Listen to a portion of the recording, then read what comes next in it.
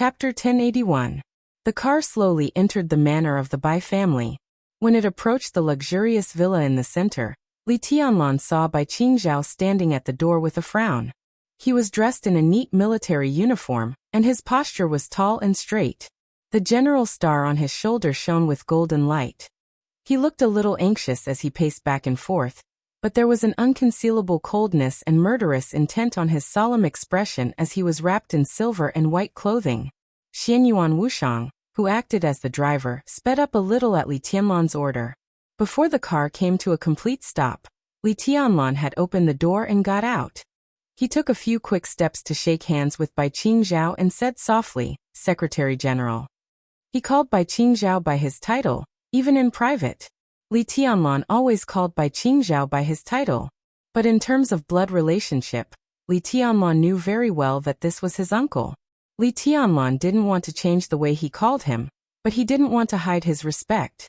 From the bottom of his heart, Li Tianlan really had no hatred or obstacles for his biological parents and their families. He did suffer a lot when he was a child, but today he had received enough returns. He left the Li family for Huiting at the age of 19. It had been nearly 6 years since then. He had seen the attitudes of the Dongqing clan and the Bai family. He had also seen what Dongqing Wudi and Bai Qingqian had done. Hatred? Resentment? Li Tianlan really didn't care about it. What was a family? It was a proposition so huge that it was difficult for anyone to explain it in detail. Different times, different situations, and different decisions would have different interpretations.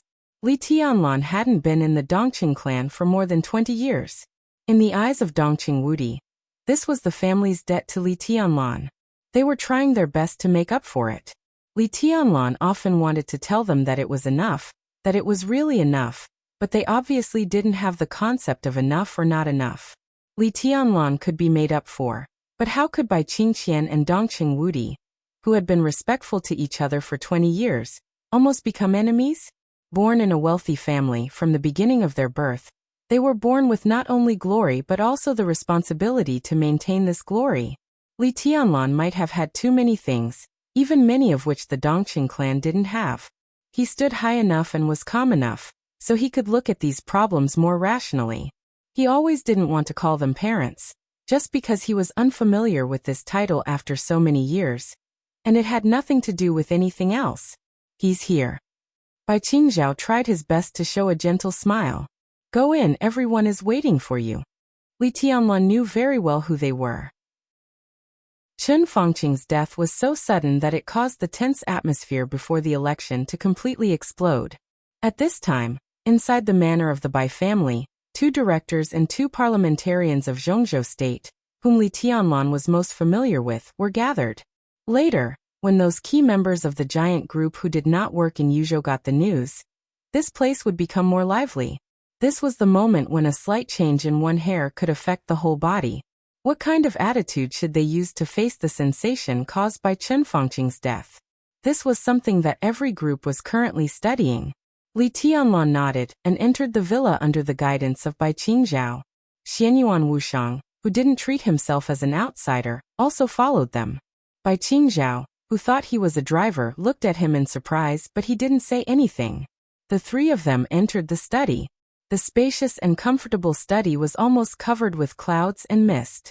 When Li Tianlan walked in, the 2 directors, Dongqing Wudi and Zhou Mulin, and the 2 parliamentarians, Bai Zhanfang and Wu Zhengmin, were sitting on the sofa with a cigarette in their hands.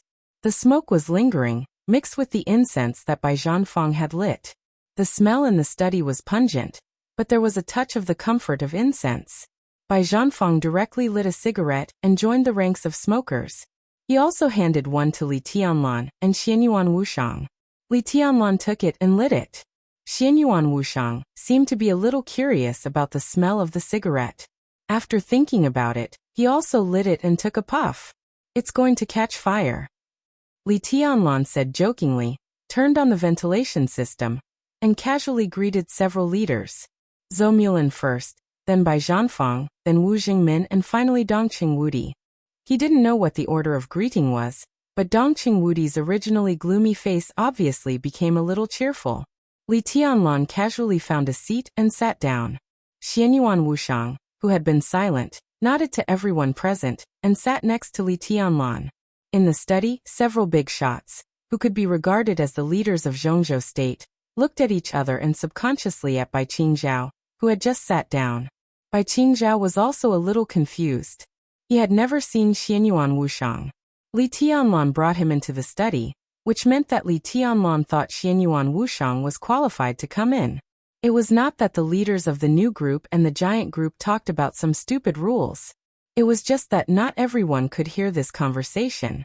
After Chen Fangqing's death, all the spearheads were aimed at the new group. A storm was coming. This conversation might mean the strategic direction of the new group in the next 5 to 10 years. Li Tianlan brought this little fatty in, which showed his trust in him. But the other party sat down naturally, without nervousness or uneasiness. He was peaceful and calm. It seemed that he was going to discuss with them how to deal with this crisis. Tianlan, who is this? Dongqing Wudi asked blankly. He looked at Xianyuan Wushang with some doubts. Well, Li Tianlan also glanced at Xianyuan Wushang. Xianyuan Wushang had been calling him Big Brother, which was natural. But Li Tianlan felt that Xianyuan Wushang was definitely older than him, even in terms of appearance. Li Tianlan shook his head slightly and introduced, "This is my younger brother." Dongqing Wudi looked confused and thought, "Where did you get your younger brother?" Li Tianlan's voice continued, "Xianyuan Wushang is a doctor." After a pause, Li Tianlan continued, "We can completely trust him. He is different from other doctors. In fact, he saved my life a day ago, and my breakthrough also has a lot to do with him. So I plan to take him to see Chen Fangqing's body. Maybe he will find some clues." Life-saving grace? They were all stunned at the same time. Dongqing Wudi fixed his eyes on Li Tianlan and said slowly, "What do you mean by saving your life? What happened in the final battle in Beihai?" It had been a day since the final battle in Beihai. From the beginning to the end, all of Li Tianlan's performance, Wang Xiaoyao, Li Kuangtu, Jiang Shangyu, and even Wang Tianzong's sword energy had been sorted out and sent to all over the world. The high-level officials of Zhongzhou state had also received detailed reports. Li Tianlan was indeed threatened, but no one saw that Li Tianlan had experienced any crisis of death. Was it Wang Tianzong? Bai Zhanfang suddenly asked. No. Li Tianlan shook his head. It was Jiang Shangyu and Li Kuangtu. They launched a sneak attack after I left Mount Dibing. The situation was very dangerous at that time. If it weren't for Wushang, I would probably have died on the spot, and couldn't even go back to Tiannan. It was really dangerous, but this injury also helped me go further in martial arts and smoothly broke through. It was a blessing in disguise. Everyone came to their senses. Breakthrough. Li Tianlan broke through. This was a situation that all the forces in the world had not mastered in detail. Maybe some people would know that Li Tianlan had defeated Wang Shengshao in Emperor Dong's palace, but no one could be sure that Li Tianlan had broken through. Such a breakthrough also meant invincible realm? Dongqing Wudi looked excited and expectant. The whole dark world knew that Li Tianlan's invincible realm was completely different from the regular invincible realm. Li Tianlan, who had not yet entered the invincible realm, could already fight against Jiang Shangyu and Li Kuangtu together. How strong would Li Tianlan be after successfully entering the invincible realm? A 24-year-old invincible realm expert, which even meant that the next few decades would belong to Li Tianlan. Such a long peak period was enough to make any enemy completely desperate. Li Tianlan nodded and smiled. His breakthrough this time was far more than just the invincible realm. Although the increase in combat capability did not meet expectations, it was only because he still had a lot of doubts in his heart. Apart from other things, if the second heart was exposed, it was almost enough to subvert some fields of biology.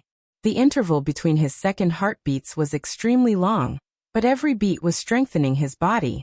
The excessive vitality showed that the second heart beat twice in a day.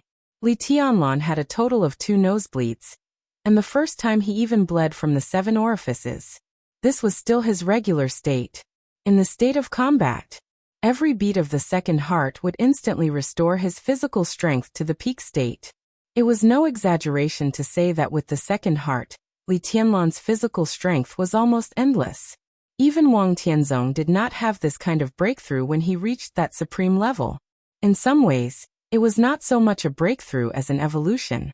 The evolution of life level. However, Li Tianlan himself did not know these things very well at present. Xianyuan Wushang knew something, but he could not say many things, so Li Tianlan could only use the word breakthrough to describe his current state. This is really good news. Zhou Mulin, who had the least contact with Li Tianlan, smiled. He looked at Li Tianlan with very soft eyes. Seeing you, I realize that I am really old, and I have to admit that I am old. Bai Zhanfang smiled. Wu Jingmin also smiled, and there was some meaning in his eyes. Chen Fengqing's death is not necessarily bad news. Xianyuan Wushang suddenly said.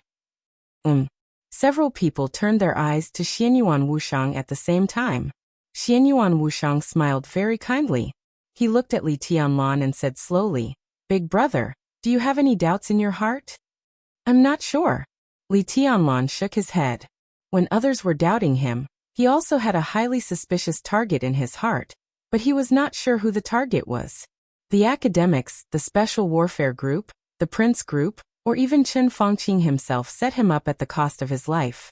All these were possible. Are you suspecting that someone set you up for this? Bai Qingzhao suddenly asked. As the eldest son of the Bai family and the backbone of the giant group, Bai Zhanfang would step down after this election and give up the position of Speaker of Yuzhou. This position was also the focus of all parties at present. When Bai Zhanfang stepped down, and Bai Qingqian went to the new group, Bai Qingzhao would inevitably take over. His position was not completely determined at present, but it could basically be defined. Bai Qingzhao and Dongqing Wudi had a tacit understanding, so after the election, he would still stay in the army headquarters. It was necessary for him to enter the parliament. Obviously, it was not certain whether Bai Qingzhao would be the deputy minister of the army headquarters or the secretary general. This undoubtedly depended on the result of the game between all parties. But specifically within the group, Bai Qingzhao was already a member of parliament in the eyes of many people. If not, Bai Qingzhao would not participate in this kind of discussion. It's really possible, isn't it? Li Tianlan said slowly. I always feel that Chen Fengqing's death is too coincidental. Well, I'm here so we can first rule out ourselves, and then rule out the real coincidence. Then someone must have done it secretly, not me. Who else could it be? If that's the case, Dongqing Wudi's eyes were a little cold. The other party is really ruthless. His plot must be big. Is the position of the head of the cabinet enough? Wu Jingmin suddenly asked with a smile. This sentence was tantamount to saying that it was the academics who played tricks in the dark. Killing Chen Fengqing and framing the new group made the new group suffer a major setback. It had to compromise on some key issues and support Hua Zhengyang to take over. At present, this was undoubtedly the most critical issue. President. Zhou Mulin recalled Li Huaqing and finally shook his head slightly. He doesn't look like a person who can do this kind of thing. Neither does Hua Zhengyang. Zhou Mulin could be said to be the most low-key of the directors in Zhongzhou State. Even Zhou Yunhai, who had the weakest sense of existence, was more high-profile than him. Since Dongqing Wudi became a director 5 years ago, Zhou Mulin basically lived an early retirement life except for speaking out on some major issues. Although the old man kept a low profile, he was very accurate in judging people all his life and almost never made a mistake. His words at this time obviously did not agree with Wu Jingmin's inference. Guo Wentian? Bai Zhanfang suddenly asked. He has the motive to do it, but he may not have the strength. Dongqing Wudi shook his head. I heard that Guo Wentian spent some time alone with Chen Fengqing yesterday. The prince group is in a bad situation now. Chen Fengqing's death is easier to unite them against the common enemy. Bai Qingzhao said thoughtfully. What about Chen Fengqing himself? Li Tianlan suddenly said. Dongqing Wudi was stunned. Everyone was stunned. You mean? Suicide? Dongqing Wudi asked in a low voice. The study fell into silence. Everyone was thinking about this possibility. Chen Fengqing is not a good person. Li Tianlan said blandly. But if he is a responsible prime minister, no one can refute it. I will kill him, but it doesn't mean that I don't approve of some of his characters. He has indeed devoted his life to Zhongzhou State. Ha, Li Tianlan suddenly sneered. He always called me a national thief. When he was at the end of his rope and in a desperate situation, he used his own life as the last bargaining chip to curb the development of the new group when he was unable to struggle. Isn't that his character? There was silence. After a long time, Bai Zhanfeng sighed softly. That guy, no. Wu Zhengmin said with certainty. He looked at Li Tianlan with a complicated look in his eyes. Finally, he smiled softly. What you said makes sense. He is indeed devoted to Zhongzhou state, but it is also because of this that Chen Fangqing is the least likely to commit suicide. His death can indeed curb the development of the new group to some extent, but it is more likely to cause the greatest chaos. Tianlan, you can't expect Chen Fangqing to know nothing about your character. If he really committed suicide, then he must know that you will not be reconciled. He knows how much power you have now. Your unwillingness will plunge Zhongzhou state into great chaos, which is definitely not what Chen Fangqing wants to see. He looked into Li Tianlan's eyes and said softly, he admitted his failure, so he will wait for you to kill him. After everything is settled, he will choose to let himself die in your hands to keep Zhongzhou state stable. In his view, this is the last thing he will do for Zhongzhou state. Li Tianlan sat there and was silent for a long time. Where is Chen Fangqing's body? Xianyuan Wushang suddenly asked. In the Chen family. It was sent from the Hidden Dragon Sea to the Chen family an hour ago. Zhongzhou state will release the official news in the evening at the latest. Let's go and have a look first. Xianyuan Wushang thought for a while and said slowly. When he spoke, his tone was very confident. Perhaps apart from him, only Li Tianlan knew how difficult it was to kill Chen Fangqing.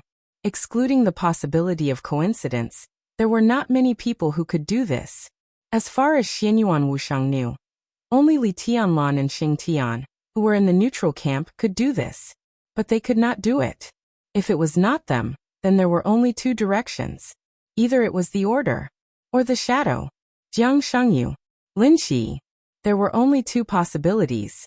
And with their strength, if they did something, Xianyuan Wushang could not have missed it. Lin Shi must have known this. Therefore, Xianyuan Wushang had locked his suspicion on Jiang Shengyu, because only Jiang Shengyu did not know the existence of him and Lin Shi.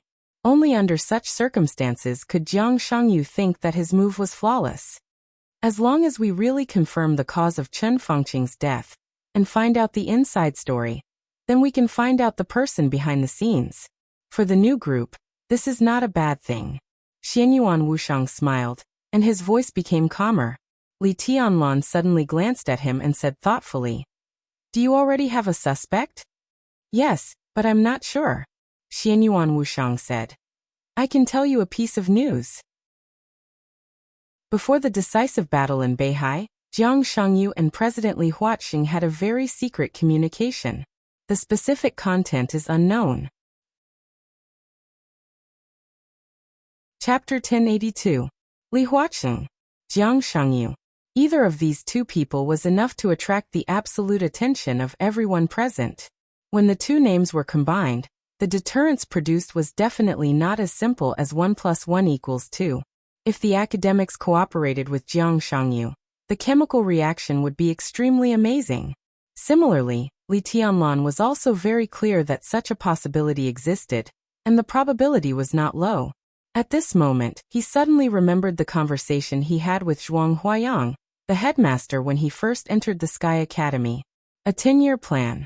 At that time, Li Tianlan, who was far from amazing, was solemnly invited by Zhuang Huayang to join the academics in order to use 10 years to let Li Tianlan grow up and make up for some structural defects of the academics. The academics' shortcomings were not only that it had a short time to rise and did not establish close ties with some retired but influential old people. They also had a huge lack of voice in the dark world and the special warfare system. In this respect, it was indispensable within any group. What did the special warfare system and the dark world mean?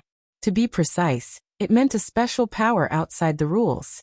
A high degree of freedom, even the power to act first and report later, and the characteristic of not being bound by ordinary laws. In any group, such a power could play a role that could not be ignored. The foundation of the academics in this respect was almost zero. Therefore, they always seemed to be very passive when playing with other groups. That was because they abided by the rules, and even if they wanted to break the rules, they had no bargaining chips to do so. The special warfare system was the order in the shadow of Zhongzhou State. From the perspective of Zhongzhou State, the darkness itself was a kind of order. Nearly 6 years ago, Li Tianlan, who was only the heir of the Li family at that time, attracted the personal attention of Li Huaqing. Li Huaqing instructed Zhuang Huayang to invite Li Tianlan to join the academics, and then facilitated the short-term cooperation between the giant group, the academy, the Samsara Palace, and the Li family. From this point alone, it could be seen how strong the academics' voice in the special warfare system and their desire for masters were. Li Tianlan's growth might have twists and turns, but on the whole it was smooth. However, in a few years, the general trend changed, and Li Tianlan gradually drifted away from the academics. At this time, especially when the special warfare group was in turmoil, Jiang Shangyu and Li Huaqing secretly contacted each other. Did Li Huaqing intend to make Jiang Shangyu the core figure of the academics in the special warfare system? In contemplation, Bai Qingzhao was the first to speak. His tone was a little doubtful, but it was relatively soft. Mr. Xianyuan, you also said that this is a secret contact between the president and Jiang Shangyu. May I ask how you know about this? Xianyuan Wushang looked at Li Tianlan. Li Tianlan nodded slightly, indicating that everyone present could be absolutely trusted. Xianyuan Wushang smiled and said softly, I can hack into the entire network of East Island, control their weapon systems, and enter their core database. Naturally, I can also enter the core database of Zhongzhou State to see something. In fact, although the network protection of Zhongzhou State is much more advanced than that of East Island, there is no qualitative change. I checked Li Huaqing's communication record and saw the conversation between him and Jiang Shangyu. The time was 26 minutes. Starting from this point, it's easy for me to investigate something. The only pity is that I don't know what exactly they talked about. There was dead silence in the study. 2 seconds later, Dongqing Wudi suddenly stood up and stared at Xianyuan Wushang with burning eyes. Everyone looked at his seemingly harmless smiling face. A dog that bites doesn't bark.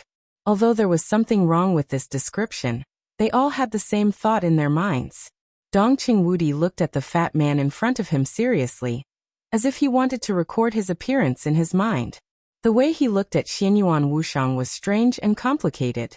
It was as if he was looking at a devil, an angel, or a nuclear bomb that could destroy the entire world, or something else. He could freely hack into the core database of Zhongzhou State and East Island, freely tamper with all the communications of a country, and freely control all the weapon systems. What did this mean? It was clear just by looking at East Island the night before.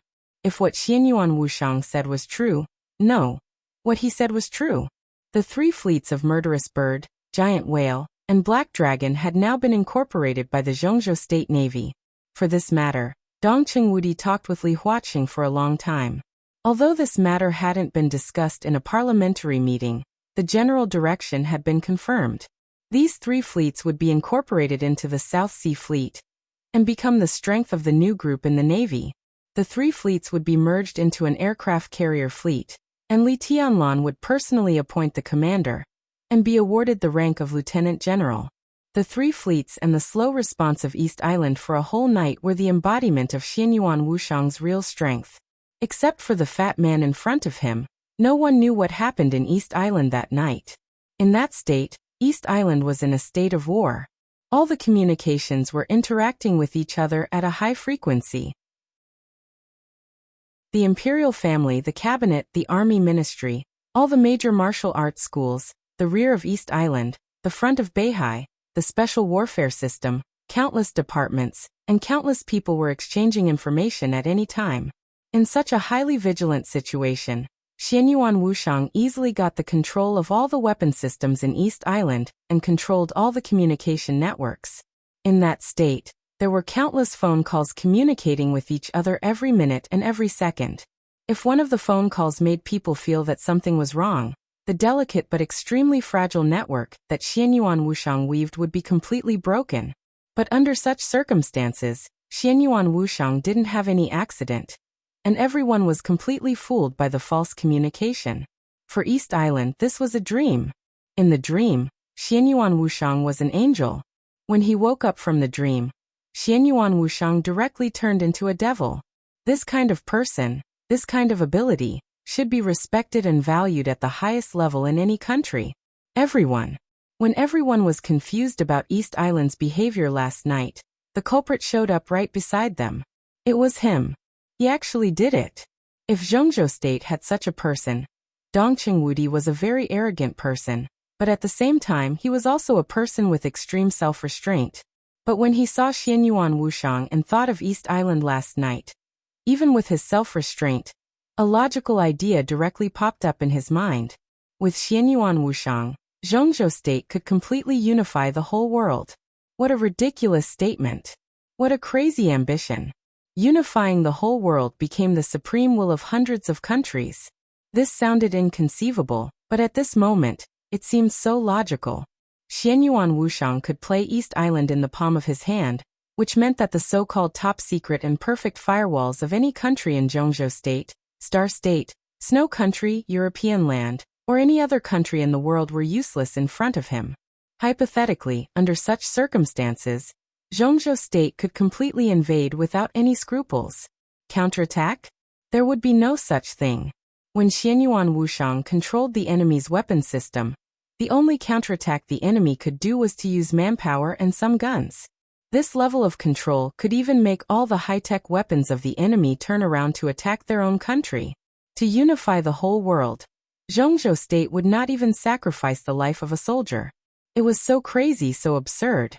Whether Zhongzhou State had such an idea or not, Dongqing Wudi was a soldier. A soldier's duty was not only to protect the country, but also to expand the territory. At this moment, Xianyuan Wushang in front of him was undoubtedly a treasure, which made him extremely surprised and terrified. Such an ability could indeed unify the whole world. But if there was really such a so-called unification, then did all this have anything to do with Zhongzhou State? Rather than saying that Zhongzhou State unified the world, it was better to say that Xianyuan Wushang unified the world alone. Such an ability was so obvious that it had nothing to do with Emperor Dong's palace. That kind of unscrupulous invasion was almost everywhere, and impossible to guard against. In everyone's eyes, such a Xianyuan Wushang was both a devil and a god. Dongqing Wudi just looked at Xianyuan Wushang. There was a strong surprise in his eyes. And there was also undisguised cold killing intent. No matter how strong Li Tianlan was, he was only one person after all. He might be able to fight against the whole world and hundreds of thousands of troops, but he was still one person. What he could guarantee was absolute domination in the dark world. Even if Li Tianlan was 100 times stronger, he could not destroy the whole world in an instant. Everyone would be afraid of him, and would be afraid of him. The world could accommodate Li Tianlan. Xianyuan Wushang was different. Completely different. He had the ability to rule the world at will, and destroy the world at will. Li Tianlan at least needed to draw his sword to kill. And he was just a simple invasion. He invaded Zhongzhou State, Snow Country, Star State, and any other country. With a bang, the world would be destroyed. What was this? What the hell was this? Such a person should not exist. His existence would be absolutely hostile and feared by everyone. If such a person's ability was exposed, the whole world would kill him at all costs, including Zhongzhou State. His existence made everyone feel that their life and death and future were all controlled by him. But in the face of that terrifying possibility, even Li Tianlan was a nonentity. Tianlan, can this person be trusted? Dongqing Wudi slowly turned his head to look at Li Tianlan, his eyes extremely solemn. Tianlan, kill him. Bai Zhanfeng was silent for a long time before he slowly said. His tone was firm and tough. Kill. Wu Zhengmin expressed his attitude without hesitation. No matter what, he has to die. Kill him. Zhou Mulin also said. Boundless killing intent completely surrounded Xianyuan Wushang. Xianyuan Wushang shrugged helplessly. He doesn't have this ability now. Li Tianlan shook his head, and said the most important information. After a pause he said again. And he can be trusted. No one spoke. Li Tianlan frowned. Perhaps because he was facing his own people, He did not hide his dissatisfaction. I said, he is my brother. Still silence. After a long time, Dongqing Wudi let out a long breath. His eyes were a little complicated. How did you do it? It's a prop. Xianyuan Wushang smiled and said, or you can understand it as me using that prop to temporarily replace the network system of East Island and invade their core database. That prop instantly simulated and analyzed the information of every person recorded in East Island from countless files, and instantly simulated countless personalities.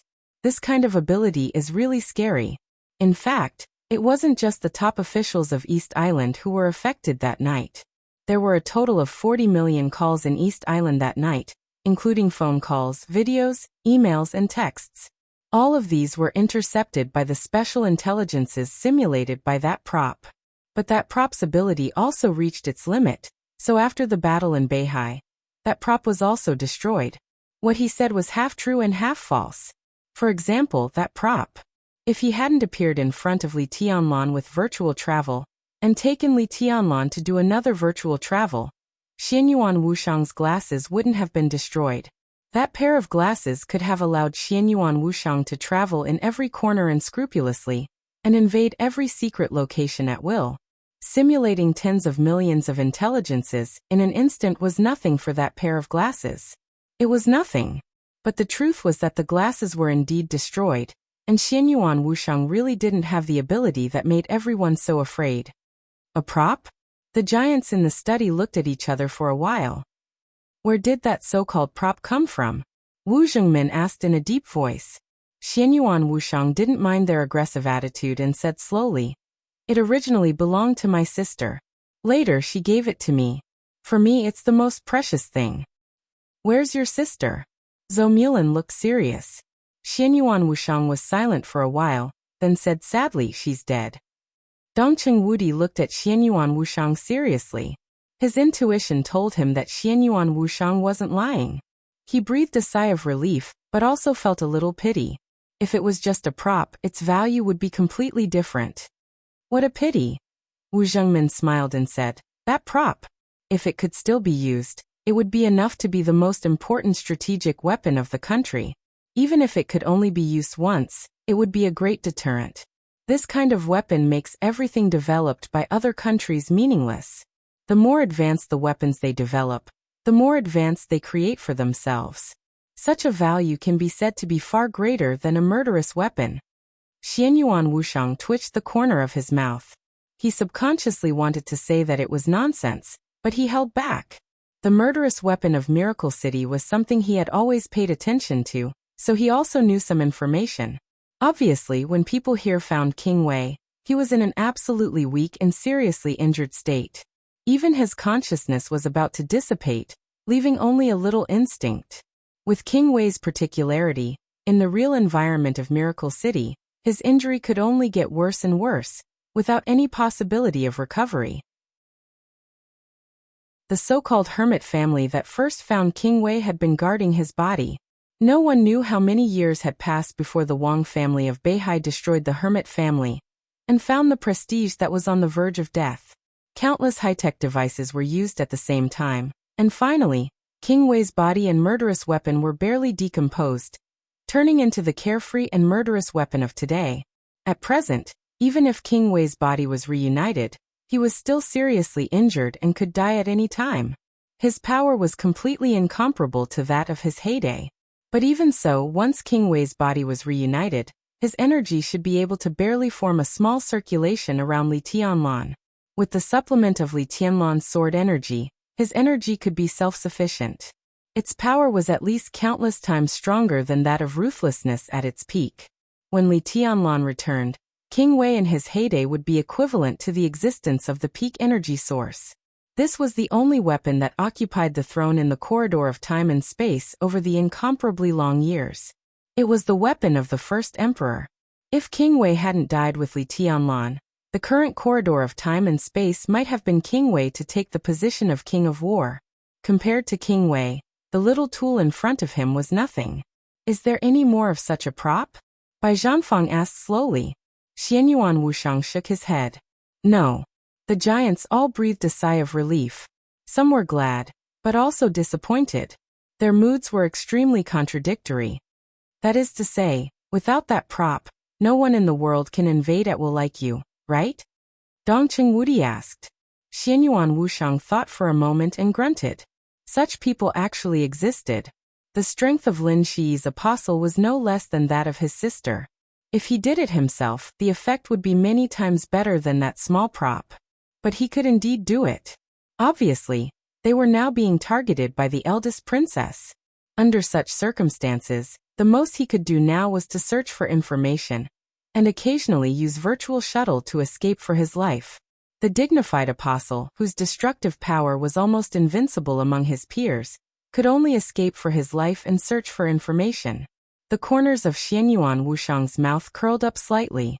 He was somewhat gloating. That's the end of this matter. Dongqing Wudi said slowly, Tianlan, don't publicize this matter. It can't be explained clearly. As long as he is around you, it will cause others to be afraid, which is not a good thing. No one will believe that he can only use that ability once. As long as he is around, you will be in trouble. Such a person is a real devil in the eyes of his opponents, but in the eyes of his own people, he is equivalent to an angel. Once this kind of trouble is publicized, it may cause very bad results. Devil angel, Xianyuan Wushang laughed.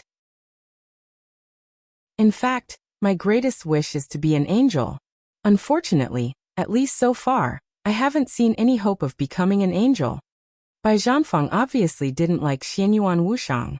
Seeing that the fat man was serious, he snorted and said grumpily, Why don't you say you want to be a god?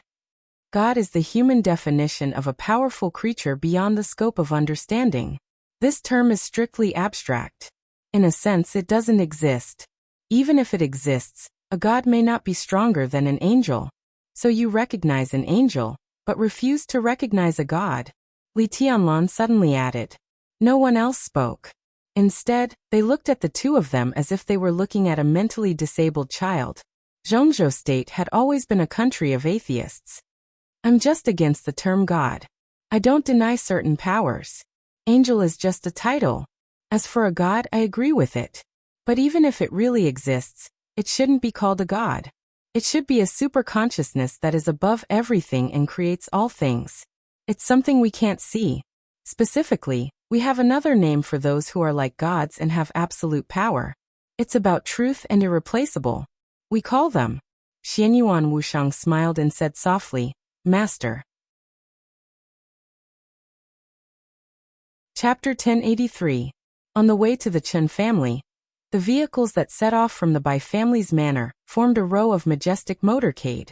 The cars chosen by Dongqing Wudi, Zhou Mulin, Bai Zhanfang, and Wu Jingmin were all black flags specially made for leaders in Zhongzhou State. Li Tianlan's car was given to him by the master of Samsara Palace in the year of the chaos in Snow Country. It was a custom-made Rolls-Royce, which was the only one in the world. Now it became Li Tianlan's car in Yuzhou. 5 cars lined up neatly in the front and back, surrounded by 4 escort cars, all of them modest, quietly protecting the car in the middle. At the front, there were 2 police cars for clearing the way. At this time, including the route from the Bai family to the Chen family, according to the traffic situation in Yuzhou, without police cars clearing the way, they might have to walk until the afternoon. Xianyuan Wushang was still Li Tianlan's driver. He held the steering wheel, and seemed to be a little curious about this means of transportation. You haven't driven before? Li Tianlan asked in surprise. He had long noticed Xianyuan Wushang's curiosity about cars, but this interest lasted from the hotel to the Bai family's manor, and then from the manor to here. Li Tianlan couldn't help but despise him. Bumpkin. Indeed, I haven't driven before. Xianyuan Wushang sighed with emotion. I haven't even seen this thing before. It's too heavy, and it even needs to hold the steering wheel to control the direction. Tut, it's an antique among antiques. If it were here, someone would definitely pay a lot of money to collect it. There was one thing that Xianyuan Wushang didn't say. Anything that came from Miracle City, not to mention a car, even a handful of soil had great research value. What's your means of transportation? Li Tianlan asked casually. He had always thought that the group behind Xianyuan Wushang should be a hidden force living in a corner of a country on Earth. Maybe it was Africa, or the west of subcontinent, or somewhere else. Isolated from the world, they developed countless black technologies and discovered countless secrets. They closed themselves off from the world and rarely communicated with outsiders. But looking at it now, it didn't seem to be the case at all. No matter how little he interacted with outsiders, he should have seen a car before. Even if he hadn't, he should have seen a similar tractor. Xianyuan Wushang's curiosity about this luxurious vehicle wasn't, because he was looking at something advanced. His gaze was more like he was admiring an ancient antique, just like how a modern person would look at a chariot from the pre-Qin dynasty. He was full of interest, but it was just an interest in collecting. Li Tianlan's expression was somewhat stiff. He could understand this interest, so naturally, he could also understand the other meaning behind this interest. Even in modern times, not everyone liked antiques. Xianyuan Wushang had this kind of interest, so he liked this Rolls-Royce very much. It was like a normal person facing a bronze chariot with thousands of years of history. The only thought in their mind was, what the F***ck is this rubbish? It's a pile of scrap metal. So backward? So, were they the bumpkins in Xianyuan Wushang's eyes? We can use virtual shuttle to temporarily turn ourselves into data. In the later stage of the development of the quantum network, it is extremely compatible without any lag. The data stream that can be accommodated is beyond everyone's imagination. If we turn ourselves into data, we can go anywhere regardless of distance. Why do we need to use a car? Xianyuan Wushang said with a smile. Li Tianlan was a little dissatisfied and didn't believe it. Is something like virtual shuttle as common as bicycles in your world? This kind of technology is high-end anyway. Even if it's ordinary, the so-called quantum network should be your main communication channel, right? Just like the current internet, it turns people into data. If the data is turned into data by a super hacker, can he take advantage of the opportunity of turning himself into data to invade the inside of your quantum network? Don't you have any precautions for such a shuttle? It's not that exaggerated. Xianyuan Wushang smiled. But we do have precautions. Even in our world, virtual shuttle is a very high-end technology. But for me and the people around me, we can use it at any time. As for most people, Xianyuan Wushang thought for a moment and said, they don't use cars either. His eyes suddenly lit up. Big brother, I remember a few movies here. There's a guy who claims to be comparable to God with a mortal body. His equipment, to a certain extent, is close to our normal means of transportation. If you like, I can get a set of advanced, cutting-edge armor, but it's a little troublesome and takes some time. Li Tianlan thought for a moment, not sure which movie Xianyuan Wushang was talking about. After a while he found one that barely matched. You mean the Revenge Alliance? Ah. Xianyuan Wushang was a little confused. Iron Man? What's the difference? Isn't it just a role? Li Tianlan said grumpily, but his eyes were a little dazed. He had seen the whole series of movies and most of the derivatives mentioned by Xianyuan Wushang, but he had watched them with the company of another woman he hadn't heard from for a long time. Wang Yuetong was a die-hard fan of this series of movies. Li Tianlan glanced at them, but the two of them were not very interested in the rich man in iron armor, who could fly in the sky and travel underground. Li Tianlan didn't have any special feelings for anyone, but Wang Yuetong admired the captain very much. Li Tianlan thought for a moment and asked, your means of transportation is iron armor? We call it a single mecha. Xianyuan Wushang smiled. It has nothing to do with steel. It's a strong interaction material. It can be used as a single person's means of transportation, and it can also be used to arm a small elite army for battle. Well, this kind of thing. I don't think I can carry it.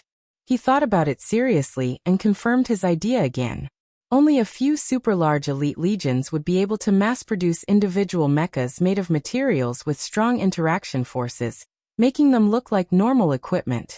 However, even in the space-time corridor, this material was a strategic large-scale military resource. It was a strategic material that could be used for many purposes. All of them were made of protons and neutrons that were completely locked together by strong interaction forces. The surface was absolutely smooth, the temperature was at absolute zero, and it would reflect all electromagnetic waves. Its surface was indestructible, and it had an absolutely strong bearing capacity that far surpassed nanotechnology. This material was not only used to make individual mechas, but it was also one of the main materials used to seal the stars. And the so-called sealing a star, from the perspective of the people on Earth, was the so-called celestial giant structure project. To put it simply, it was the Dyson sphere and the concept of the people here. According to Xianyuan Wushang's understanding of Miracle City, there was currently nothing in any country in the world that could cause the slightest damage to such a mecha. Of course, this so-called nothing didn't include the complete King Wei. If such a mecha was the military version of the time corridor, it was usually equipped with a warp speed engine, image memory system, super thinking system, all-around armed control system, energy conversion resonance system, force field control system, infrasound weapon system, dark matter cannon, and the conventional version of the Star Destroyer cannon. This also meant that such a mecha didn't even need to be operated in the internal space. In the state of superthinking, just the mecha itself could carry out long-distance superluminal cruising and fixed-point teleportation. With the current level of development on Earth, even if Earth developed for 1,000 years, it would still be impossible to face such a mecha alone. Such a mecha could easily penetrate the entire Earth in its absolute speed, as simple as a bullet piercing through a piece of tofu. And any of the weapons equipped on the mecha itself could directly destroy the surface of the entire Earth in just a few dozen seconds. Such a mecha, whether in the time corridor, the God of War's realm, or the human emperor's palace, had a unified name. The code name was Calamity. With Xianyuan Wushang's identity as the ninth prince and a member of the Pinnacle Palace in the time corridor, there was no problem at all for him to get a Calamity mecha. But the point was that if this thing didn't go through special treatment, it would be like a locator in Miracle City, attracting countless malicious eyes. He drove the car, his eyes flashing for a while, but he didn't say anything. Li Tianlan looked at him expressionlessly. So, when you said you would get me a set just now, you were just making fun of me? No, I didn't. Xianyuan Wushang smiled. I don't have the means to deal with those troublesome things. After all, I'm just a doctor. But I should be able to find someone to get a set for you. Of course, it should be a collectible without weapons and various systems, with only basic navigation capabilities. It's not troublesome. It was indeed not troublesome. He didn't have such a mecha, and neither did Xing Tian. But Lin Shi did. To be exact, it was the apostle next to Lin Shi who had one. He was one of the oldest apostles in the time corridor. If his sister hadn't died, even if he was stronger than him, there would be a limit. How many Calamity mechas did the apostles have? Judging from the size of his sister's army at that time, this type of Calamity grade fully armed and equipped with different weapons to form a complete set of combat systems, in the hands of the apostles, would be counted in the hundreds of millions. That was the most conservative estimate. If it weren't for the restrictions of the real environment of Miracle City and the eyes of Princess Royal, when the apostles completely released their army, the number of Calamity mechas alone would be more than the total population of Miracle City, and the number of his other armies would be dozens of times more than that. Omnipotent, omniscient, and omnipresent. As the pinnacle of the Order camp, this was the position that the human clan was currently at the limit of this path. It crushed everything at the same level, with the highest lethality and destruction. This was the Apostle of Destruction. It's not bad to get a set to play with. Li Tianlan nodded and said. He wasn't very interested in the mecha himself. It only had basic navigation ability, which meant that it couldn't even be compared to the state in the movies, not to mention the complete state of the mecha. With Li Tianlan's current strength, his physical strength was completely endless.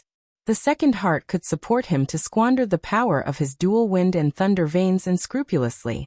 If Li Tianlan rushed from Yuzhou to Tianan Xianyuan City at full speed, even without Ruthless, it would take him no more than 3 hours on foot. During this time, Li Tianlan even had time to smoke a few cigarettes. This was not Li Tianlan's limit in the future, but it was already the limit of martial arts in the entire dark world. But if he gave this mecha to Qin Weibai, she would probably like it very much. I'll get it for you after a while, big brother.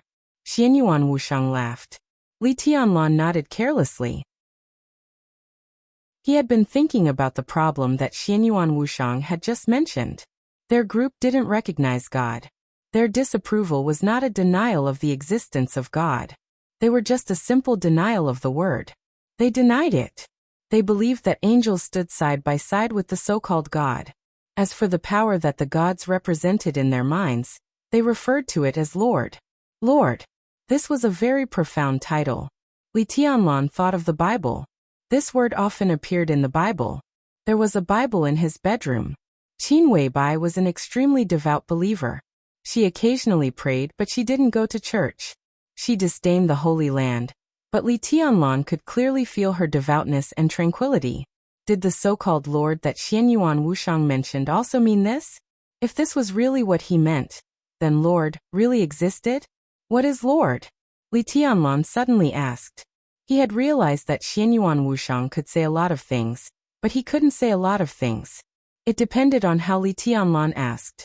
At least the so-called Mecca had already surpassed most people's understanding of technology. And then it made Li Tianlan's thoughts shift to another direction that he felt was a little absurd, a little fake, but it was also very true. Xianyuan Wushang hesitated for a moment, then said softly and quickly, "It's the authority." There were only 3 words in this short sentence. If he deliberately sped up, it would take him less than half a second. But what Li Tianlan heard was a chaotic noise. The malice of the world was boiling in Xianyuan Wushang's body, destroying countless cells in his body, and sucking away the vitality of a large number of organs. Xianyuan Wushang's face turned pale for a moment, but there was a touch of eternal pride and arrogance in his eyes that seemed to be eternal and would never yield. Does it have anything to do with the Bible?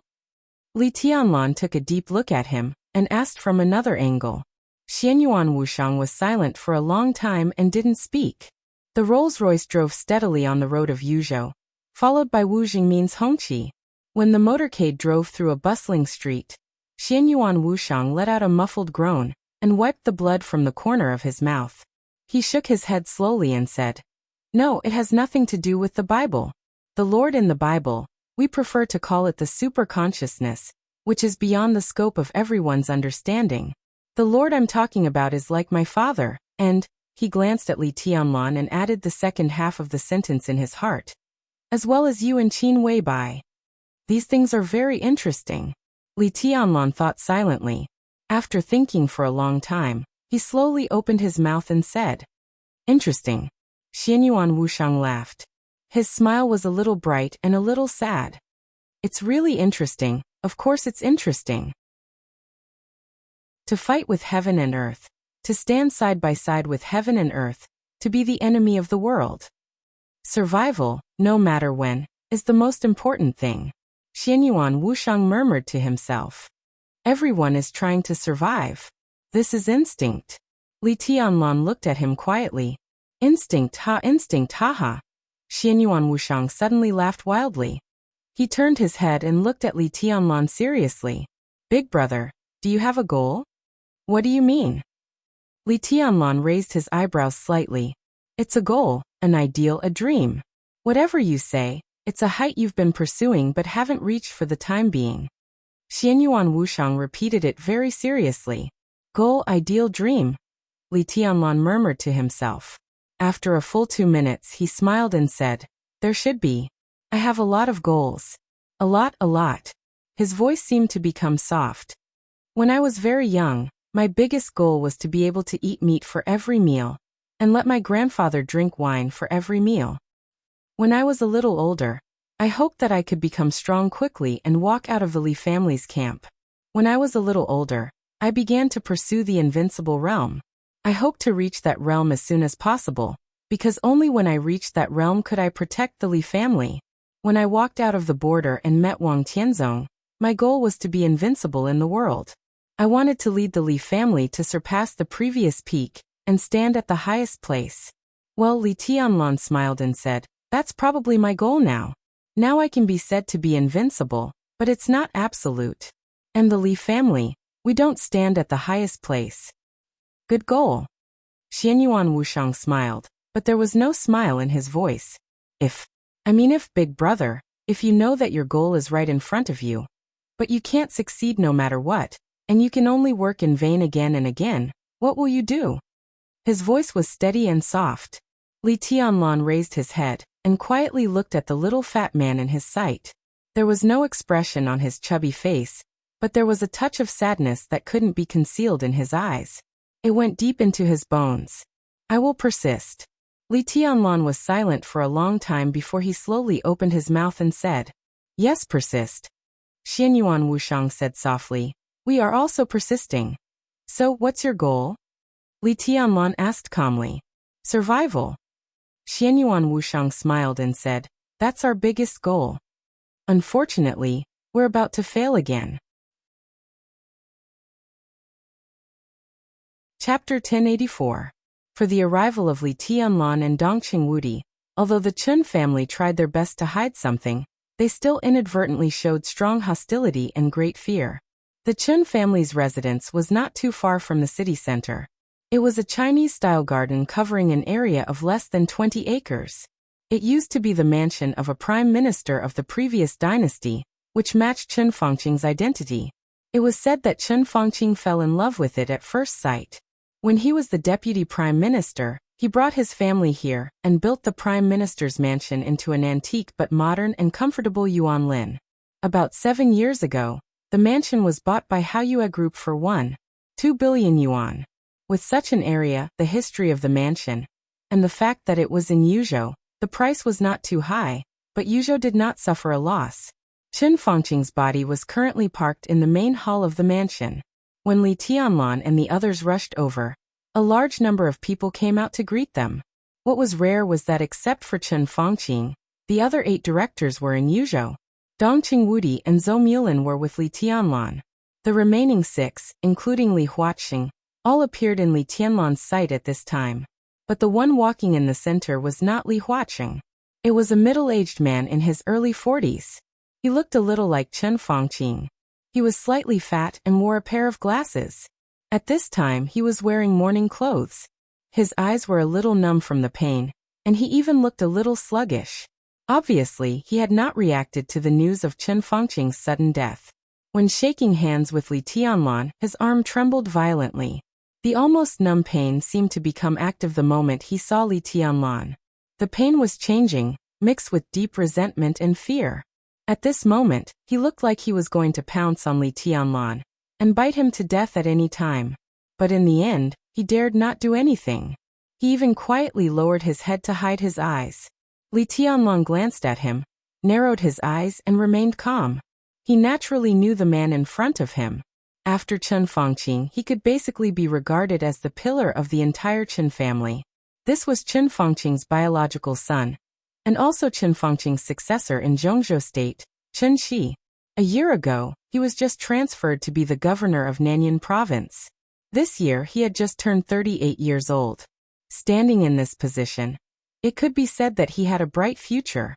Moreover, he was transferred to this position a year ago, which was enough to prove Chun Fangqing's good intentions. The election was only about a year away. After the election, whether Chun Fangqing retires or not, the major groups will adjust their existing personnel. Some people will be promoted, some people will be demoted, some people will leave, and some people will stay.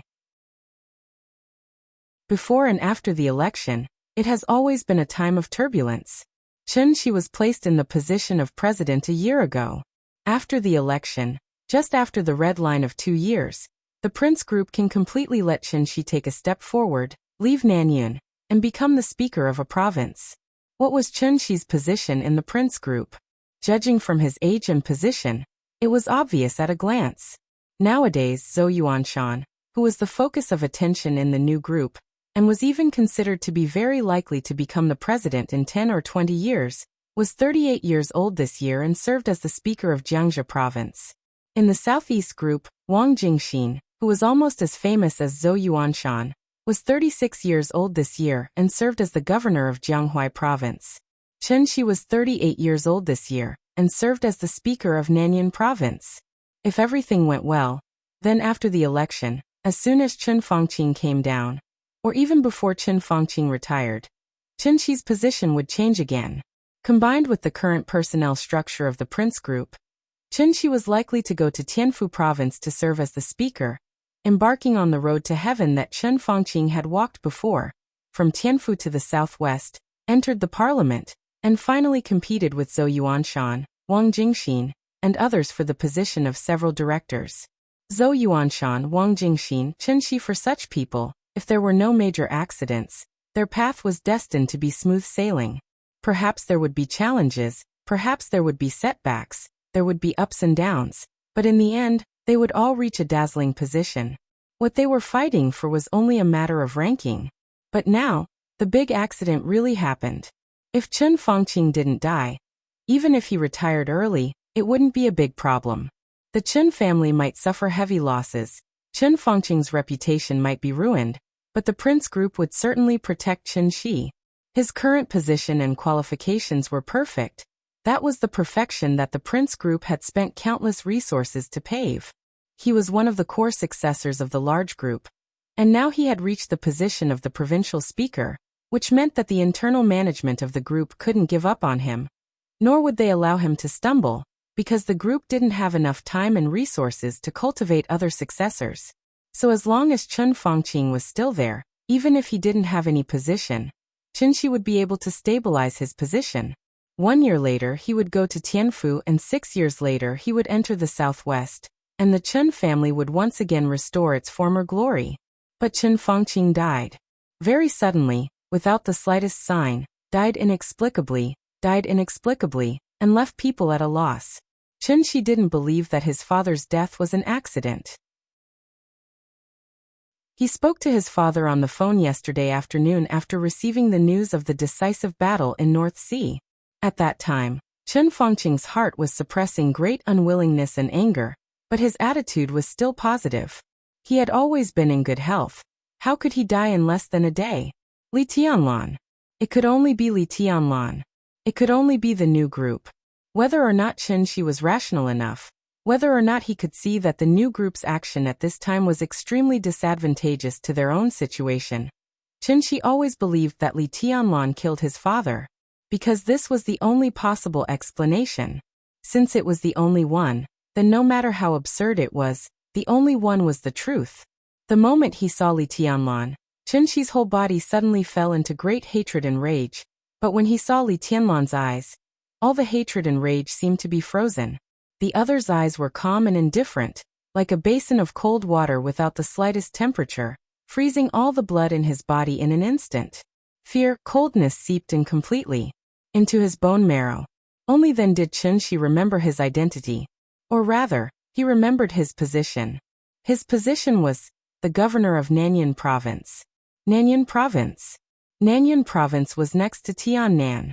The rapid development of Xianyuan City in the past 2 years was inseparable from the funds of Emperor Dong's palace, and the support of the Flourishing Age Fund hidden behind the scenes at that time.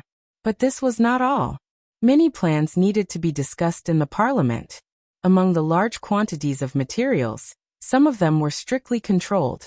It was not that the Flourishing Age Fund and Emperor Dong's palace could not provide these things, but if they wanted to build a city with the plan of building a province first, they needed all kinds of materials, and they had to rely on the support of Zhongzhou state. All the materials had to pass through Nanyan Province, and the materials for Xianyuan City were also prepared by Nanyan Province first. For more than 2 years, the Prince Group and the academics kept chasing the Southeast Group and the Giant Group, and at the same time, they constantly put pressure on Emperor Dong's palace and the Wang family of Beihai. As the son of Chen Fangqing, Chen Shi sat in the unique position of Nanyan Province. It was completely imaginable what his attitude towards Emperor Dong's palace, and what he had done. At least, Chen Shi had secretly heard some rumors. More than one high-level official of Emperor Dong's palace had expressed their attitude that they would kill him sooner or later. At the very least, Chen Shi was on the blacklist of Emperor Dong's palace. If Chen Fangqing had not died, he would have become the master of Heaven's palace 1 year later. Naturally, he would not be afraid of this. But now Chen Fangqing suddenly died. At this moment, Chen Shi finally realized that his position as the successor of the group had been greatly shaken. There were 2 paths in front of him. One was negative, and the other was positive. The negative response was naturally to do nothing, expect the counterattack of the group, expect Emperor Dong's palace to fall apart, or expect Li Tianlan to let the Qin family go under pressure. Strictly speaking, Li Tianlan did not have any hatred towards the prince group. The outcome of the game was at most a matter of gratitude and resentment, but not hatred. If he lost the game this time, he would naturally have a chance to get it back next time. All his killing intent was concentrated on Qin Fangqing. Today's plunder and suppression of the prince group, strictly speaking, had little to do with Li Tianlan's personal will, but the basic demand of the rise of the new group.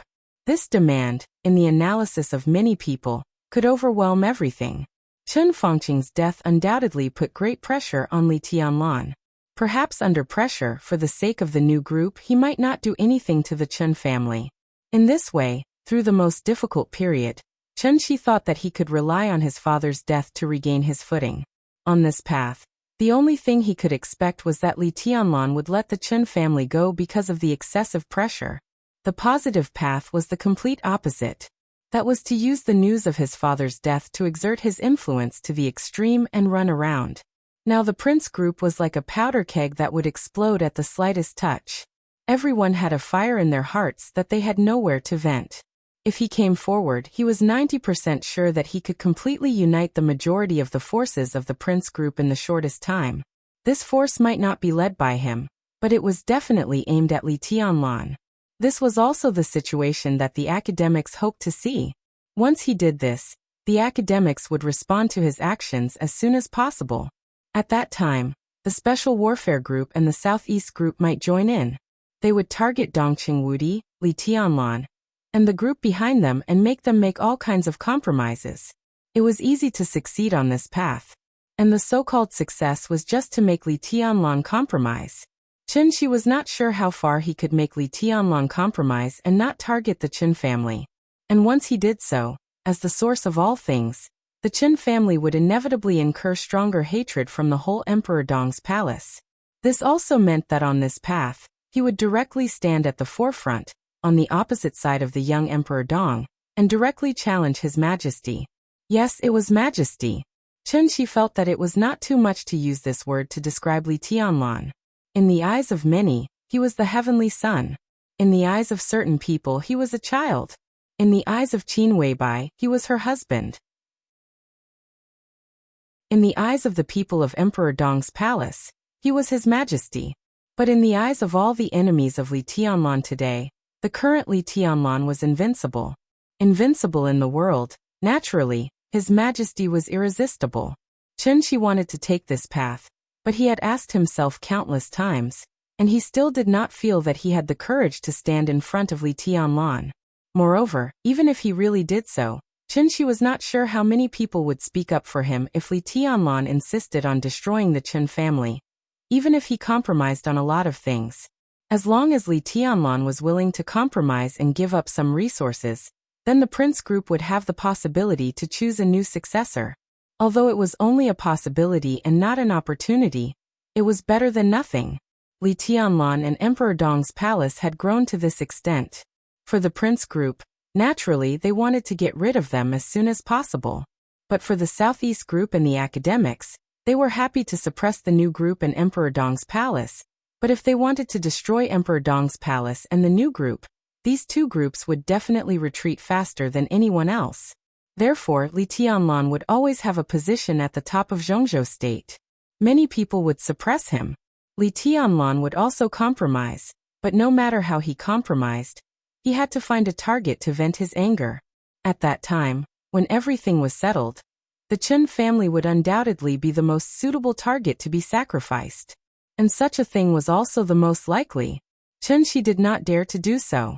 But if he continued to wait passively, what would happen after Li Tianlan passed the most difficult period?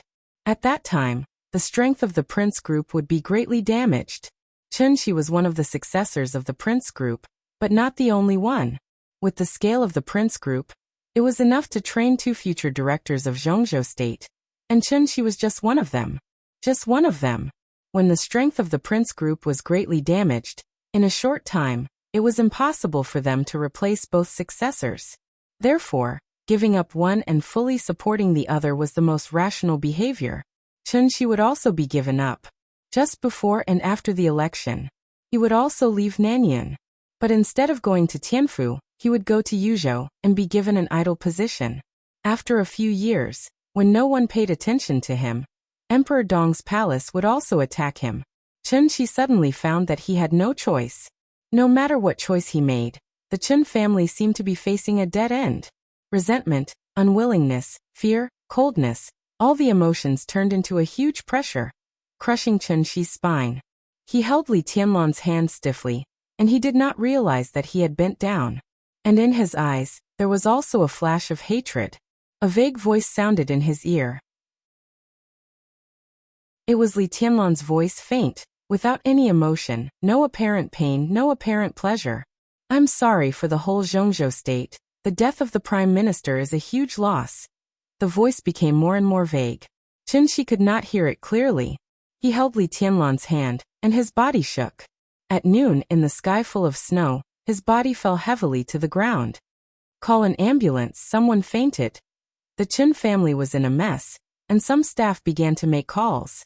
In the noisy atmosphere, Li Tianlan shook hands with everyone in the Chun family in turn. He was expressionless. No one in the Chun family had the courage to look into his eyes. Li Tianlan shook hands with everyone in the Chun family coldly, expressing his condolences. Li Huaqing and other counselors just watched quietly. To some extent, such condolences were a demonstration. Li Huaqing and Hua Zhengyang kept their composure. On the side, Guo Wentian's eyes flashed with a blazing and angry light. Zhou Yunhai kept his composure. Wan Qingyan and Ji Wenzhang's eyes flickered, and no one knew what they were thinking. Dongqing Wudi and Zhou Mulan walked in front of Li Tianlan calmly, as if they did not notice Li Tianlan's posture behind them. Until he shook hands with a nephew of Chun Fangqing, Li Tianlan casually shook his hand. A few sword intents rose out of thin air and froze into ice in Li Tianlan's hand. The water drops had been evaporated by the high temperature before they fell from his hand. This blatant action of washing hands embarrassed everyone in the Chun family to the extreme. All the counselors were watching this scene, and no one spoke.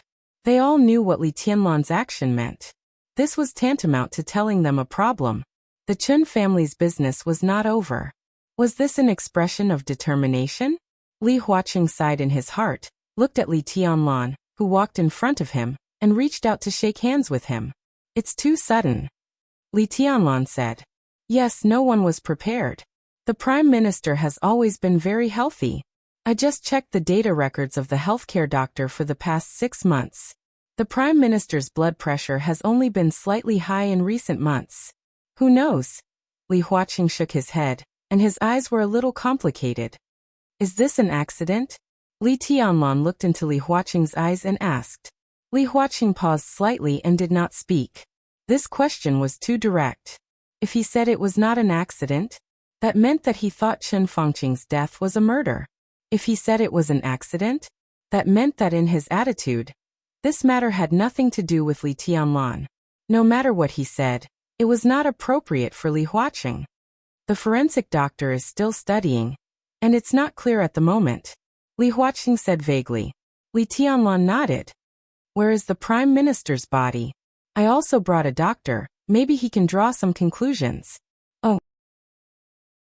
Li Huaqing glanced at Li Tianlan with some playfulness.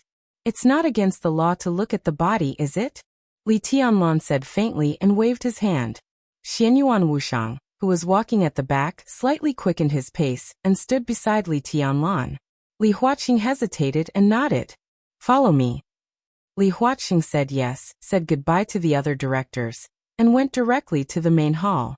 Chun Fangqing's body was lying on a bed, covered all over. Xianyuan Wushang glanced at Li Tianlan. Li Tianlan nodded. Xianyuan Wushang took 2 steps forward, and casually lifted the cover on the body.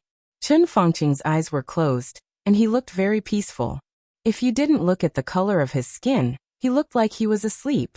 With his back to Li Tianlan and Li Huaqing, Xianyuan Wushang narrowed his eyes. There was an incomparably pure light flowing in his eyes, as if he had seen through everything. The light in his eyes became brighter and brighter. His pupils slowly narrowed, but the expression on his face began to become doubtful. The doubt slowly became dignified and serious, and finally turned into a touch of fear and dread. He stared at Chen Fangqing for almost 5 minutes. He put down the cover again. "How is it?" Li Tianlan, who had been standing there chatting with Li Huaqing and couldn't do anything else, asked casually. "Nothing unexpected." Xianyuan Wushang was silent for a long time, and then slowly said, "It's a natural death."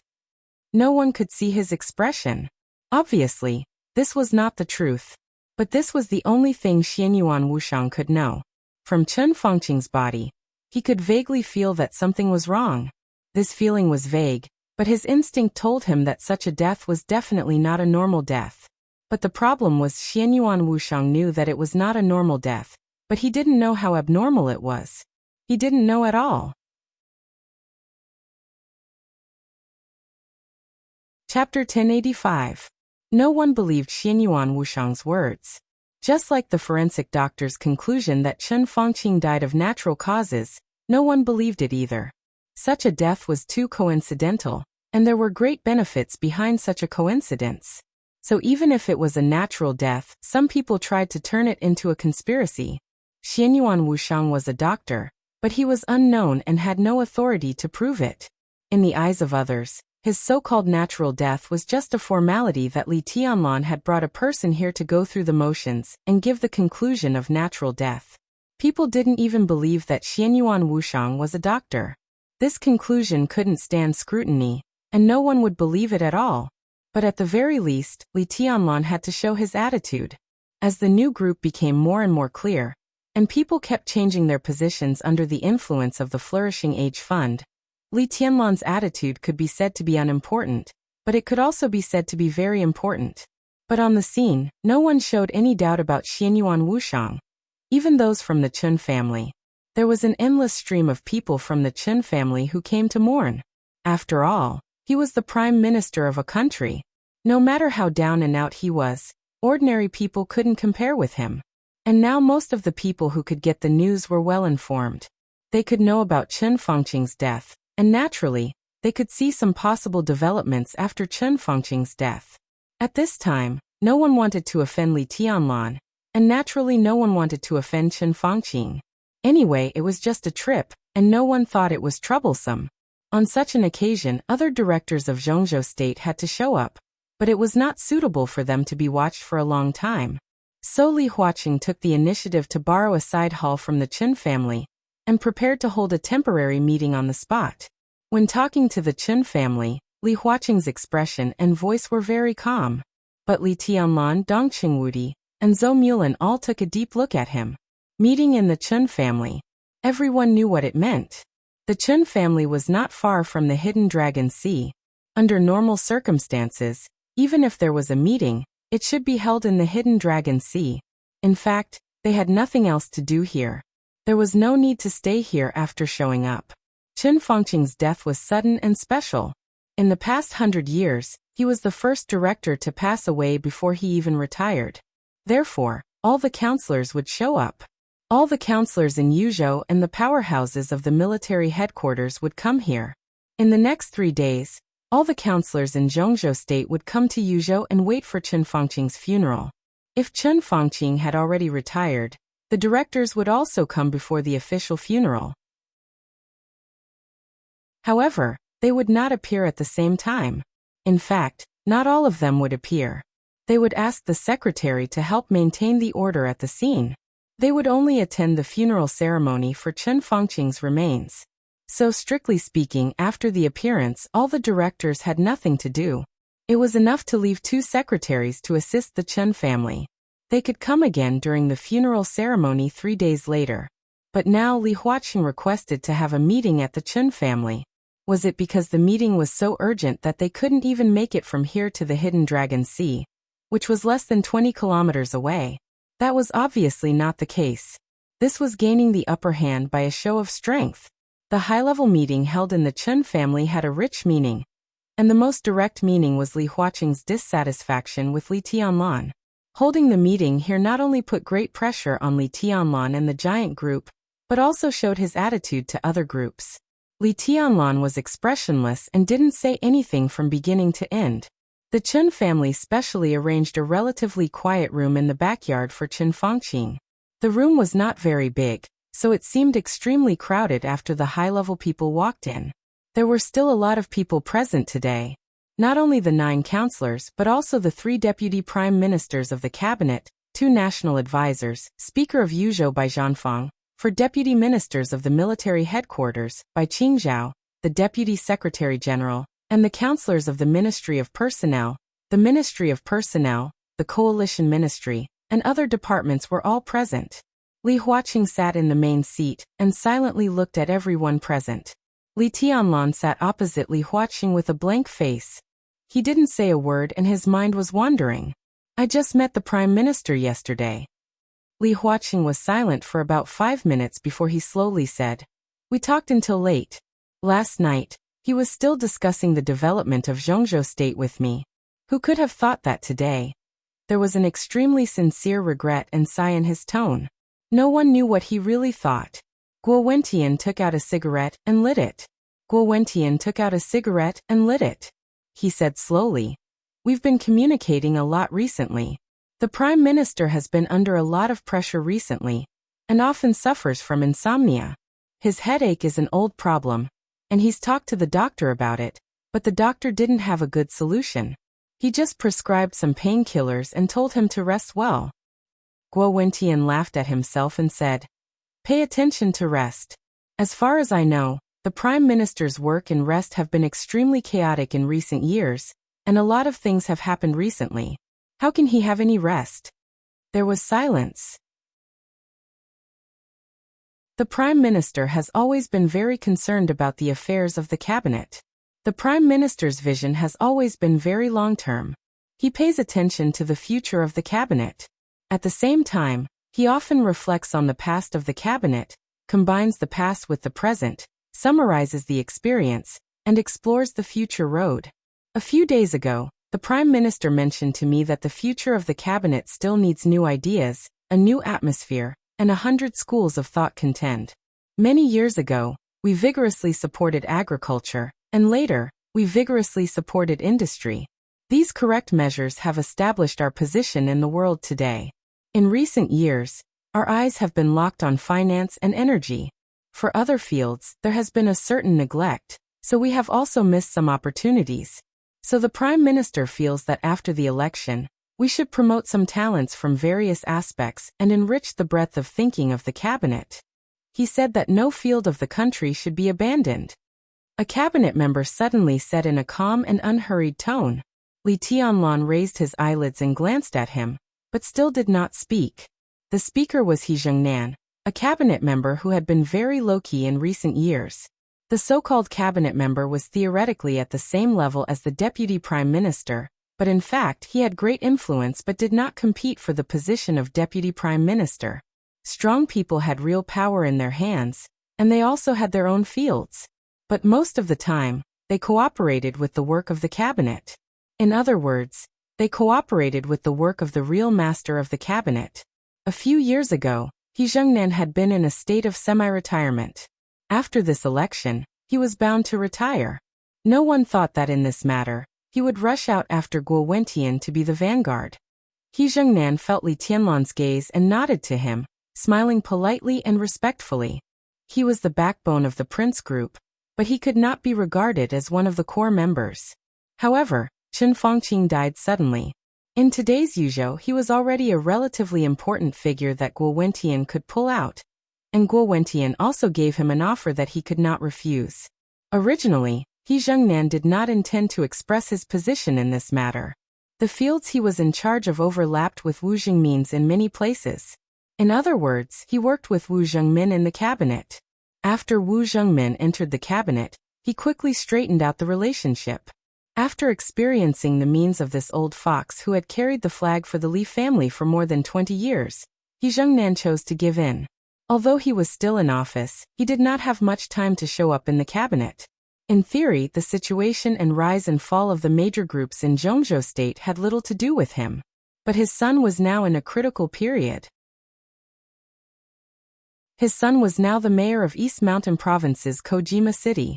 Kojima was a vice-governor level city, but the mayor of Kojima was a vice-governor level city. Although it couldn't be said to be low in status, it wasn't too high either. Guo Wentian almost hit his soft spot as soon as he opened his mouth. If this operation was successful, after the election, his son would be transferred to the capital city of Tianfu Province to serve as a member of the council and the speaker of the capital city. In this position, if everything went well, it was very likely that he would become the governor of Tianfu Province in a single step after 5 years. That was the real core member of the Prince Group. At his age, his son had little chance to become a director, and the Prince Group did not have such resources. But starting from the position of the governor of Tianfu Province, as long as he was not too unlucky, his son could basically reach his current height. Whether he became a member of parliament or a member of the cabinet, he could ensure the continued glory of the family. Therefore, He Zhengnan did not hesitate. He just thought for a few seconds, and then promised Guo Wentian that he would fight for him at the meeting. What he said through Chen Fengqing's mouth was very implicit, but everyone was very clear about what he meant. Promote talents from various aspects and perspectives. This sentence was the key of the key. The so-called various aspects and perspectives could be understood as focusing on officials with different talents. But there was no shortage of such different types of officials in the major groups. Even the weakest North group had a lot of them. So this sentence was equivalent to saying that the cabinet after the election was a piece of cake placed in front of the major groups, and everyone had a chance to share a piece. In other words, the next cabinet would no longer be a group with a relative advantage. Instead, every group could make their own voices heard in different positions. This had an absolute conflict of fundamental interests with the future planning of the new group. Wu Jingmin became the second minister. Bai Qingqian became the deputy minister. The goal of the new group was clear and clear. It put its 2 leaders in the cabinet, and even sacrificed a lot of possible local interests for this. The first step of the rise of the new group was to win the right to speak in the cabinet. Now He Zhengnan wanted to let the cabinet compete. All the people of the group entered the cabinet, which also meant that the position of the new group in the cabinet would be greatly reduced, and its right to speak would also be greatly weakened. The strategy of the new group would completely fail. At that time, even if Wu Zhengmin and Bai Qingqian were pushed up, the new group would only get a small number of positions and a few provinces, and its foundation would become unstable. It was hard to say what the future of such a new group would be, but at least it would be difficult to start. The cabinet's competition was the first step of the Prince Group's plan. In this plan, because there were too many voices from all sides, the authority of the second minister would be weakened to a certain extent, and the main authority would be concentrated on the prime minister. Many contradictions and conflicts needed to be mediated by the prime minister who controlled the cabinet, which further accelerated the speed at which the new prime minister accumulated prestige in the cabinet. The second step of the plan was taken over by the academics. They tried their best to push Hua Xingyang to the position of prime minister, put pressure on the new group, and curb his speed of development. The academics would fully support the first step of the Prince Group's plan. The Prince Group would fully support the second step of the academics' plan. The tacit understanding could be said to be flawless. In order to win more support, the prospect of the cabinet's competition was explained in advance, which was to rope in other groups. The cabinet was the core of the country. Each department under the cabinet meant great power, especially the departments of finance, development, security, commerce, agriculture, and industry. Not to mention the position of minister, even the deputy, or even the head of some important departments and bureaus, would be fought over. When these positions were held in the hands of the major groups, they would also become some stable promotion ladder, and they were the kind with great value.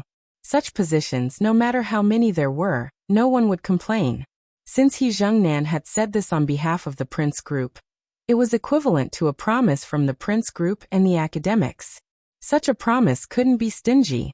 After all, the major groups had their own dealings, and it wasn't a one-time deal. If their reputation was ruined this time, even if it was beneficial in the short term, it wouldn't be worth it in the long term. Therefore, in order to get the leadership of the cabinet, The Prince Group and the academics really planned to divide a considerable part of the cabinet's power. While roping in other groups, they suppressed the new group's plan to conquer the cabinet. It could be said to be killing two birds with one stone. Personally, I think the Prime Minister's words make sense.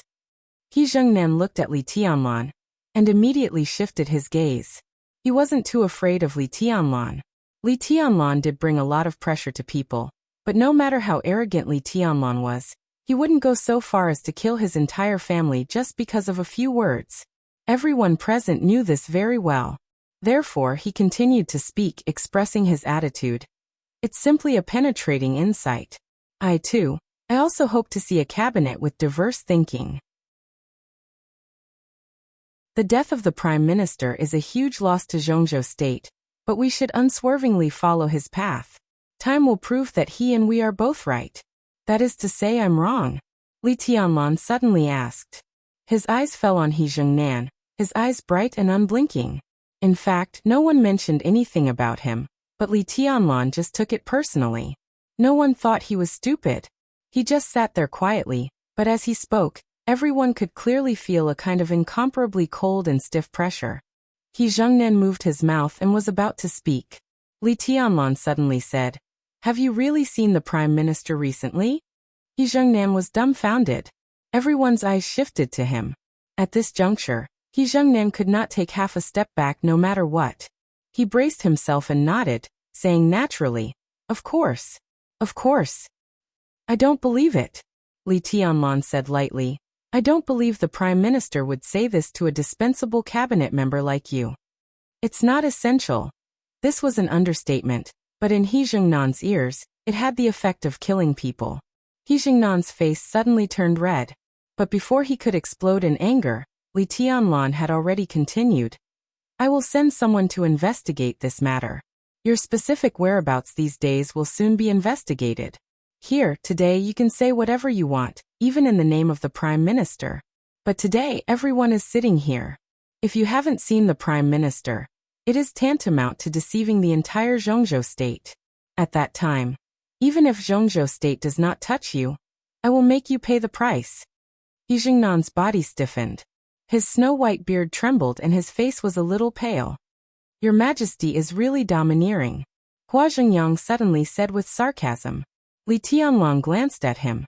Whether it was He Zhengnan or the Prince Group, they were important, but they weren't absolutely important.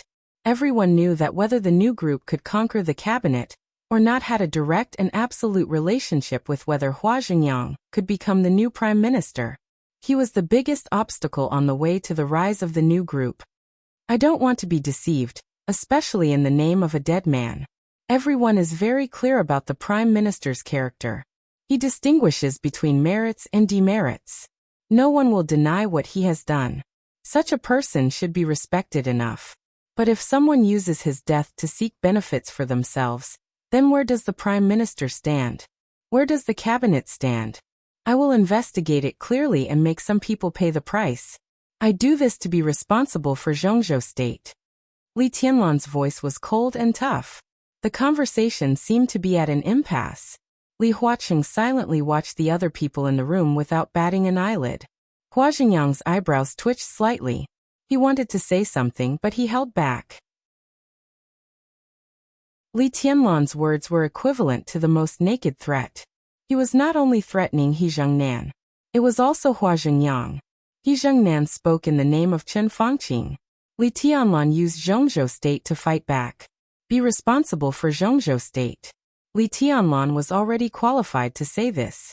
No one present, including Li Huaqing, dared to say to Li Tianlan that Zhongzhou State did not need his responsibility. No one dared to say it, and no one could bear such a responsibility. So this extremely tough threat meant that Li Tianlan had forced the academics to the brink of falling out with him. Falling out completely? This was definitely not what Li Huaqing wanted to see. In the silence, Li Tianlan slowly tapped on the table in front of him. His fingers jumped rhythmically on the table, and the other hand supported his face. He tilted his body and looked at He Zhengnan. "Now I will give you another chance. Tell me, have you seen the Prime Minister recently?" He Zhengnan's body trembled obviously. He wanted to speak, but he lost all his courage for a moment. Li Huaqing frowned and suddenly said, "Okay, we can discuss this matter later. Let's go back to Hidden Dragon Sea and hold a formal meeting." He paused and said calmly, "Huayang, you stay and see if there is anything else the Chen family needs." The Prime Minister left suddenly. "You have to temporarily take charge of the work of the cabinet, so that he can leave at ease." Temporarily arrest him? Was this temporarily really temporary, or? Li Tianlan raised his eyebrows and showed a sneer.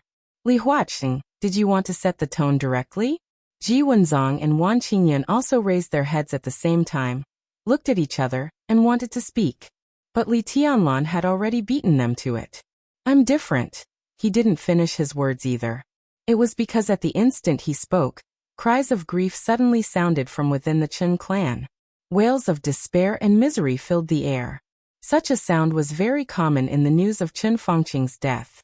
However, the voice that had suddenly appeared seemed to have been magnified thousands of times in an instant.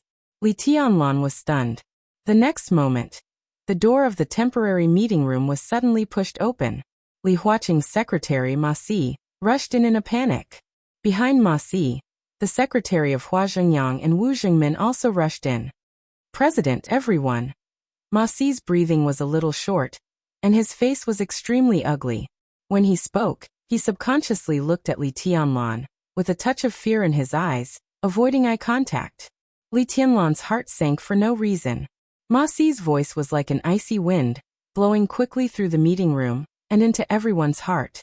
"Just 2 minutes ago, in the ambulance," Ma Si said in a dry voice, "Governor Chen Shi passed away, the cause of death, cerebral hemorrhage."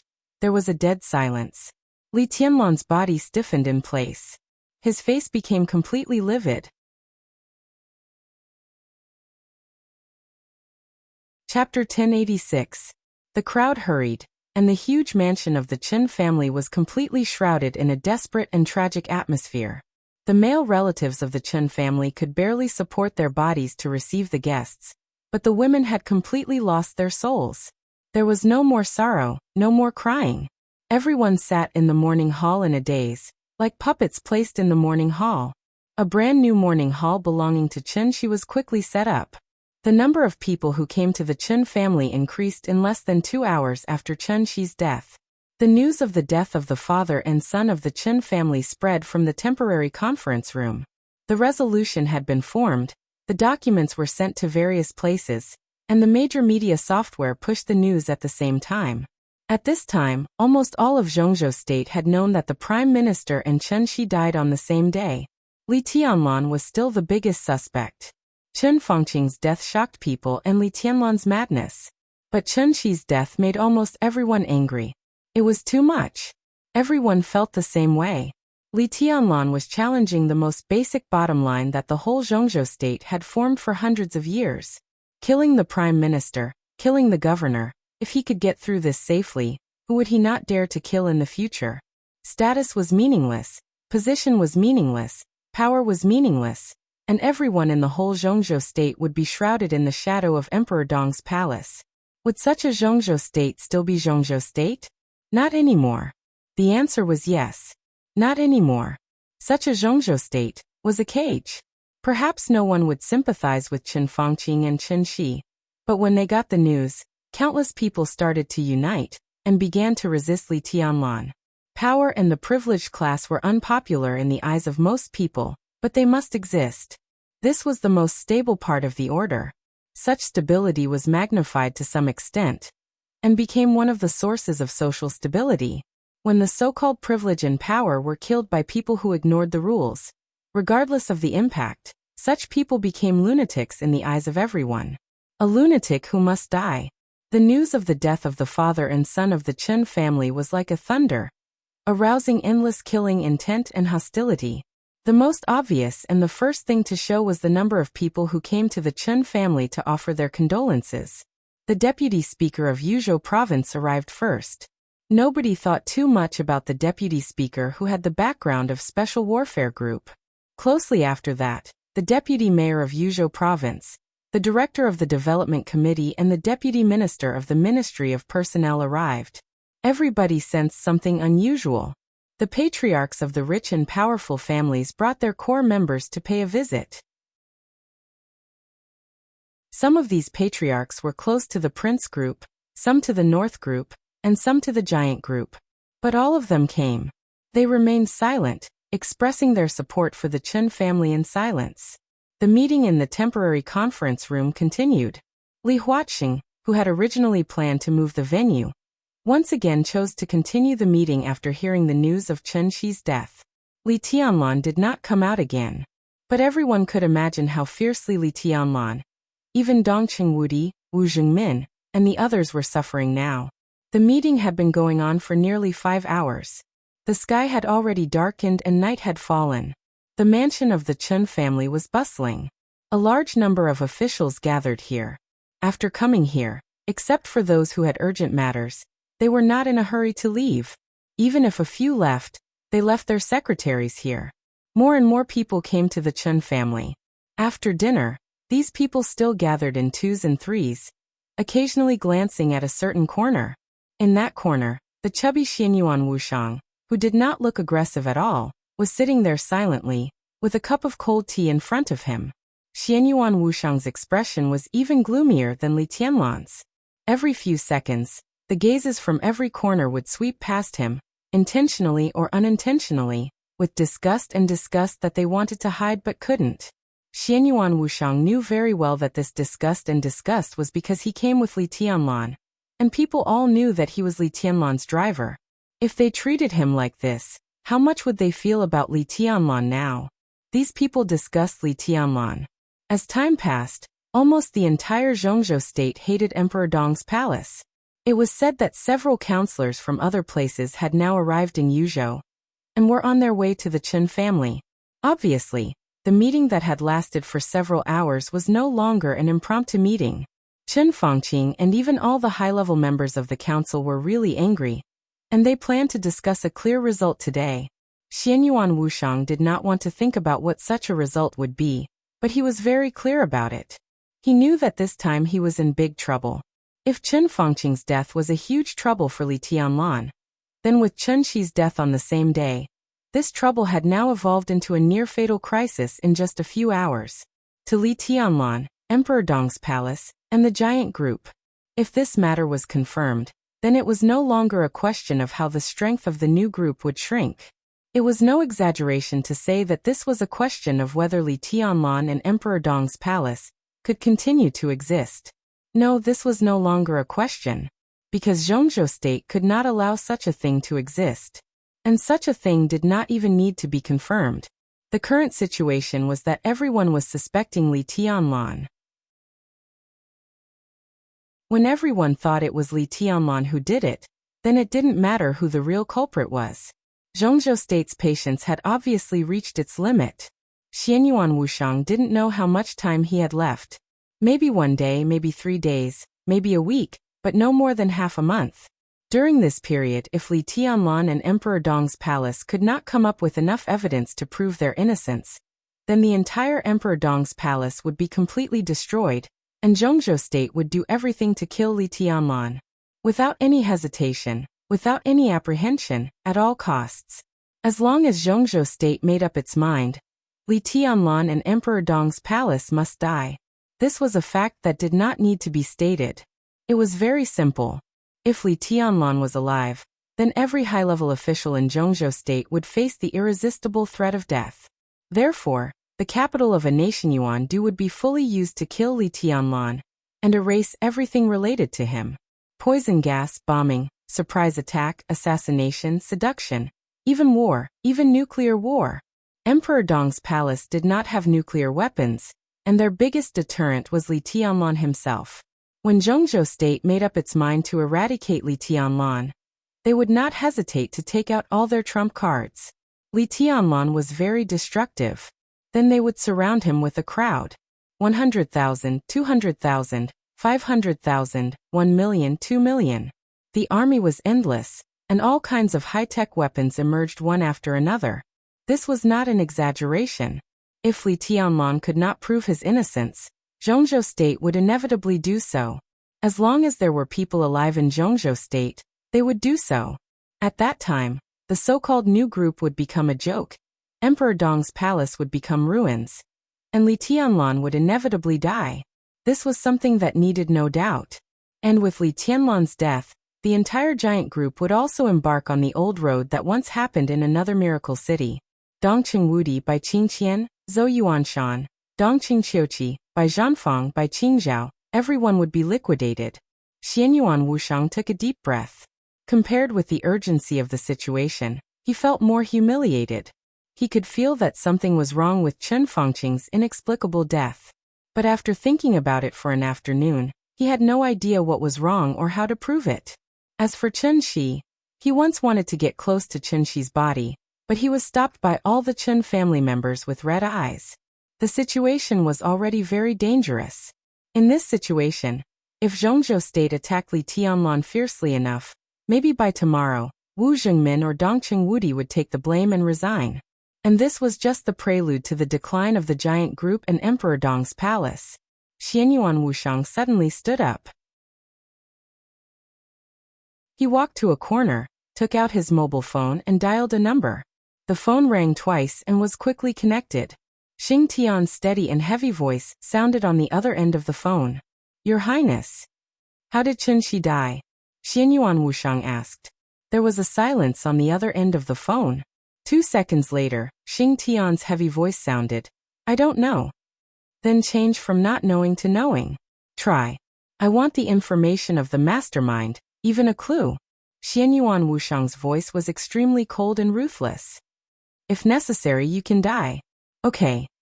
Xing Tian's voice was simple and honest, without any hesitation. Xianyuan Wushang paused and continued. And don't investigate the cause of Chen Fangqing's death. Huh? Xing Tian was a little confused. Chen Fangqing's death makes me feel very uneasy. I don't know why, but when I look at his body, I feel fear. I can't see Chen Shi's body now. I just looked at it from a distance.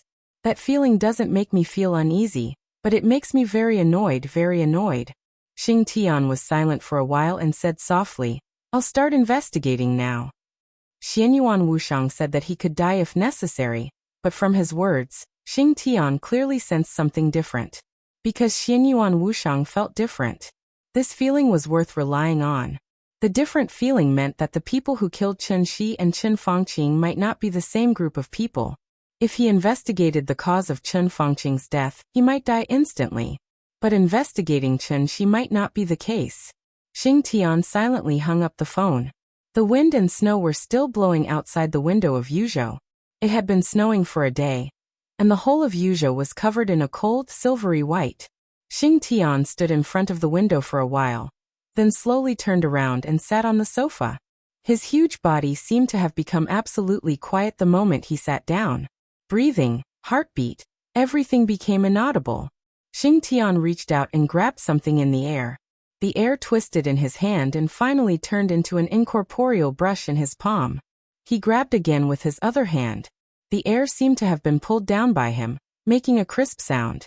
It sounded like he was tearing off a piece of paper with a slight force. The air with some irregular edges was casually placed on the table. Xing Tian held the incorporeal brush and stared at the incorporeal paper on the table. He was a calligrapher. In this field, he had the ability to see some things clearly. For example, the cause of Chen Shi's death. Xing Tian slowly put the brush down and slowly drew a line on the incorporeal paper. The incorporeal tip of the brush swept across the incorporeal paper, leaving a light red line. Xing Tian thought for a while and wrote 2 words on the paper. 6 years.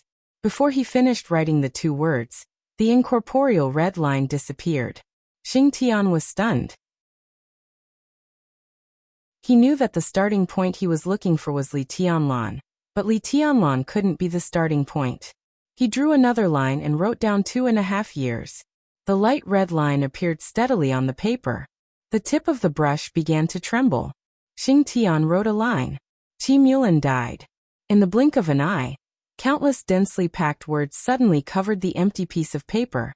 Before Xing Tian had time to take a look, the handwriting disappeared completely. Xing Tian was a little depressed, but he had to try another way. He took the brush and didn't plan the time. Instead, he randomly found a starting point and wrote, I ate 5 caddies of rice last night. Countless versions of himself began to emerge. It was like countless options neatly arranged. The rice came from Thailand. The rice came from Zhongzhou State. The rice came from... Countless places appeared in front of Xing Tian. The option of the rice came from Zhongzhou State glowed red. Xing Tian clicked on the option that glowed red and wrote another sentence. It tastes good. The dense handwriting seemed to be Xing Tian's thoughts that had been imprinted. Xing Tian's whole person became completely quiet. When everything went smoothly, under his control, the brush in his hand quickly continued to write. At this moment, his huge body began to fade slowly. The light in the room dimmed. His figure became fainter and fainter, and finally became a shadow. The shadow was still constantly thinning, and finally became a shadow without a head. And the shadow without a head kept writing something on the paper. His writing speed was even more exaggerated than a computer-generated file. In the blink of an eye, dense handwriting had appeared in front of him. Xing Tian entered the real state of unconsciousness. On the incorporeal paper, the content appeared chaotically and clearly. I ate 5 caddies of rice last night, and it tasted good. His Majesty attached great importance to us, so he informed the kitchen to buy more of this kind of rice. The origin of the rice came from Longjiang, Zhongzhou State, and the kitchen stock was running out. The kitchen supervisor went to the supermarket in Xianyuan City to buy, and encountered a small car accident on the way. His Majesty took us to Yuzhou. The Ritz-Carlton Hotel was very luxurious. The front desk lady did not look very good. His Majesty and His Highness entered the Hidden Dragon Sea. Chen Fengqing's spirit was in an extremely unstable state. Xing Tian was still writing, but the content had become a wavy line. Xing Tian himself did not notice this scene. The content of the handwriting continued. Chen Fengqing saw Wu Jingmin. His consciousness was chaotic, and his spirit was in a relaxed state. The 2 majesties arrived at the hotel smoothly, and received the room card from the front desk lady on duty. The front desk lady was in a very bad mood. Her father was a truck driver who worked in Nanyuan all year round, responsible for transporting supplies from Nanyuan to Ningbian and Xianyuan City. But her father had a car accident in Xianyuan City today. She had a deep hostility to the 2 majesties from Tiannan. A young man came to the Ritz-Carlton Hotel and saw the front desk lady on duty. Xing Tian's handwriting suddenly paused. Bang! In the slight sound, the brush in his hand and the paper in the void instantly exploded. Xing Tian, who had become a phantom, instantly turned into a huge corpse. A mouthful of blood sprayed directly from his mouth. He opened his eyes. His eyes flickered with a touch of shock. He was originally calculating the cause of Chen Shi's death, but after entering the real state, he was cleverly misled. The direction of his investigation seemed to point to Chen Fengqing. There was a touch of shock in Xing Tian's eyes. The blown-up paper was pieced together in front of him. He looked at the words that had been written and frowned. It was not because there were too many words on it, but because there were too few words. There was a very interesting saying in the Miracle City, that a butterfly in the tropical rainforest of the Amazon River in South America could cause a tornado in Texas 2 weeks later, with an occasional flap of its wings. This was the very famous butterfly effect. This was a strange chaotic phenomenon, but it was limited to one system.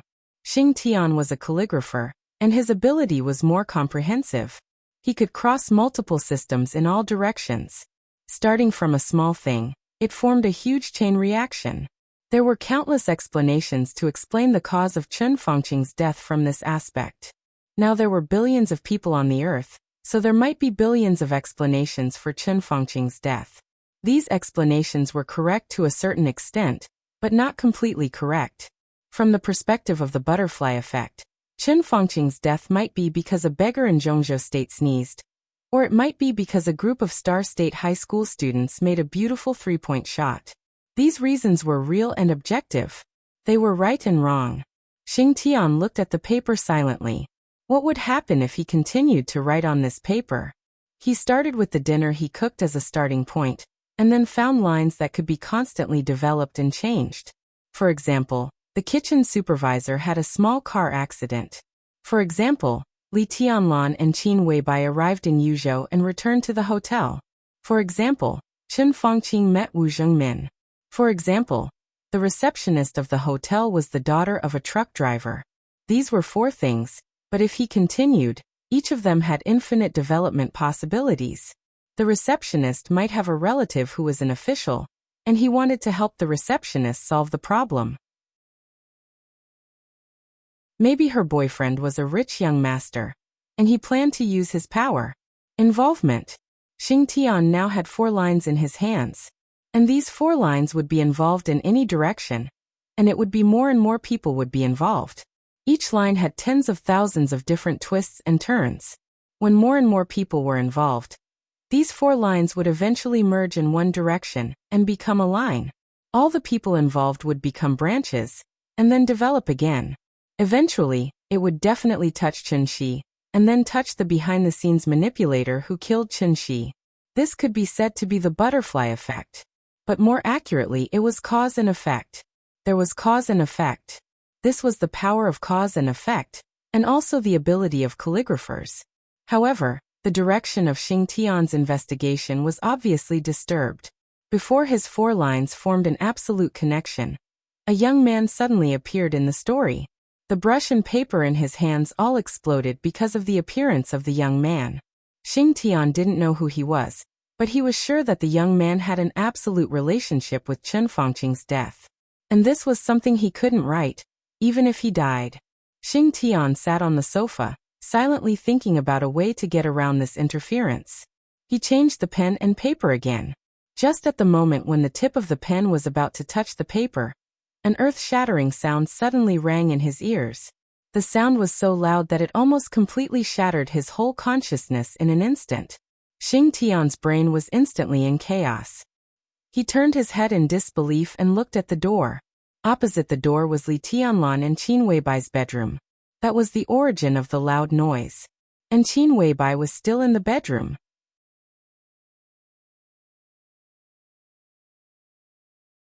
Chapter 1087. It was quiet in the luxury suite of the hotel. But Qin Weibai's mood was always up and down. All kinds of emotions were brewing in her heart, making her feel complicated. She was a little worried, but not like it. She was happy, but not like it. She was anxious, but not like it. She was looking forward to it, but not like it. Her body was still soft after being tossed and turned all night. That kind of extreme joy and satisfaction slowly dissipated, replaced by obvious sleepiness. All kinds of emotions kept emerging, seeming right but not right, making Qin Weibai feel a little confused. She felt as if something was going to happen, but she didn't know what it was. During this period, she seemed to think of something. She put on her clothes and went downstairs with a blush on her face. She bought something from a nearby pharmacy and came back to try it, confirming that she was not pregnant. That was to say, her current mood had little to do with Li Tianlan's love for her day and night in the past month or so. But this kind of uneasy mood had a lot to do with Li Tianlan. Qin Weibai didn't tell anyone. She had never dreamed of Li Tianlan in her dreams since she was a child. This statement was not very exact, but it could be said to be accurate. In the trance, she had dreamed of many scenes related to Li Tianlan. But that feeling made Qin Weibai feel like she was watching a movie about the past. In those dreams, there was Li Tianlan. But it was not Li Tianlan in reality. Li Tianlan's figure in the dream had always been vague. Even if he appeared beside her in the dream, Li Tianlan was just a shadow, an erratic shadow. In Qin Weibai's dream, Li Tianlan's clothes, face, and temperament changed thousands of times every second. The changes were so drastic that in Qin Weibai's consciousness, Li Tianlan in the dream had no facial features, and he was even a shadow without a body. But every time she saw that shadow, Qin Weibai's consciousness in the dream would tell her that it was Li Tianlan. She in the dream also believed it. She and the master of Samsara Palace, who was in Warefree Heights now, were really the same person. They had the same consciousness, the same habits, and the same thoughts. At a short distance, the two of them could share the hurt with each other or bear it alone. At a distance, their thoughts were completely synchronized. Both of them knew what the other was thinking all the time because it was their own thoughts. At a further distance, their dreams were completely synchronized.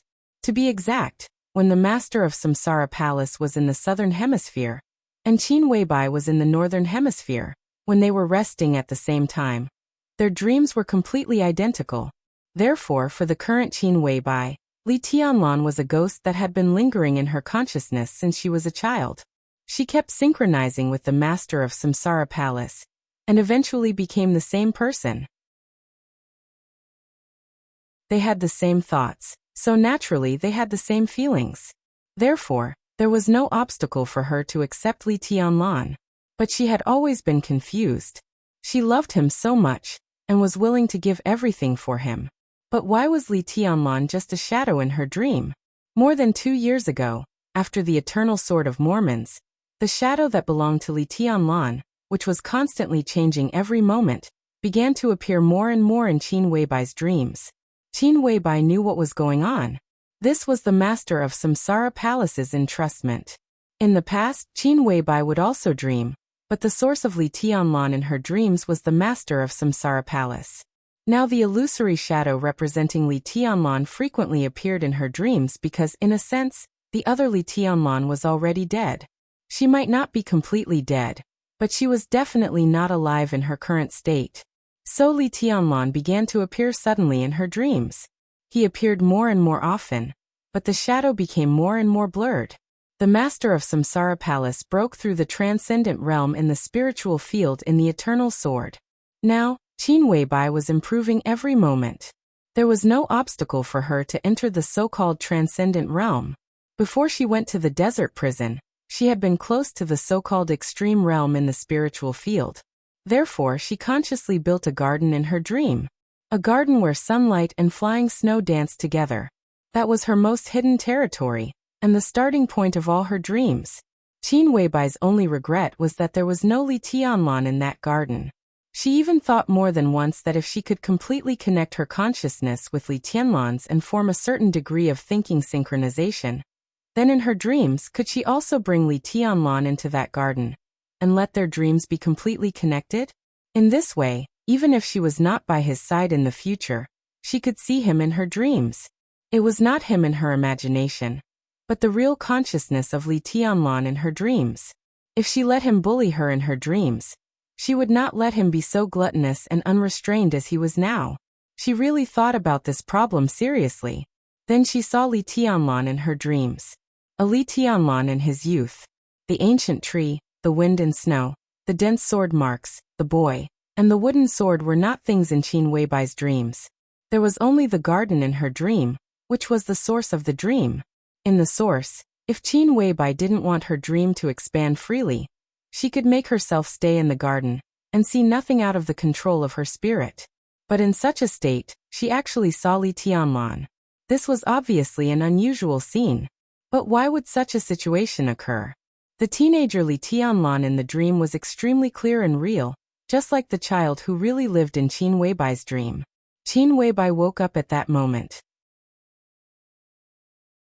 But when she woke up, she still felt that the child was still living in the snow beside the garden. The ancient tree had collapsed, but he seemed to know nothing and still sat there quietly. That feeling was unparalleled. Qin Weibai could be sure that it was not Li Tianlan constructed by her consciousness. The Li Tianlan she constructed with her consciousness was just a faint shadow. He was not a teenager, and even his figure was extremely vague. And not to mention that she had not reached the transcendent realm. Even if she had really entered the transcendent realm, she could not merge her consciousness with Li Tianlan's to form synchronization in the dream. This kind of thing, according to Qin Weibai's understanding, could only exist in fantasy, and it was just fantasy. So who was the teenager in her dream? Qin Weibai was a little uneasy. She carefully recalled the garden in the dream. The flowers were bright, the sun was bright, and the snow was cold. The teenager outside the garden was quiet and plain. It was a very beautiful picture, but it was so beautiful that it was not lively at all. Qin Weibai suddenly felt an indescribable sense of strangeness and horror. It was normal for her to recall every scene in the dream, but the more she thought about it, the weirder she felt. That kind of deeply hidden weirdness was originally completely hidden, but with the appearance of the young Li Tianlan, all the abnormalities were revealed little by little. Qin Weibai sat on the bed and wrapped herself in the quilt. The flying snow crossed the sky through the open curtains. Without Li Tianlan, the bedroom suddenly became very cold. She sat quietly like this. She didn't eat at noon. As time went by, she became more and more sleepy and began to struggle with her eyelids, but she always forced herself to hold on. At the thought of the teenager Li Tianlan in the dream, she felt a little scared and even dared not sleep. However, the extreme mental fatigue caused her consciousness to become deeper and deeper, deeper and deeper. Qin Weibai's body slid from the sitting position little by little. She lay down again and fell asleep again in a daze. It was still the bright and colorful garden, but the sunshine in the sky disappeared. The snowflakes were scattered and dancing. Qin Weibai stood where she was, feeling the gloomy sky in the dream, and understood that it was because she was too tired now. The flowers in the garden swayed slightly in the wind and snow. Qin Weibai stood stiffly in the garden in the dream, looking straight ahead. She even dared not turn her head. From her position, as long as she turned right, she could see the gate of the garden. If the teenager was still there, she might see the teenager Li Tianlan first. Qin Weibai on the bed breathed unsteadily and frowned. In the dream, she was already extremely nervous. The wind and snow in the air seemed to be much fiercer. In the dream, Qin Weibai clearly felt the cold. She kept taking deep breaths several times before she controlled herself to slowly turn her head. The first thing that came into her sight was not the gate of the garden, nor the teenager Li Tianlan outside the gate. Instead, it was a thick and old tree that blocked out the sky and the sun but was completely black. The dark giant tree stood outside the gate of the garden. In the wind and snow, the trunk, the treetop, the leaves, everything was quiet and almost dead, without the slightest tremor. Qin Weibai's body was cold, and her heart kept sinking. It seemed to be the giant tree that she had seen before that had collapsed. However, when he entered the dream for the second time, the tree had returned to its original appearance. No, it seemed that many years had passed in the dream. Not only did the tree return to its original appearance, but it had also become even stronger. The entire tree had also begun to turn dark and deathly still. There was no teenager under the tree, no wooden sword. There was emptiness. Qin Weibai breathed a sigh of relief. The moment her nervous mood relaxed, she suddenly froze again and looked carefully at the giant tree. Countless snowflakes fell under the crown of the giant tree, but the distribution of the snowflakes was somewhat different. There was a small area where the snowflakes seemed to be floating quietly. It seemed that there was something invisible there that supported the snowflakes and did not let them fall. Qin Weibai looked at it quietly. She looked for a long time before she finally confirmed that there seemed to be an illusory figure that had almost completely become nothingness there. He stayed there indifferently. If she did not look carefully, she could not find him at all. Qin Weibai breathed a sigh of relief in her heart. She knew that she dreamed of Li Tianlan again. In the case of extreme mental exhaustion, the control of the source of the garden was loosened. She dreamed of Li Tianlan at the source of the dream. The Li Tianlan in her dream was this shadow, which was changing every second, and was almost transparent. After all, it was something in her consciousness. The coldness in Qin Weibai's heart slowly dissipated. She walked over briskly. In her dream, the Li Tianlan in her dream could do a lot of things. But this time, the illusory shadow that seemed like it would dissipate at any moment did nothing. He sat quietly under the tree, as if he was extremely tired and resting, but also as if he was thinking about something. His posture looked a little strange. Qin Weibai looked for a long time before she realized that the shadow's body was a little tilted. This posture seemed to be held in someone's arms. Qin Weibai looked at it carefully. It meant that there was nothing next to the illusory shadow of Li Tianlan. Beside him, there was only the dark giant tree. The dark tree was far thicker than what she saw in the garden. But as Qin Weibai walked closer, the state of the giant tree became clear in her eyes. The giant tree in front of her seemed to be torn apart as well. At this time, there were pieces of metal fragments of different colors inserted in the trunk of the giant tree. Qin Weibai couldn't recognize what kind of metal they were, but she could vaguely feel the color of the metal fragments. However, the originally colorful metal fragments were all dim at this time. Dense cracks spread on each fragment, which was shocking. The cracks spread from the roots to countless branches. Thousands, tens of thousands, hundreds of thousands, or even more pieces of metal were densely packed together. The black giant tree was completely torn by the metal fragments. The giant tree was trembling slightly, and the dark and lusterless sap slowly flowed down from the trunk, like pieces of black blood. Qin Weibai's brows were tightly knitted together. The illusory shadow representing Li Tianlan was still sitting there, as if it would dissipate at any time, but it never did. Qin Weibai stopped in front of the shadow and looked at the giant tree behind him. The giant tree trembled more and more obviously, and the black blood seemed to have flowed into a small waterfall. She didn't know why, but Qin Weibai suddenly felt that the tree should be much bigger than what she had seen. The source of her dream was limited, so the tree seemed to have shrunk many times. It was a very natural feeling. She felt that if the tree really existed, it would be almost infinitely tall, and every piece of metal fragment inserted in the trunk would probably be big enough to cover the whole sky. The tree and the fragments were infinitely shrunk. Only the size of the shadow was ordinary. Black blood flowed down from the trunk, as if to completely drown the shadow. However, a powerful aura blocked all the black liquid outside. It seemed to be a sword energy. Qin Weibai was a little confused. When she walked out of the garden, the dream had already unfolded from the source. She didn't know why she had such a dream. The giant black tree was very close to her. Qin Weibai could clearly feel countless emotions from the patches of black blood. Bloody, cruel, evil, chaotic, violent, resentful, dark and gloomy. The metal fragments inserted in the trunk reflected a faint light. The light was absolutely cold, with an absolutely complete and perfect law, forming a natural sense of repulsion.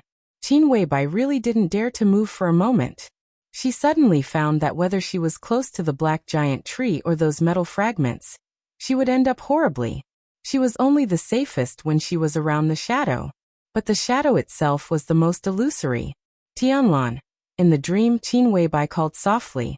The shadow was silent, motionless, and didn't respond at all. This was different from her usual dreams. Qin Weibai thought about it, and did what she used to do in her dreams. This was her dream. Everything in front of her was a continuation of her consciousness. She had absolute authority here. In her dream, Li Tianlan was just a shadow that was constantly changing every minute and second. Qin Weibai would try to focus her attention and her consciousness every time to make Li Tianlan become clear. Such an attempt had never succeeded, but she would keep trying until she woke up naturally. Qin Weibai gently sat next to the shadow and looked at it seriously. She began to concentrate her attention and focus her consciousness. The dream began to shake unstably. This was a sign that she was about to wake up after doing something deliberately in the dream. Qin Weibai looked at the shadow in front of her calmly. The shadow began to become clear in her constant concentration. A shallow, faint outline appeared in the almost transparent shadow. The outline began to have slight edges. A touch of color gradually appeared in her sight. It was purple. The moment the purple color appeared, it began to change into various complex colors. Qin Weibai had long been used to this change. However, this change only appeared for a few seconds today, and then it was completely fixed. The constantly changing color disappeared. A shocking black and red color appeared in front of Qin Weibai. No, it was not black and red. It was a black windbreaker. However, the windbreaker was stained with large patches of blood.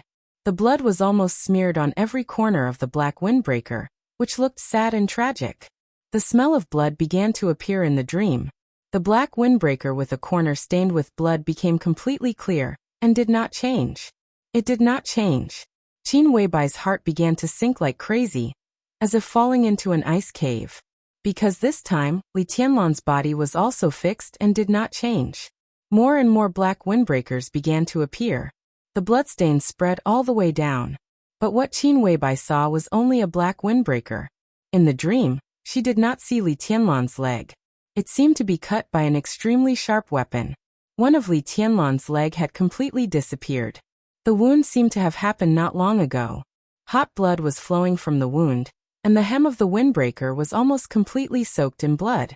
The shadow became clearer and clearer. Qin Weibai saw Li Tianlan's other leg. No, it was the other half of the leg.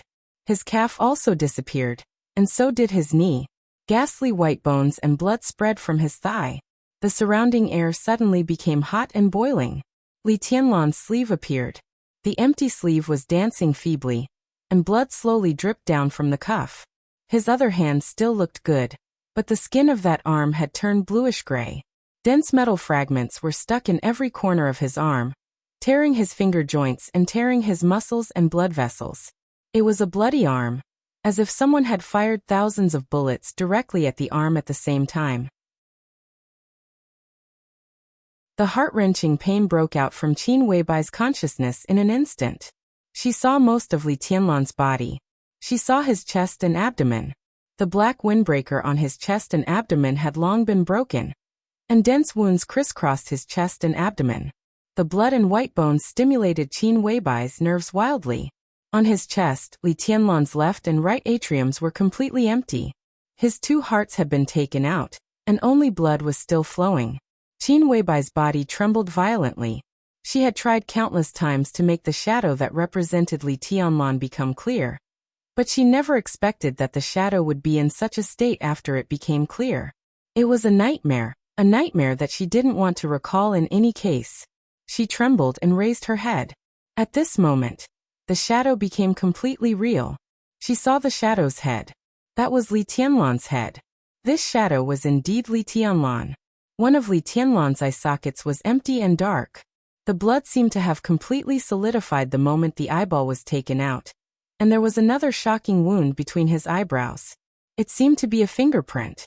It was this fingerprint that pressed between Li Tianlan's eyebrows, penetrated his brain completely in an instant, and cut off all his vitality. Qin Weibai almost suffocated. It was really Li Tianlan.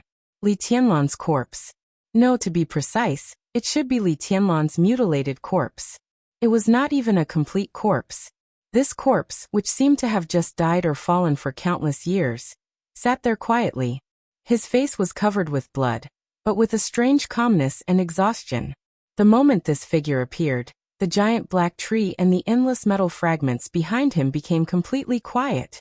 The black blood disappeared, the giant tree was no longer shaking, and the metal fragments were no longer reflecting light.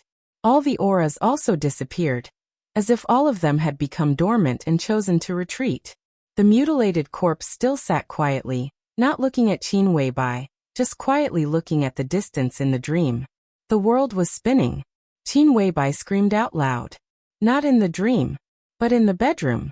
Her body sat up from the bed in an instant, her eyes red, her face covered with tears, and she looked miserable.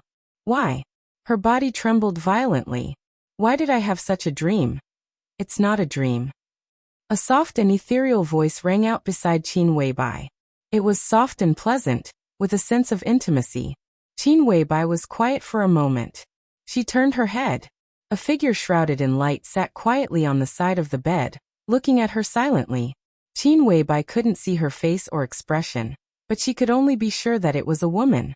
It seemed that her consciousness was still immersed in the dream. She was stunned for a long time, and the first question was not how the other party came in, but asked with a trembling voice, "If it's not a dream, what is it?" "That is His Majesty Li Tianlan." In the light, the woman said softly, "Whether it is the shadow you saw or the mutilated corpse, they are all." After a pause she said, "They are all his most real state."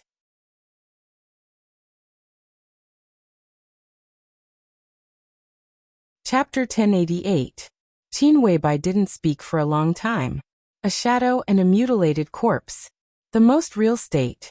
In the halo beside the bed, the voice of the slim figure was clear and sweet. Qin Weibai suddenly felt extremely disgusted and repulsed. Because of the content of that sentence. Li Tianlan's real state. Could it be that the so-called true state was the phantom and the mutilated corpse? She forced herself to calm down and shook her head. "I don't believe it," she said in a cold voice. The halo beside the bed fluctuated softly. She didn't speak. For some reason at this moment, Qin Weibai suddenly felt that the woman in the halo seemed to want to get close to her, but in the end, she didn't move. The truth is in the dream.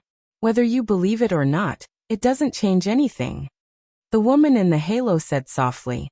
She seemed to see the shadow and the mutilated corpse in Qin Weibai's dream. In the slightly swaying halo, Qin Weibai felt a clear pain and sadness. If that is Tianlan's real state, then what is Tianlan now? Qin Weibai stared at the light around her and asked word by word. That is the reality you see. Qin Weibai sneered. We see it. Then what about the shadow in my dream? It is the reality in the illusion. In the halo, the woman's answer was still gentle and without hesitation. Qin Weibai suddenly felt a little cold. With their questions and answers, the whole world seemed to have unknowingly become gloomy. It was as if there was some kind of danger brewing quietly and slowly. Then it would erupt bit by bit, bringing with it a deadly murderous intent. Qin Weibai felt a little dizzy. All the cold air in the air seemed to be circling around the ball of light beside the bed. And then she quietly endured it. The scene in front of her seemed a little familiar, and so did the dizziness in her mind. Qin Weibai was stunned and subconsciously said, "This is the malice of the world?" The slightly swaying light paused for a moment. The woman seemed a little surprised, but then she nodded. "Yes. That is to say you know Xianyuan Wushang?" Qin Weibai asked again. She thought of some information revealed by Xianyuan Wushang. He said he has a sister. Is that you? No. The woman said softly, but to a certain extent, I can be considered his older sister. You can also say that I am his younger sister. But now I am his aunt. Qin Weibai looked at the soft light in silence. For the first time, she realized that her IQ seemed to be a little off. Was she an elder sister, a younger sister, or an aunt? This relationship was absolutely chaotic, but the logic seemed to be very clear. However, from such a relationship, Qin Weibai could not arrange it for a while. Who are you? Qin Weibai asked. The woman seemed to be stunned. She was silent for a long time. If she hadn't found out that something had happened to Qin Weibai, she wouldn't have come here now. This kind of meeting made her feel a little nervous. She did not know how to answer Qin Weibai's question. From a certain point of view, Li Tianlan and Qin Weibai were her parents. But from another perspective, they could no longer be considered his parents. I am Feng Qinggu. After a long period of silence, the woman finally spoke. She only said her name softly. Qin Weibai rubbed her forehead. Just like the first time she met Xianyuan Wushang, Li Tianlan didn't have any hostility, but felt close to him. She felt the same closeness to Feng Qinggu now, even more so than Li Tianlan felt for Xianyuan Wushang. Feng Qinggu, she whispered to herself. You can call me Qinggu. The voice in the halo murmured, as if it was acting coquettishly. Qin Weibai wanted to laugh, but she was really not in the mood. She rubbed between her eyebrows like Li Tianlan and said softly, That dream, what's going on? It's a real projection projected in your consciousness. Of course, from your point of view now, it's also illusory. But no matter what the situation is, its existence needs to be affirmed. The temperature in the air seemed to be colder, with a bone-chilling coldness. Qin Weibai knew very well that if this was the malice of the world, then the malice now was many times greater than the malice that Xianyuan Wushang and Li Tianlan had suffered. Because at that time, Qin Weibai only felt a little dizzy, but now she clearly felt the changes in the surrounding space. Real. Illusory.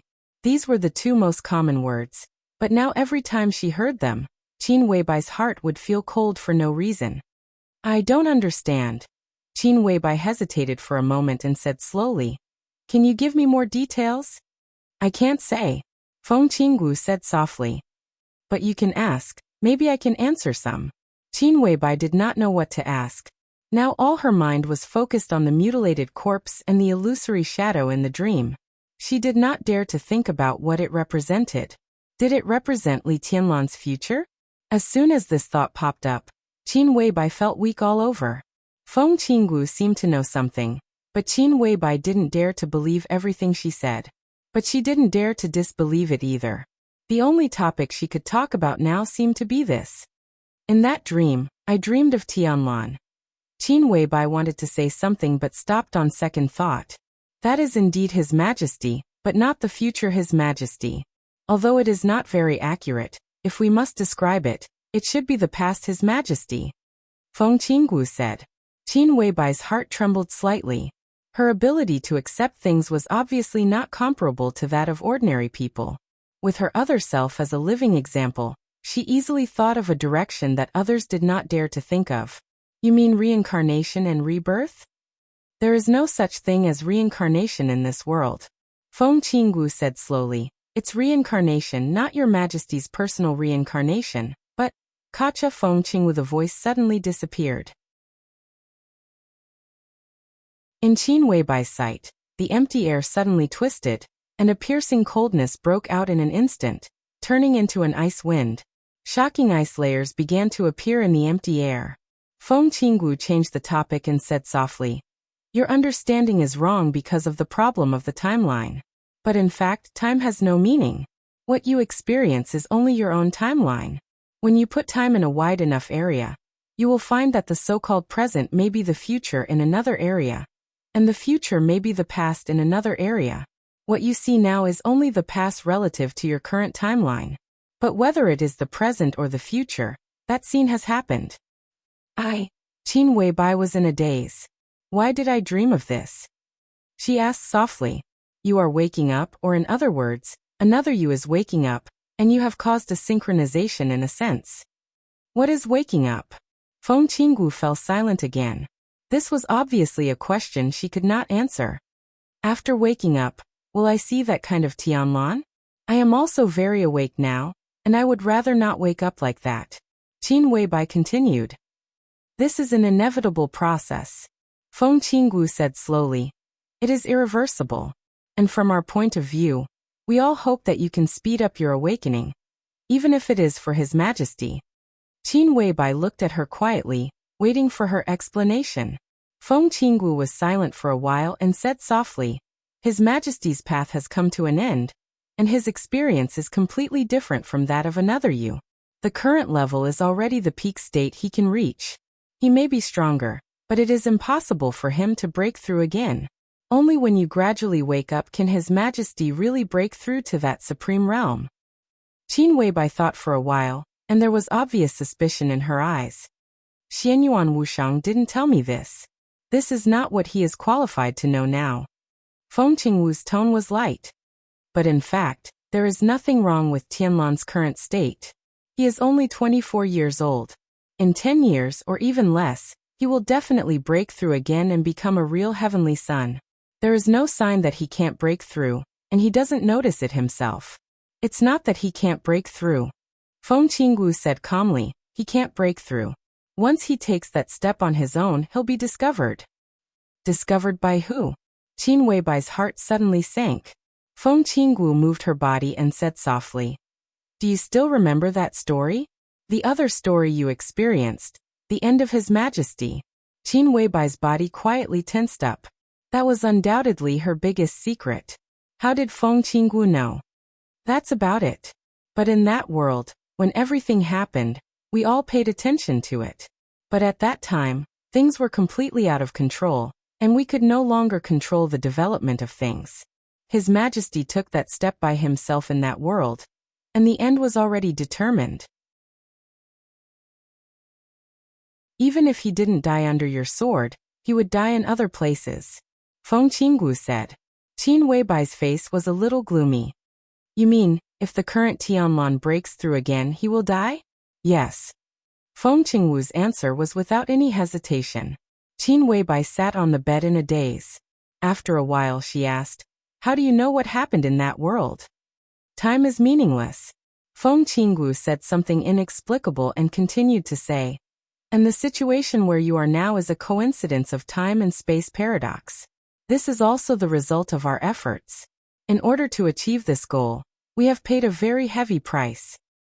Feng Qinggu seemed to say something else. But Qin Weibai could not hear it at all. All her consciousness was attracted by Feng Qingwu's words. To achieve this goal, forming this paradox. If the existence of two of her was really a kind of time and space paradox, then this was not a coincidence, but created by Feng Qinggu? Was she created by them? Qin Weibai suddenly felt like laughing and crying at the same time. You mean, I'm something that you guys created? A machine? It has nothing to do with you. Feng Qinggu shook her head. What we can do is to send you here. And to do all this, we did not create you, but to modify time and space and physical constants. You will understand all this, provided that your awakening is smooth enough. Qin Weibai sat there in a daze. After a long time she whispered, "If I wake up successfully, what will happen to Tianlan?" "His Majesty will return." Feng Qingwu's voice was slow, but with unparalleled solemnity and fanaticism. Qin Weibai did not speak. Qin Weibai continued to say, "And what you need to do most is to synchronize your dream with His Majesty's thinking, as you imagine. This is the first step for His Majesty to return." "Wake up, return," Qin Weibai whispered softly. "If I wake up and he returns, will we still be us?" "Of course." Feng Qingwu seemed to be smiling. "In fact, you have woken up partly, but obviously, you do not feel any change in yourself, nor will you become another person." "I have woken up partly." Qin Weibai was stunned. Feng Qingwu looked at Qin Weibai silently and whispered, "Maybe you don't realize it yourself, but you killed Qin Fangqing." After being stunned for a second, Qin Weibai suddenly reacted. "I didn't do it." "You don't need to do it." Feng Qingwu shook her head. "You have thought about it." Qin Weibai sat on the bed, hugged her shoulders tightly, and shook her head subconsciously. "Who the hell are you?" After a pause, she smiled somewhat self-deprecatingly. "Or are you still human? Gods or demons?" "I am human." Feng Qingwu's tone was a little complicated, with certainty and a little confusion. She was silent for a moment and whispered, "Of course, in the eyes of others, they call me Dominator." "Of course, in the eyes of others, they call me Dominator." Qin Weibai did not speak. Her bright eyes were a mess, and countless thoughts appeared at the same time. She seemed to be a little confused and a little chaotic. "You don't look very well," Feng Qingwu said. "I'm just a little cold." Qin Weibai replied slowly. "If you need warmth," Feng Qingwu smiled, "I can give it to you." A soft and fluctuating light suddenly bloomed in front of Qin Weibai. Thousands of lights shone. The originally soft light became extremely cold in an instant. Feng Qingwu seemed to be reflecting the cold light of the metal. However, the surrounding air instantly became warm as spring. Time froze in an instant. The light of the metal was slightly refracted. The light shuttled and rushed into space at a speed faster than light. The virtual quantum network base station was instantly formed. Virtual shuttling and leaping in an instant. Feng Qingwu's consciousness went straight into the starry sky through the quantum network base station. The boundless Milky Way formed an incomparably dazzling, yet extremely chaotic cosmic curve in her consciousness. The quantum transmission instantly crossed the distance of millions of light-years in the curve of the universe, and went straight into the depths of the universe. Silence and dead silence appeared in an instant, and disappeared in an instant. The perspective of her consciousness changed for half a second. Feng Qingwu's consciousness entered a large wormhole. The starry sky suddenly retreated. The wormhole shook violently. The boundless black tide seemed to tear the wormhole apart in the blink of an eye. It covered the sky and the earth and rushed directly to Feng Qingwu. It was a sword radiance that tore everything apart. It was crazy, cold, violent, domineering, with extreme excitement and calmness. With an almost invincible determination, the surging sword radiance completely covered Feng Qingwu. Feng Qingwu, whose consciousness was still reflecting the metal sword radiance, stopped for a moment. In the next second, an extremely majestic power instantly exploded in the sea of black sword chi. It was the extreme power of martial arts. The strong shockwave collided with the surging sword chi, and the entire wormhole space was shaking violently. Feng Qingwu's movement paused slightly. All the power disappeared completely. In an instant, the boundless black tide seemed to have lost its target. It surged past her and rushed towards the entrance of the wormhole. "Boring," Feng Qingwu said calmly. "TSK." A voice seemed to be heard in the darkness. The voice came from an extremely far place accompanied by the intense collision sound. It was tough and calm. "You're indeed interesting, Lord. Is this what you're relying on to bully my son?" "I'm only teaching him what he should do," Feng Qingwu said calmly. In a faraway place, a voice that seemed to come from another space directly penetrated the wormhole. It was as hard as iron, and carried with it an eerie sharpness. Perhaps I should also teach you a lesson, and let you know what you should do. Oh, Feng Qinggu said calmly. You're fighting against those things now. How are you going to teach me? Based on the amount of sword qi that you can produce, which is not even a billionth of what you had at your peak.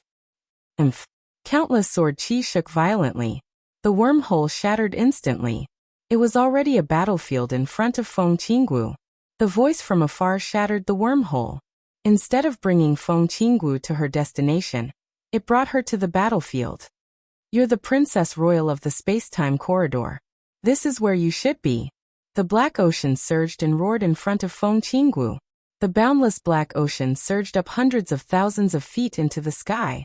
The sword radiance whistled and shattered the stars. Countless metallic objects fell into the black ocean. The area of the battlefield was almost calculated in terms of light years. The crazy killing did not stop for even a moment. Countless races, large amounts of metal, the sky was filled with mechas, and the dark, enshrouded shadows. Cannons, sword radiance, explosions, lacerations, and destruction. The endless number of battleships continued to pour out destructive power.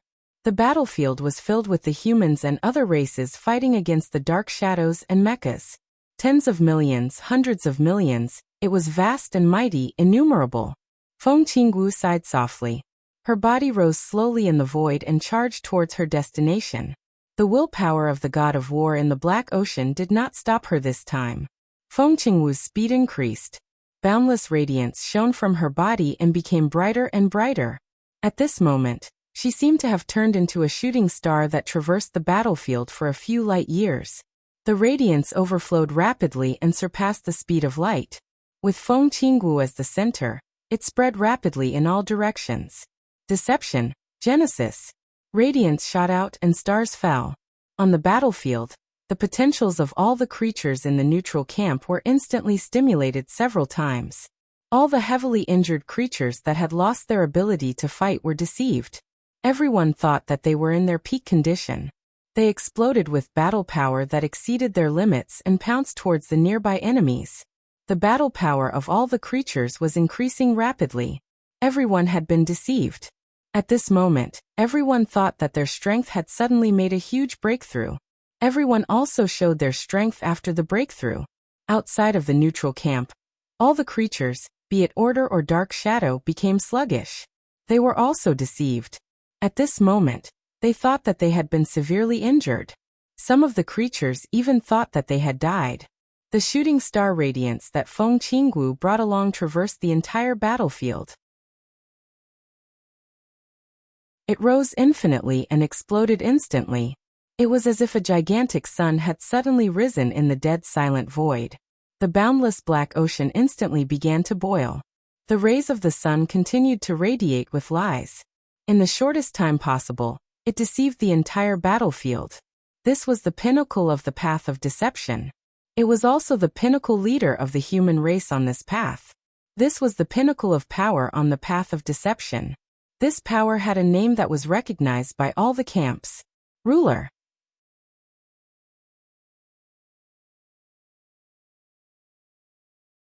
Chapter 1089. Shuttling, flying, warping. The battlefield covered every corner of one's vision. Countless figures filled every space with an unimaginable density. The vast void, the planets beneath one's feet, the broken satellites, the densely packed meteorite belts, the flames of war and radiance were everywhere. The densely packed formations of the fleets opened fire with all their might. The Star Destroyer cannons could destroy the heavens and the earth. The annihilation of dark matter and dark energy surged silently. A small black hole formed in a certain area of the battlefield and started to devour everything nearby. Using the void as a formation and the galaxy as a chess piece, Feng Qinggu's consciousness was tiny and weak like a speck of dust in the vast and boundless battlefield. However, it was this tiny and weak figure that traversed the entire battlefield in an instant as though she had entered an uninhabited land. The radiance that filled the sky continued to condense. Feng Qinggu's consciousness charged forward, leaving behind one sun after another that emitted extreme light and heat. The absolute destructive power, and the instantaneous reversal of the situation clearly displayed the powerful strength of the peak energy source of the neutral camp. However, Feng Qinggu was not intercepted by the peak energy source of the opposing camp. Deception Genesis. This was equivalent to simulating the real environment. In a short period of time, she made full use of all factors that were beneficial to her side, and made full use of all factors that were disadvantageous to the enemy. She deceived both the enemy's and her allies' understanding of herself, as well as the perception of the peak energy source of the same level, in an absolutely short period of time. Even if it was an enemy of the same level as Feng Qinggu, even if she traversed the battlefield in such a high-profile manner, no one would discover her existence. Based on the actual time in Miracle City and other places, the Genesis had existed for a very short period of time, probably less than 10 years. However, 10 years was enough to determine the fate of this part of the battlefield. However, what was the use of merely determining the fate of this part of the battlefield? The fate of the human race and all the neutral creatures had already been determined, and would definitely end. Perhaps in the entire neutral camp, only the vast black ocean before them refused to give up. It was still going all out, still throwing caution to the wind, still going berserk without the slightest scruple. Perhaps he already knew his fate and ending long ago, but he did not care. War God Lin Xianyuan. He was a lunatic and a fool, but he was the most admirable kind of lunatic and fool. Feng Qinggu sighed softly. Endless light converged around her, and her shuttling figure suddenly accelerated. Like a sharp sword that tore through the battlefield, with slowly dissipating light, she instantly entered the black hole that had just formed in the battlefield. Deception, Supreme Self. On the battlefield where light and shadow intertwined, an almost supreme will appeared. It was cold, majestic, and irresistible. The moment this willpower appeared, it went against the evil intentions of the world. The black hole that was still taking shape instantly turned into a wormhole. The laws of time and space distorted at a speed visible to the naked eye. Feng Qingwu's body entered the wormhole, and appeared tens of thousands of light years away in the blink of an eye. The moment her body entered the black hole, an endless army of the neutral faction rushed out of the same wormhole, and joined the battlefield. This was the true ruler. On the battlefield, he ruled over everything. The black hole that had just formed was turned into a two-way passageway by Feng Qingwu's lies. It was the same entrance, but there was no difference between entering and exiting. This kind of deception could only last for a few years, but it was enough for the neutral camp to invest billions of soldiers into the battlefield in the next few years. The stars in the sky flickered and retreated rapidly. The newly formed wormhole extended infinitely in Feng Qingwu's consciousness. The darkness only lasted for a moment, but it was already tens of thousands of light years away. It was still the same scene, the same battlefield, the same black ocean, and the same war god Lin Xianyuan. The black ocean formed by the endless sword intense was the most real state of war god Lin Xianyuan, and also his most primitive form of existence. At the start of the war, this ocean surged into the corridor of time and space from the realm of war to the corridor of time and space. For tens of thousands of years, it spread across countless star regions. Everyone in the corridor of time and space agreed that this lunatic was the sharpest lunatic of the human race after His Majesty. The war continued. Even Feng Qinggu did not know how many star regions Lin Xuanyuan's sword aura had passed through and how many enemies of the same level as him had fought. Feng Qinggu did not look at the battlefield and continued to travel. Time and distance seemed to have lost their meaning. She traveled again and again. When Feng Qingwu's consciousness traveled through the wormhole, she suddenly felt a majestic force from the outside world penetrating the wormhole, and instantly extending the distance she could travel. Feng Qinggu felt slightly relieved. She knew that she was finally close to her destination.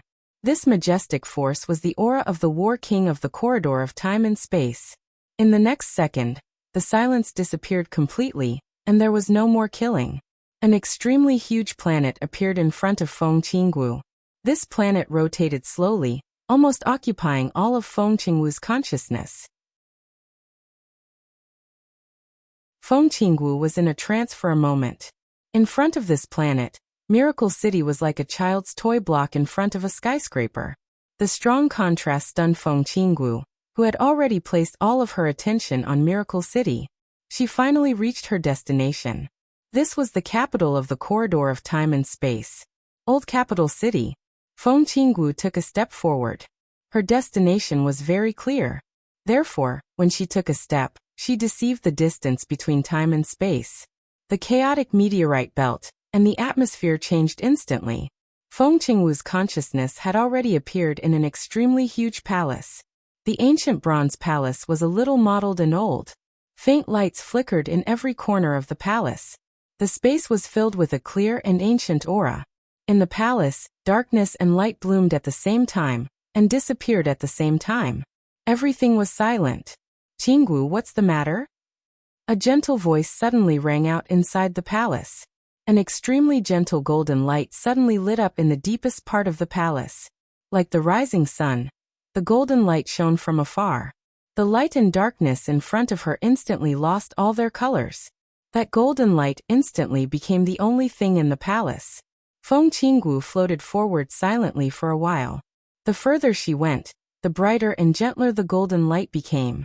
The light shone on the bronze pillars in the palace, clearly illuminating the countless mottled marks on the bronze pillars. Feng Qinggu arrived at the end of the palace. A gentle golden light shone from the end of the palace. There was an ancient desk there. On the desk, there was a thick book that was about the height of a person. It was slowly flipping through the pages.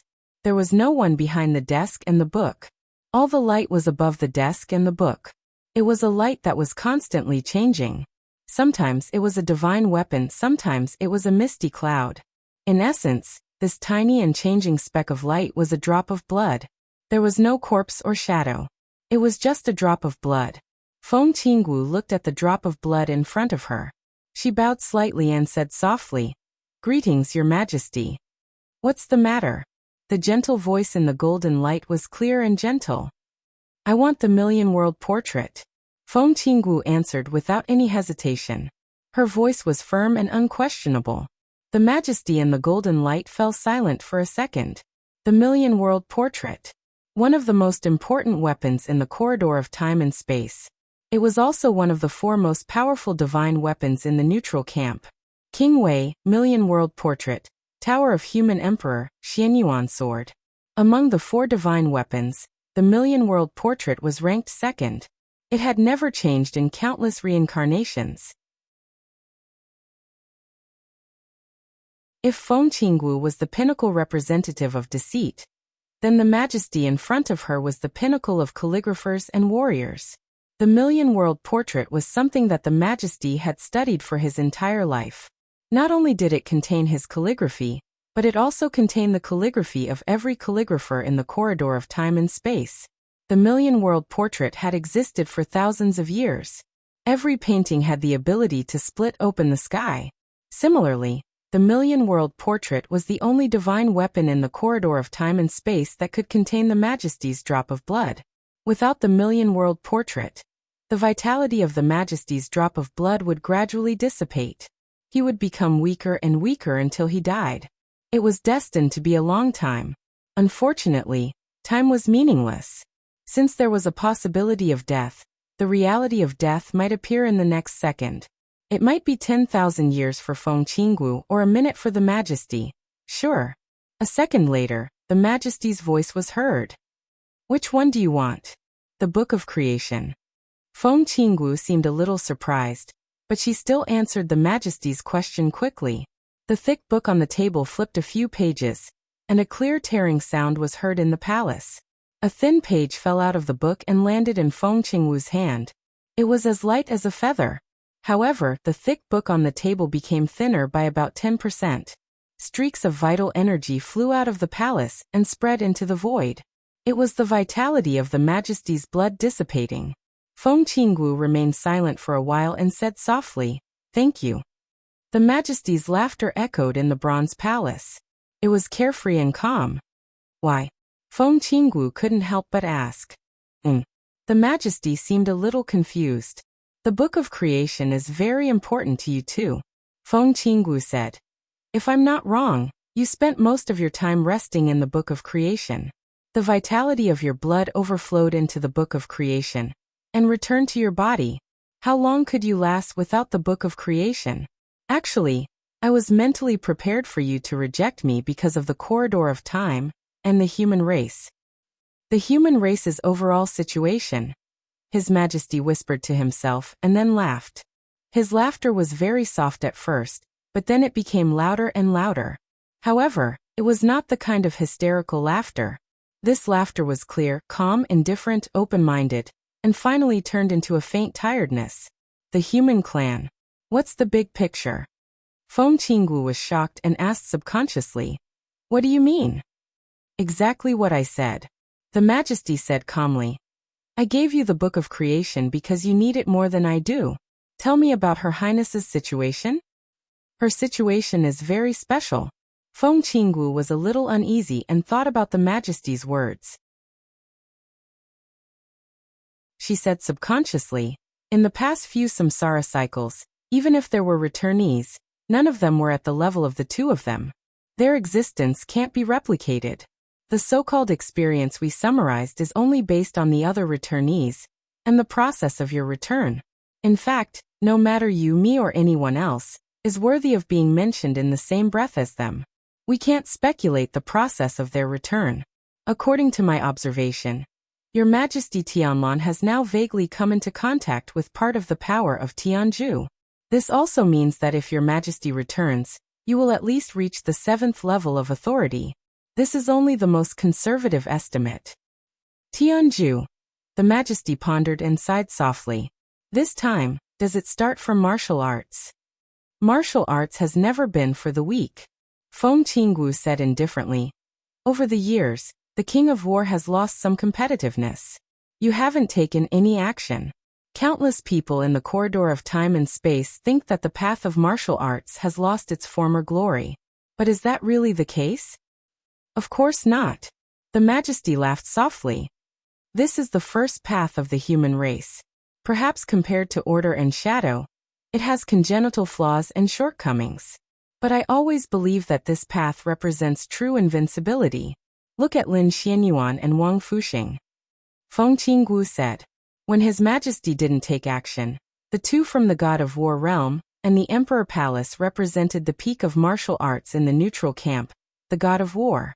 Lin Xianyuan stood at the pinnacle of martial arts and had personally slain the apocalypse of the Order faction.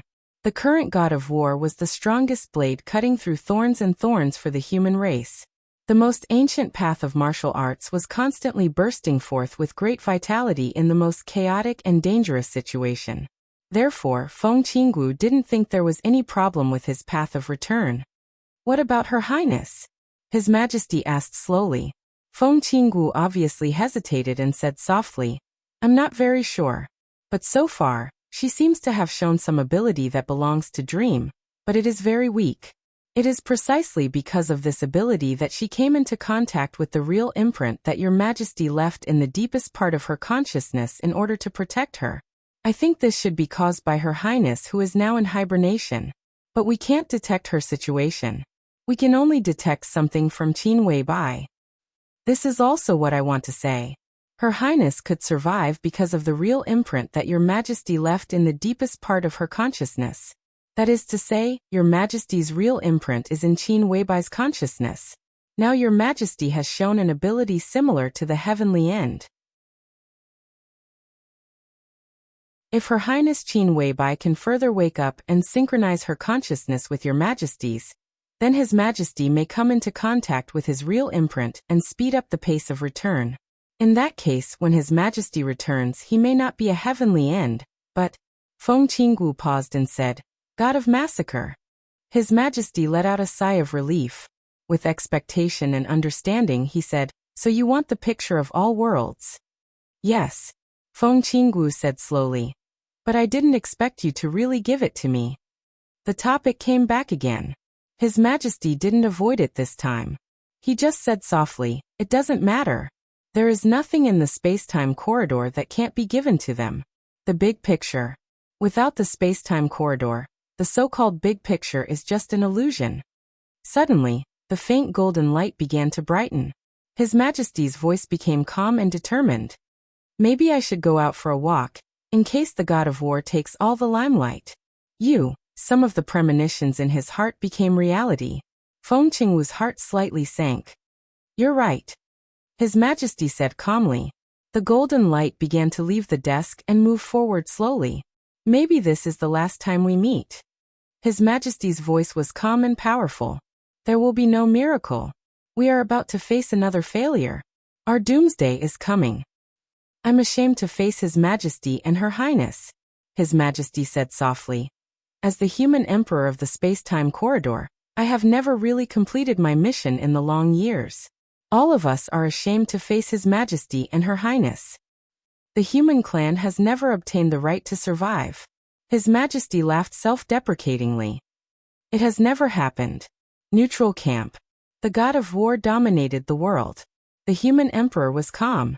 The 4 great divine artifacts stabilized the overall situation. In the long years, countless reincarnations, they were destroyed and reborn in the illusion and reality. The human clan was like an ant. They had always been fighting for survival, but they had never obtained the right to survive. What they obtained was just the power to struggle. They tried their best, tried everything, and struggled desperately without compromising. Then they were destroyed and exterminated again and again. Everything must have an end. When I return again, I am still me, but also not me. His Majesty looked at Feng Qingwu and said softly, You are still you but also not you. When I return again, maybe I won't be your sister. Whatever it is. His Majesty laughed softly. You should also arrange a way out for yourself. My way out is in the City of Miracles. Feng Qingwu said softly. She had already found a suitable candidate, so she was not afraid of the end of the world. Her smile was even a little happy. I can be his daughter again. The only regret is that I have to change my mother. That should be a good candidate. His Majesty laughed. He looked into the distance, and his gaze seemed to fall on the person who was also called the human emperor in the human palace, on the god of war who was still slowly struggling in the void, on King Jinjian, on the king of war, and on all the human clan. Everything must have an end. The other party was already here. So he would fall. Feng Qingwu would fall. The god of war would also fall. Everyone's ending had long been destined, and it would come to an end. Let's go. His Majesty said softly. In the bronze palace, the golden light instantly bloomed and shot straight into the distant void. Feng Qingwu gently raised her palm. In the extremely distant void, a big hand filled with dark energy and dark matter instantly formed. The world was deceived by lies. The illusory hand slowly moved down and finally enveloped a star that was at its peak. In the next second, the big hand disappeared. The star also disappeared. The endless light and heat were instantly replaced by the cold void. A pearl that was burning with warm light appeared in Feng Qingwu's hand. She picked up the stars with her bare hands. Feng Qingwu calmly held the pearl and slowly put it into the page of the chapter of creation in her other hand. The yellowed page instantly became warm and shone with a soft light. The soft light gently fluctuated, and Feng Qingwu's figure disappeared. Only the bronze palace was left. It was silent, dead and empty, as if it had existed since ancient times, without any vitality. Feng Qingwu opened her eyes again. In her sight was the wind and snow outside the hotel. It was Qin Weibai, who was quietly hugging her snow-white shoulders on the bed.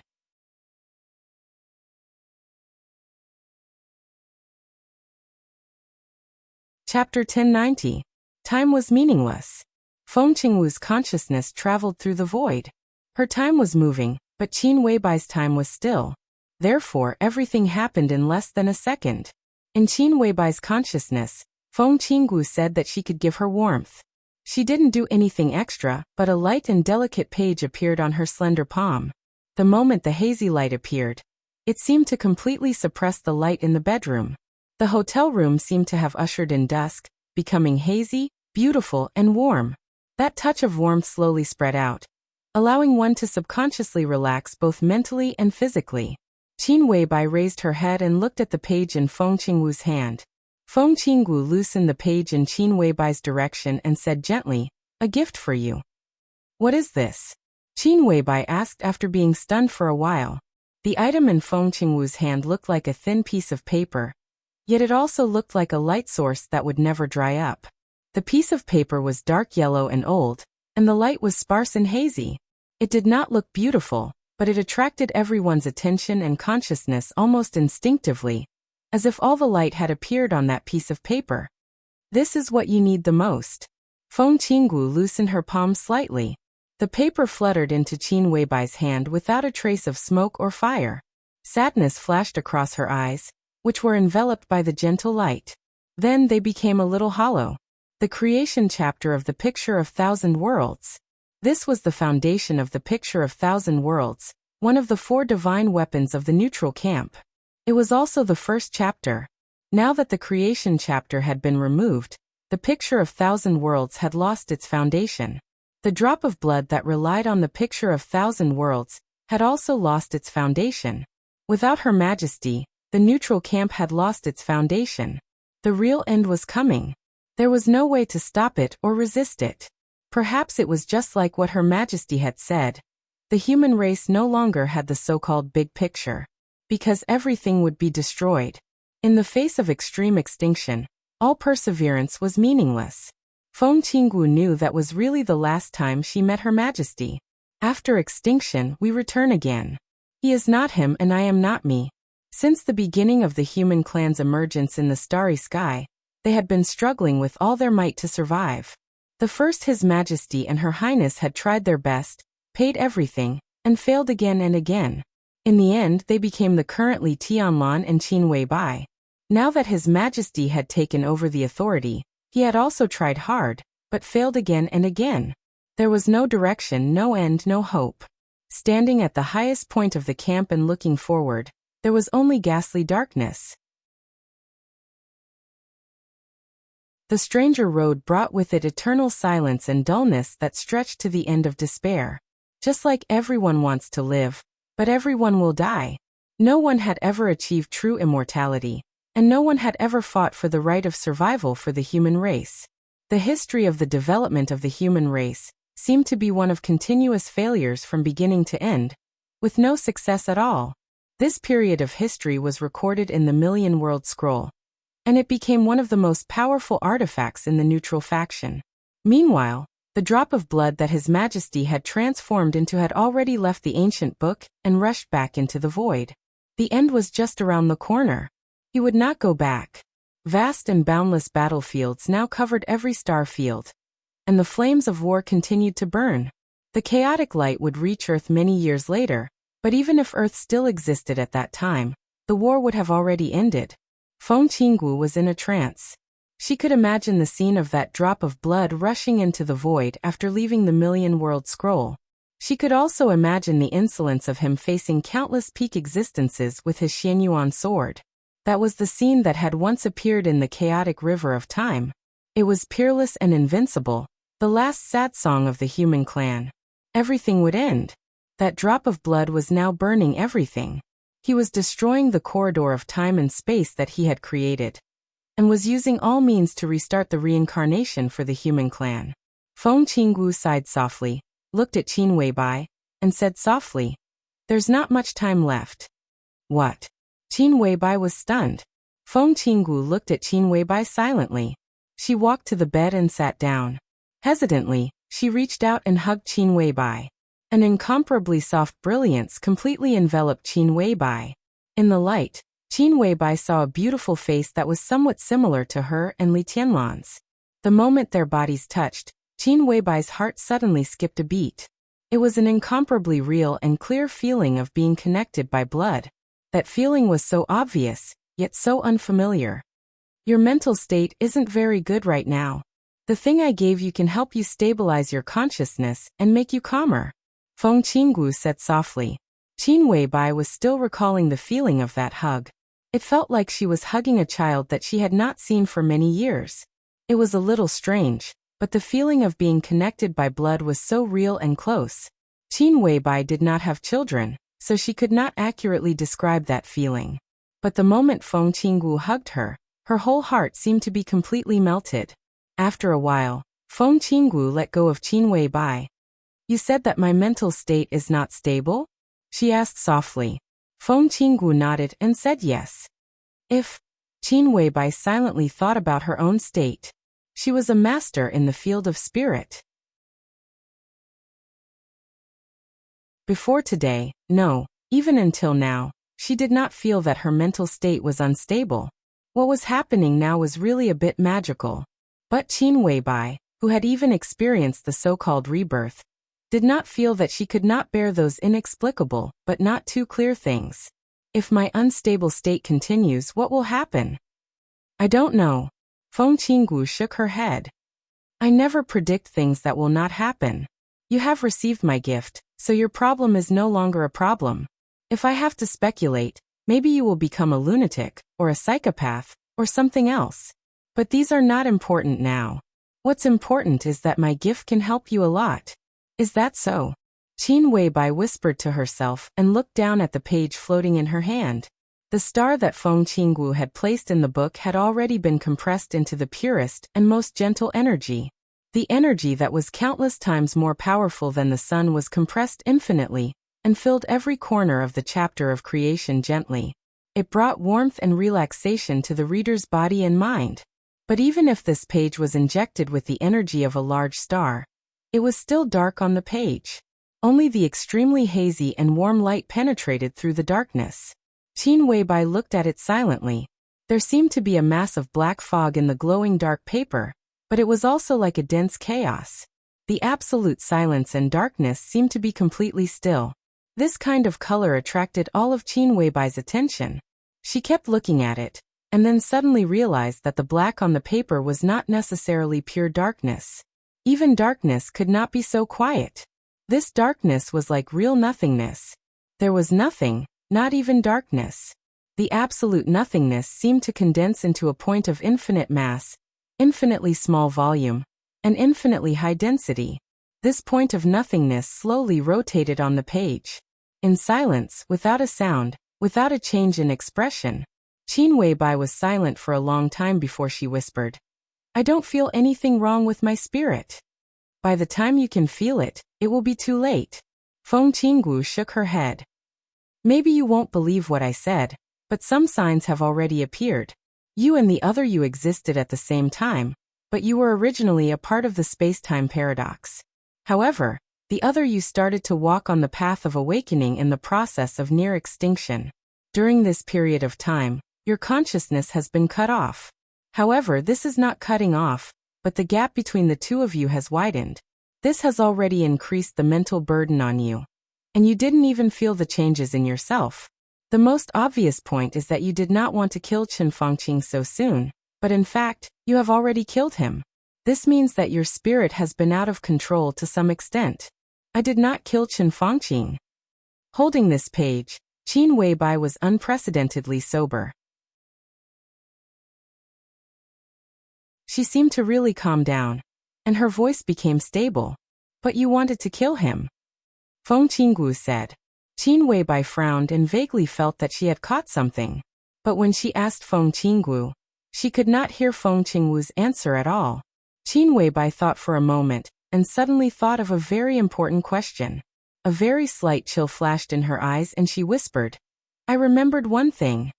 What? Feng Qinggu was a little confused. You said that I am an extremely rare paradox of time and space. Obviously, no matter how rare I am now, I am not the only one.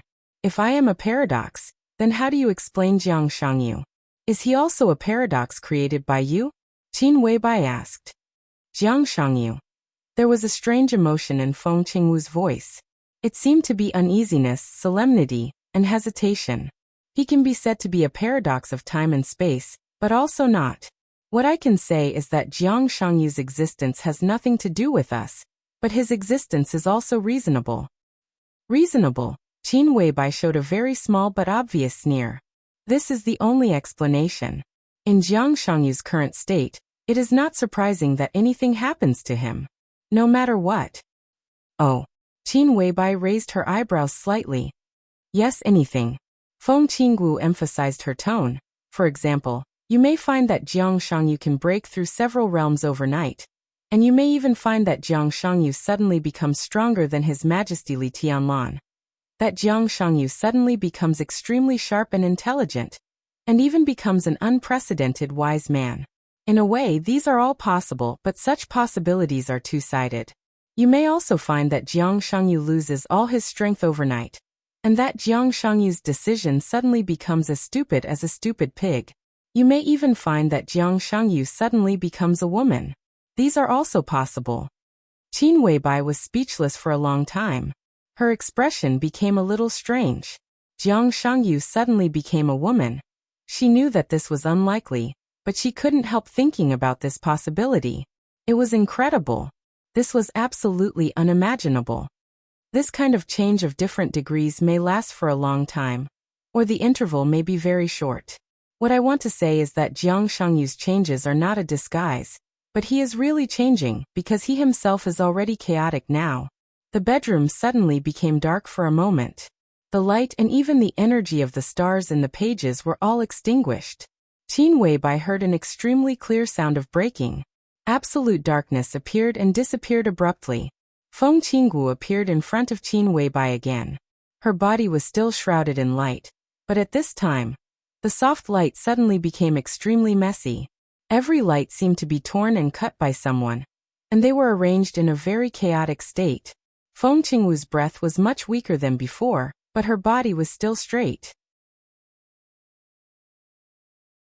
"Take my gift for you," Feng Qinggu whispered. "It will only be good for you, and it will not cause you any harm." Qin Weibai silently grasped the pages in her hand. She was silent for a long time, and then whispered, "I have some questions." "Go ahead." Feng Qinggu always remained respectful and calm. "What is?" Qin Weibai just opened her mouth.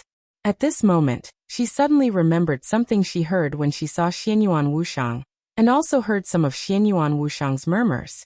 However, as soon as these thoughts appeared, they disappeared abruptly. The light in front of her suddenly shook.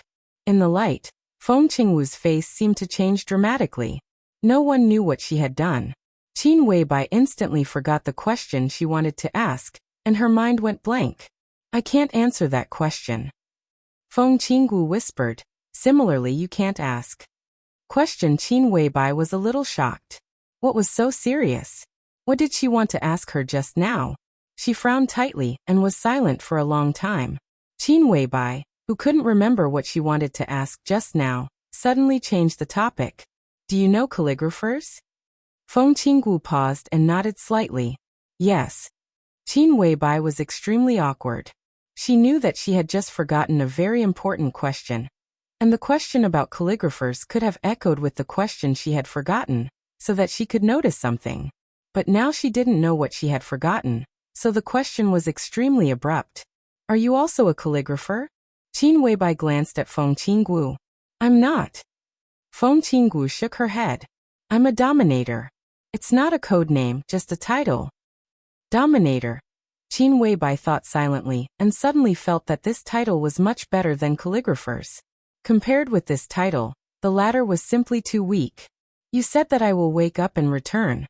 What will I be after I return? A dominator? Or a calligrapher? Or a doctor?" Feng Qinggu was silent for a long time before she whispered, "Neither. If you wake up successfully, you will become." She hesitated for a full half a minute before she whispered, "A devil." Qin Weibai was stunned for a long time before she said with a look of disgust, "It sounds so bad. I don't like it." Feng Qinggu smiled helplessly.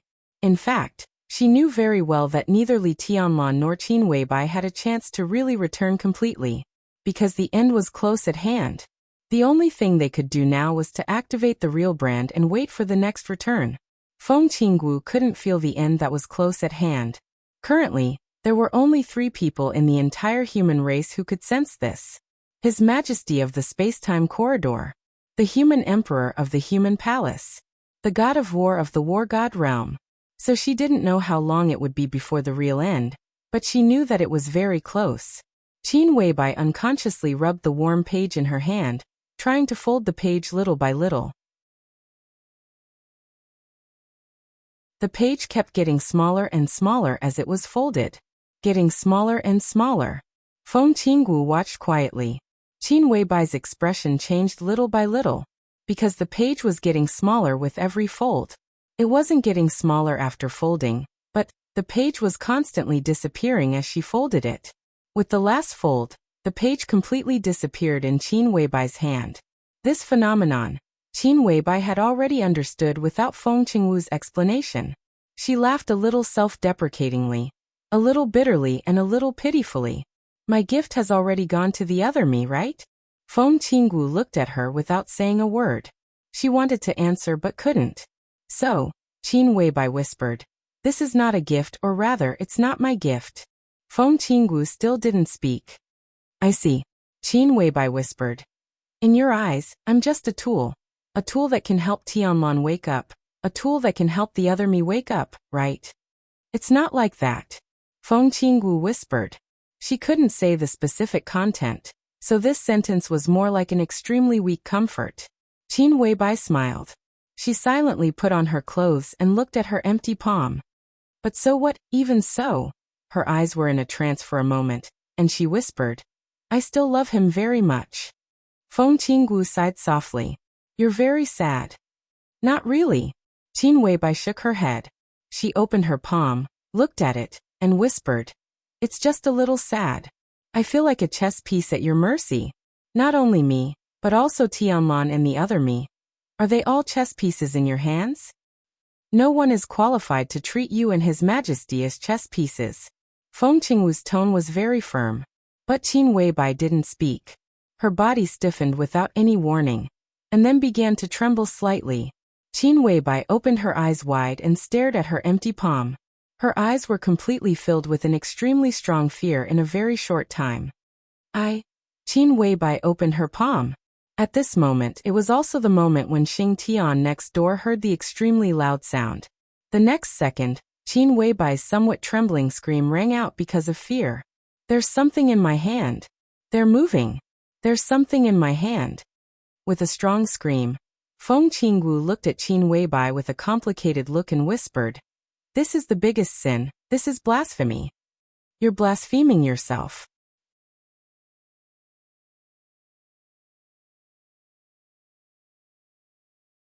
Chapter 1091. Qin Weibai didn't hear Feng Qingwu's voice. To be exact, she couldn't hear anything now. Intense fear swept through her will like a hurricane, and strong negative emotions completely drowned all her thoughts like a tsunami. At this moment, Qin Weibai's spiritual world was already falling apart. She couldn't care less about Feng Qingwu and just stared at her palm. The palm was slender, white and slender.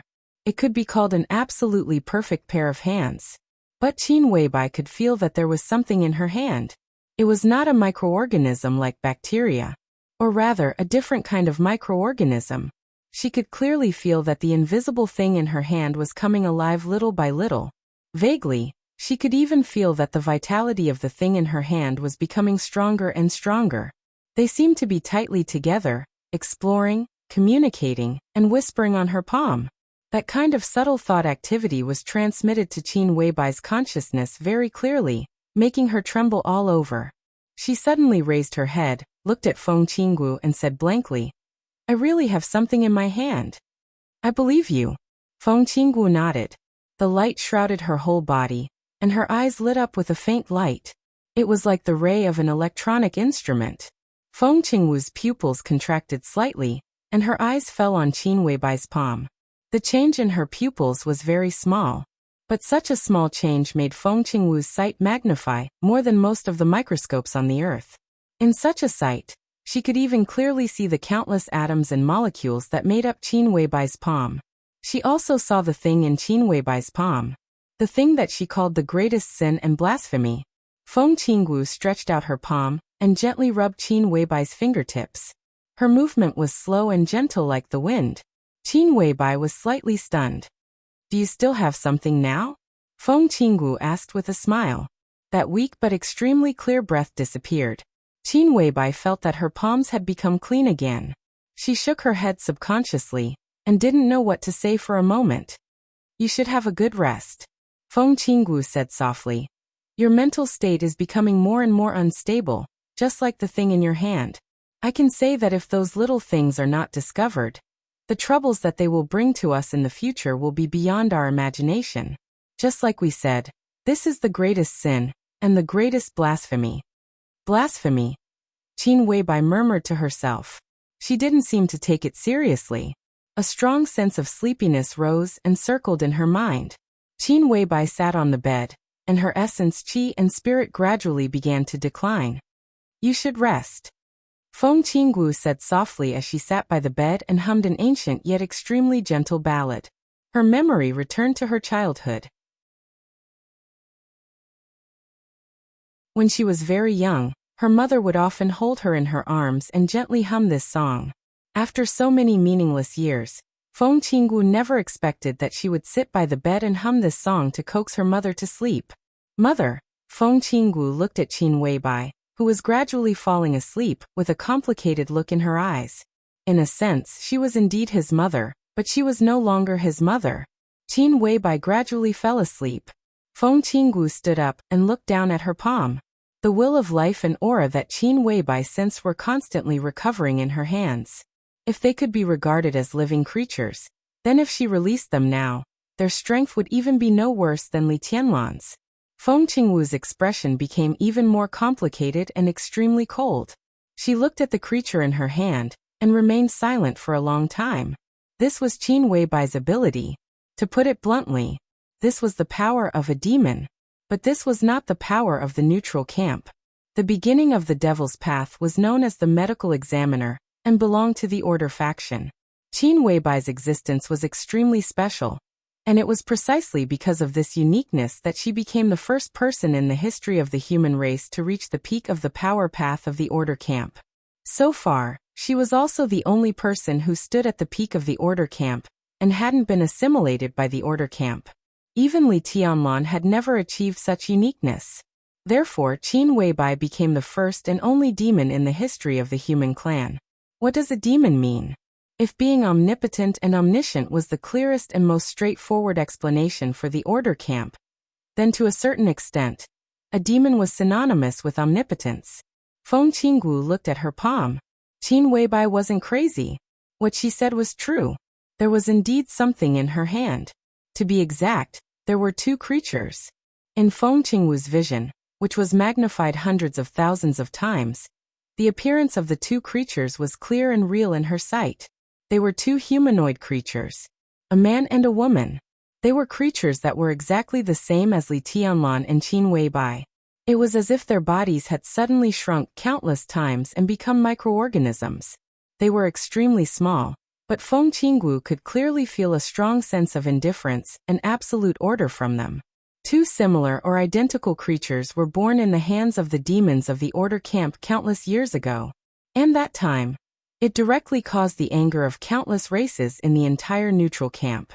His Majesty in the corridor of time and space controlled the Xianyuan sword with his own power, turning the nearly endless fortune of the human race into a sharp light that filled the sky.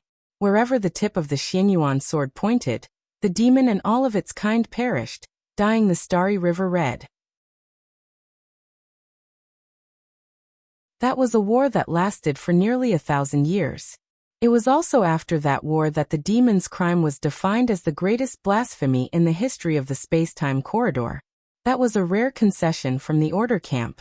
Since then, similar creatures had never appeared again. But now, such creatures like Li Tianlan and Qin Weibai were created by Qin Weibai herself. She had unintentionally blasphemed herself. There was an extremely violent heartbeat in her ears, and it didn't stop. Every heartbeat was like thunder echoing in the sky. The loud sound exploded in everyone's ears, almost shattering everyone's consciousness. It was the heartbeat of the two creatures in Feng Qingwu's hands. Feng Qingwu closed her palms expressionlessly. In the void, the loud heartbeat that ordinary people couldn't detect suddenly quickened for a moment, and then completely stopped. Feng Qingwu walked out of the room, and went directly to the room opposite the suite that belonged to Xing Tian and Xianyuan Wushang. Xing Tian's huge body was curled up, twitching and rolling in extreme pain. Feng Qingwu closed her palms, and the moment the heartbeat stopped, Xing Tian's body stiffened for a moment. All the pain seemed to disappear, and he slowly calmed down. Feng Qingwu waved her hand slightly. At this moment, she was no longer in charge. The whole world treated her as a doctor in her lies. A pure light bathed Xing Tian's body. Xing Tian's pale face instantly became ruddy, and his breath began to calm down. All the injuries and pain disappeared completely. Xing Tian slowly opened his eyes and saw the light floating in front of him. He couldn't see the scene in the light clearly, but he could feel a wisp of aura in the light. Xing Tian's expression changed slightly. He subconsciously knelt on one knee and said in a deep voice, "Greetings, Princess Royal." Up. Feng Qinggu shook her head and glanced at him. "You're in good shape." "Yes." Xing Tian seemed to be still in shock.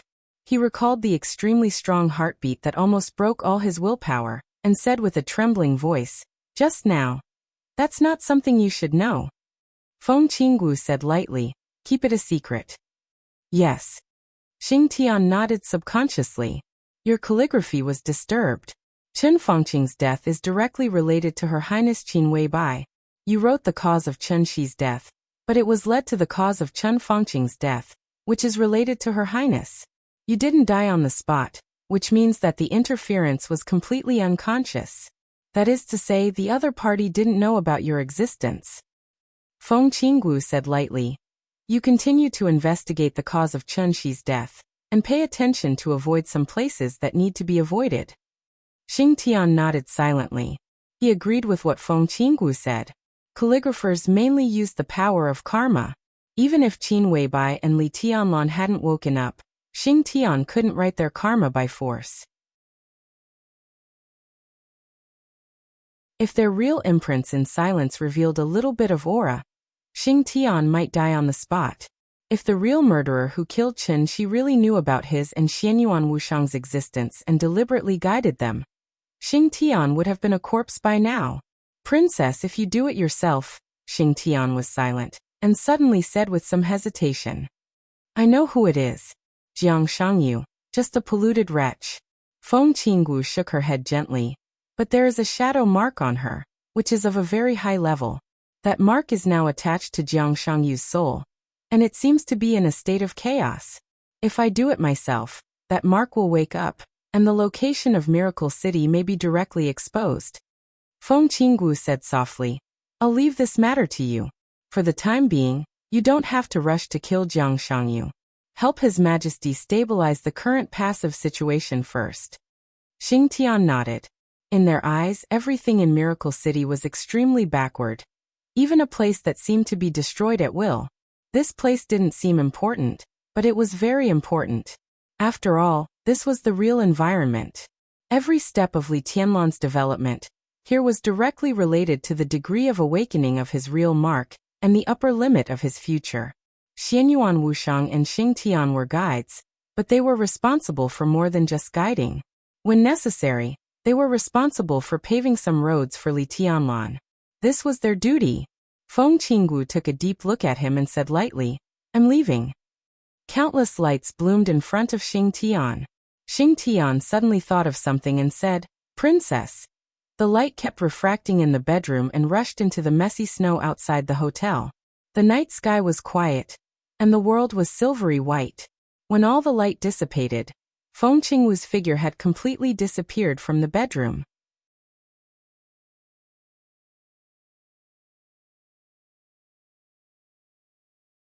Chapter 1092. When her consciousness turned from sober to trance again, Qin Weibai found herself in a dream again. The garden that her consciousness had constructed in her dream had disappeared. Qin Weibai found that she seemed to be in a half-lying position in the air. She looked around blankly. The giant black tree full of metal fragments stood there quietly. It seemed to have been dead for a long time. Perhaps it was in the dream, so Qin Weibai could still feel that the dead tree still had a weak vitality. A drop of black juice flowed down from the trunk at a very slow speed. But the evil aura contained in it had long disappeared. Qin Weibai looked around silently, and suddenly found that she did not see the shadow beside the giant black tree. She was slightly shocked and subconsciously wanted to sit up from a half-lying position. When she waved her arms, her palms seemed to touch something cold and soft. Qin Weibai was stunned and looked around her. Only then did she find that the shadow she was looking for was close at hand. However, The shadow of Li Tianlan was even dimmer, almost completely transparent, and disappeared. Now she seemed to be lying in the arms of the shadow, but if she did not look carefully, Qin Weibai could not find his existence at all. Qin Weibai stood up. In the dream, she observed the darkness around her with the clearest consciousness. The flying snow, the sun, the garden, everything disappeared. It wasn't until the moment she stood up that she realized that it wasn't just the things she had constructed. Even the giant black tree beside her seemed to be slowly disappearing. The giant tree began to become transparent, and the shadow beside her was also becoming dimmer and dimmer. There was a kind of emptiness around that made people feel extremely depressed. It seemed to be black all around. But it also seemed that there was no color. Not only color, but there was nothing here. Sound, light, perception, and even space and time. Everything was quickly fading away. Qin Weibai wanted to move forward, but suddenly found that she could not move at all. Or rather, it was not that she could not move, because there was no space here. There was no front or back, up or down, left or right. In the void of nothing, the movement of moving forward did not exist at all. Gradually, Qin Weibai even lost the idea of moving forward. The giant black tree disappeared quickly. Li Tianlan's shadow also disappeared completely. Qin Weibai felt that she seemed to be disappearing little by little in the dream.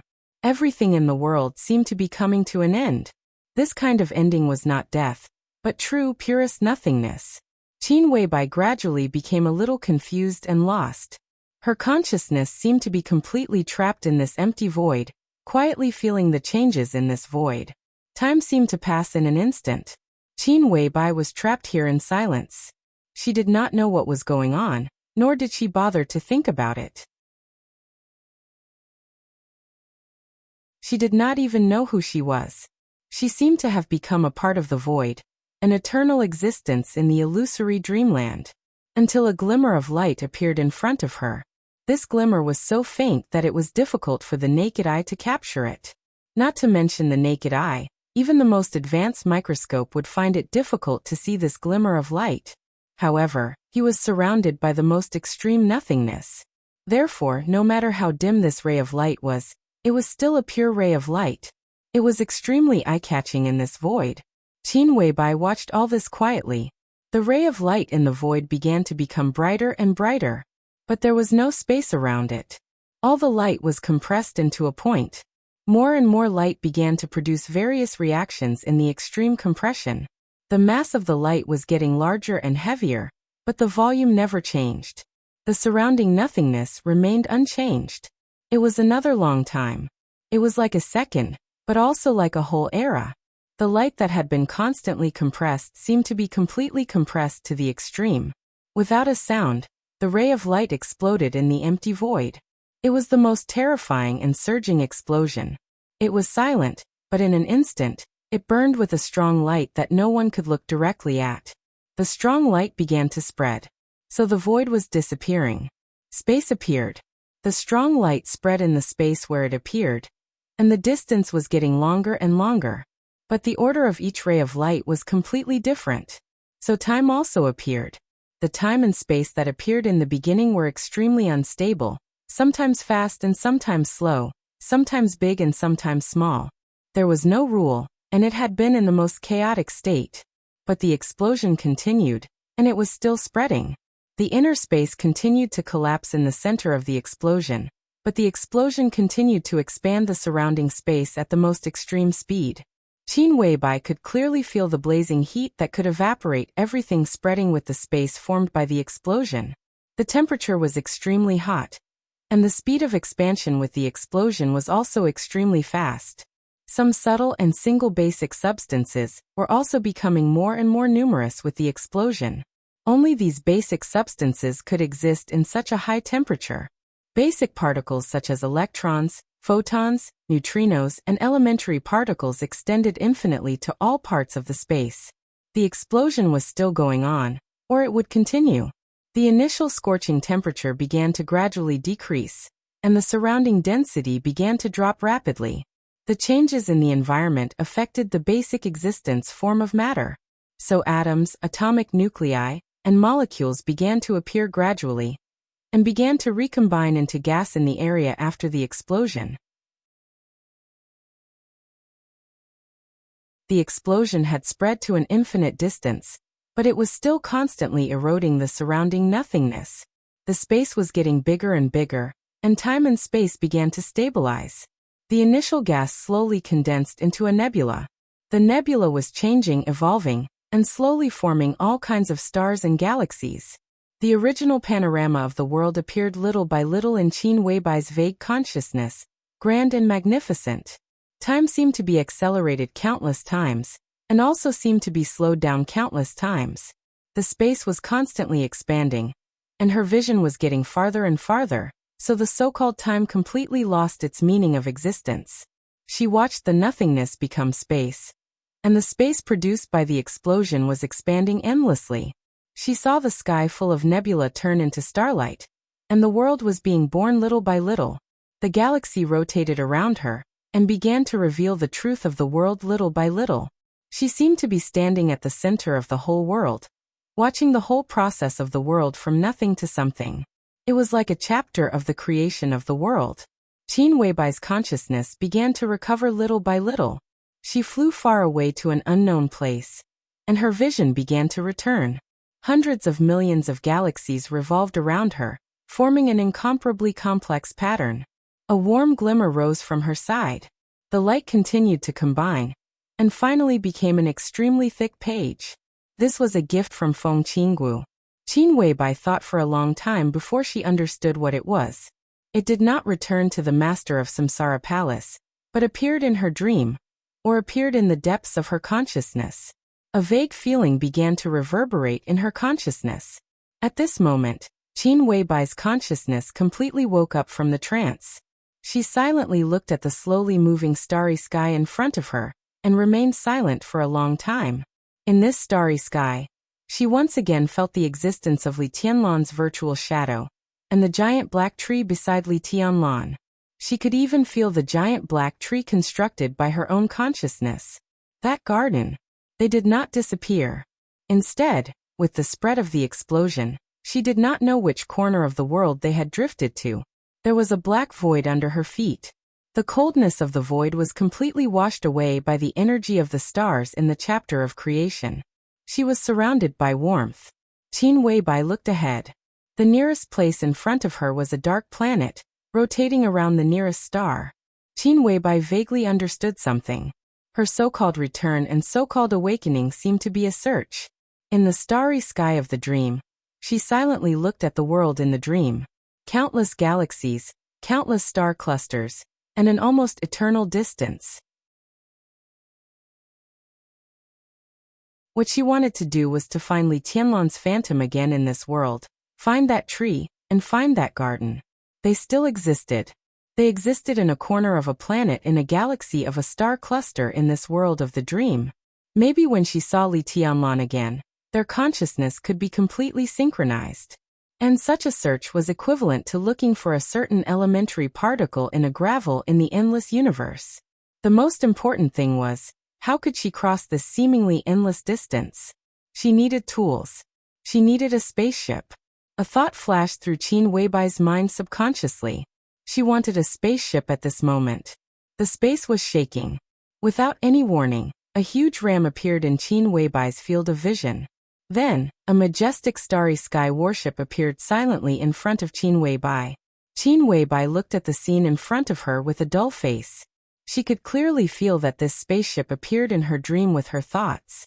That feeling was so appropriate, and there was nothing strange about it.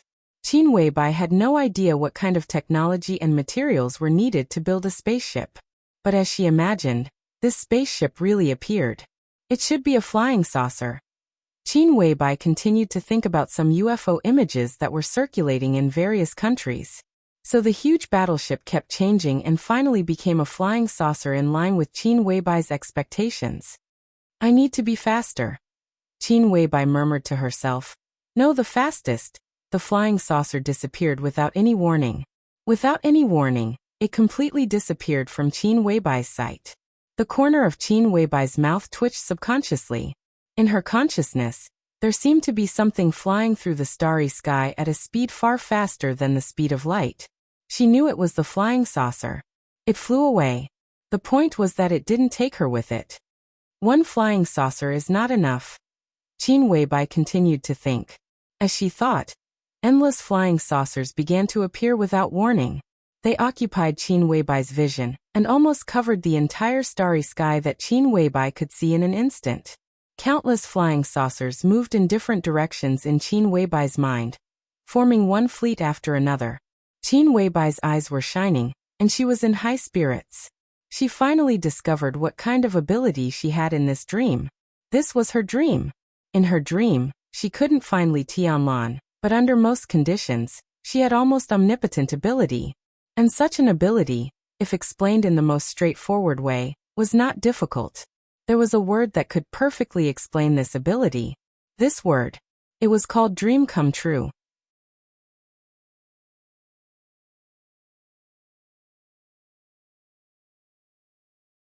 Chapter 1093.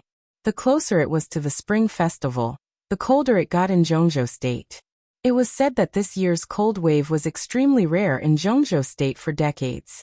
The cold wave went all the way south from Snow Country, swept through the northeast of Zhongzhou State, swept through Yuzhou, and again swept through most of Dongshan and Yan and Zhao with heavy rain and snow. In the places with the heaviest rain and snow, there was even a small-scale snow disaster. The snowstorm in Qingzhou was neither too heavy nor too light. The snowflakes drifted lazily in the sky, and the spotless white dots dotted the entire city. When night fell, the drifting snowflakes in the sky looked a little cold under the lights of the city, but it was also beautiful. I'm really defeated by this damn weather. I'm freezing to death. At the headquarters of Plain Trading, He Yishui muttered helplessly as he walked out of the elevator when it was time to get off work. Silver high-heeled shoes, black cotton stockings, leather shorts, and a white tight-fitting sweater wrapped around her exquisite figure. As the president of Plain Trading, He Yishui perfectly interpreted the unique charm of a mature woman. When she went out, got in the car, got out of the car, and entered the company, she hated being fat the most. So even in the snowy weather of -5 or 6 degrees, she still wore thin clothes. It was fine at home and in the company, but the short distance from the lobby to the parking lot after she got out of the elevator was the most unbearable. You're wearing too little. In the gentle and light voice, the woman walking beside He Yishui showed a very charming smile on her face. She was dressed much more plainly than all the female employees of Plain Trading. She wore a white extended down jacket and sneakers that were not sexy but very comfortable. Her hair was tied up casually, and she wore no makeup. She was so pure as if she had not been contaminated by the glitz and dust of the city at all. When she approached the door of the lobby, the cold wind whistled. She put on the hood of the down jacket, covering most of her beautiful face. She turned around to look at He Yishui. He Yishui had already put on a light-colored cashmere coat, but his body was still shivering. It was obvious that he was still extremely cold. Do you want me to lend you my clothes? She smiled softly. Forget it, I can't afford it. If you catch a cold later, won't I be guilty? He Yishui hugged her shoulders and laughed. Let's go. Let's go to my house tonight. My parents said that they won't eat until you arrive. They've already picked up Tide. He Yishui pushed her slightly faster. The employees of Sushi Trading who hadn't had time to go home saw the two of them standing there. When they greeted Mr. He, they didn't forget to greet her, who was being pushed away by He Yishui. The way he addressed Manager Li was filled with obvious intimacy and respect. She smiled in response to every employee who passed by her. Her smile was gentle, peaceful, and sincere. The two of them jogged into the parking lot one after another. A black Audi with an extremely eye-catching license plate, which did not have a powerful aura, was parked next to He Yishui's car. A young man who did not look aggressive at all and looked extremely honest greeted the two of them in a somewhat reserved manner. President He, Manager Li, Chairman He asked me to pick you up. Standing in front of Audi, the administrative manager of Plain Water Trading, Li Mutong, frowned slightly. Her face was covered by a hat, so her expression was a little blurry. However, He Yishui seemed to read her best friend's mind. She chuckled and said, "It's not like we don't have a car. We don't need him to be nice." You can go back. We'll drive straight away. Without waiting for the driver to reply, she opened the door of her car and stuffed Li Mutong in. Then she smiled and sat in the driver's seat. The heater in the car was turned up to the maximum, and He Yishui calmed down for a while. She took off her coat again and looked at Li Mutong, who was silent in the passenger seat. Suddenly, she laughed and said, "Hey, you don't seem to be going to our house recently. Even if you do, you're in a hurry. My parents have asked me a few times whether you and Tong Tong have quarreled. Why doesn't Tong Tong bring little Tide to play anymore? From what I can see, they are much more attentive towards you than they are towards me. Miss, you haven't been going to our house recently. It's not because of my brother, right?" "No." Li Mutong smiled and said, "I made it clear to second brother he last time. I've always treated him as my brother." "Tut-tut," He Yishui sighed softly. She wanted to say that her second brother's infatuation was pitiful, but thinking of Li Mutong's character, she hesitated and said nothing in the end. The He family was far from being a wealthy family in Zhongzhou State. Even in Dongshan, it couldn't be said to be a first-tier or second-tier wealthy family. But in a small city like Qingzhou, the He family was definitely one of the richest families. In He Yishui's generation, there were 3 siblings. The eldest brother's family had been overseas for a long time. He Yishui managed the family business, and the second brother, He Yihong, became the pillar of the He family. He Yihong's career was not very smooth before. But in the past 2 years, there were frequent personnel changes in Dongshan, which affected all the counties and cities.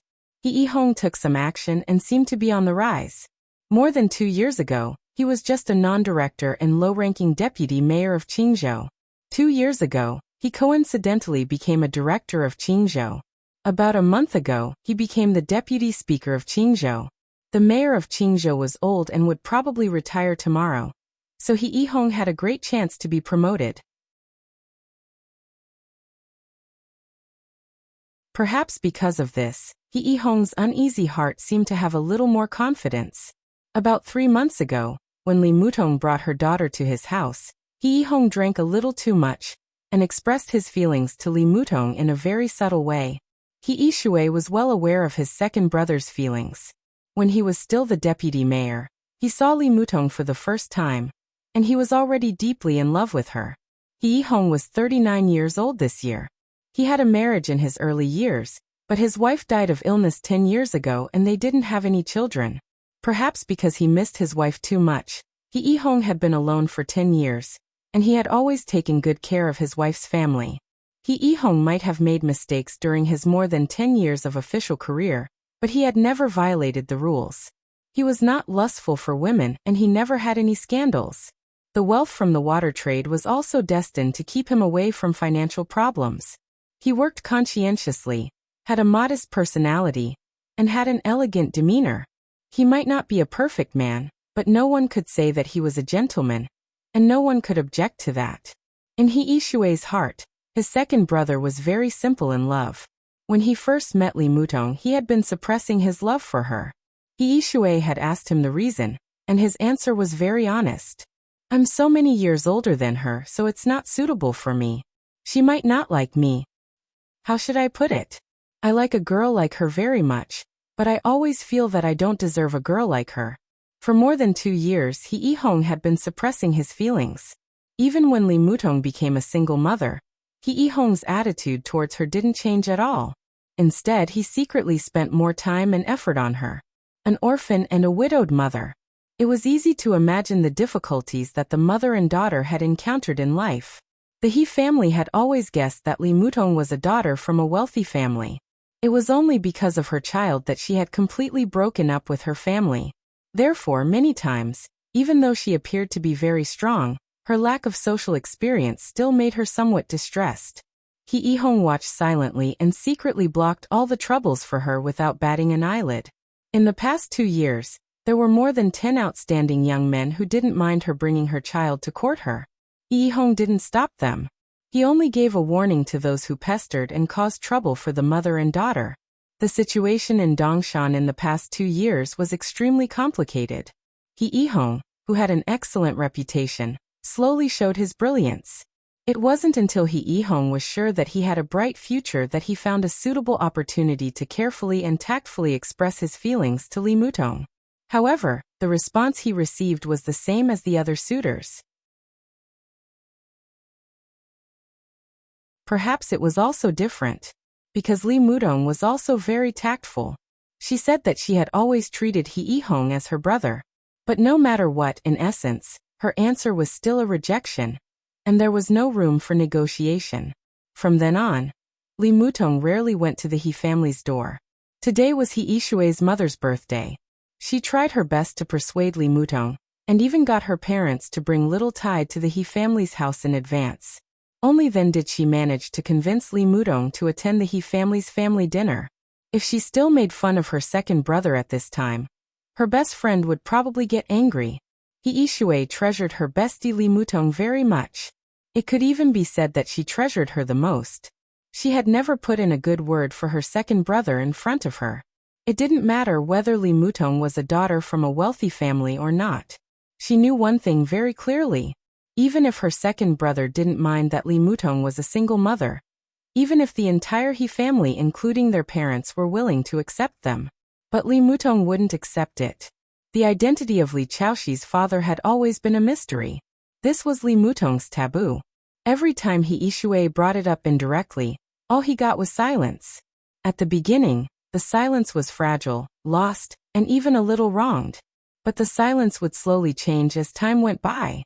After 2 years of silence, Li Mutong didn't feel fragile and lost anymore.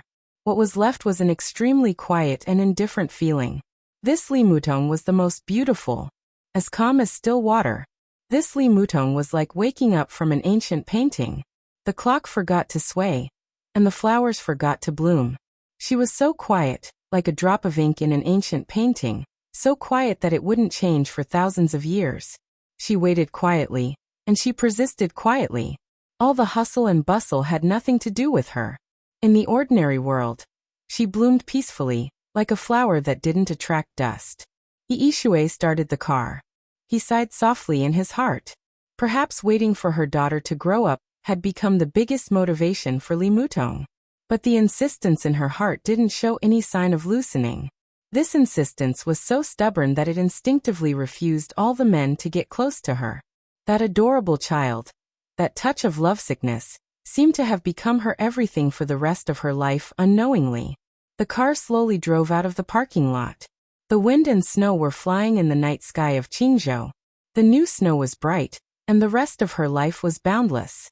He Shui was silent for a while, and then said softly, "Don't worry. Today's family dinner doesn't mean anything else. It's just that my mother misses you." Li Mutong was also quietly looking at the flying snow outside the car window. Her eyes were a little blurred. After a while she softly answered.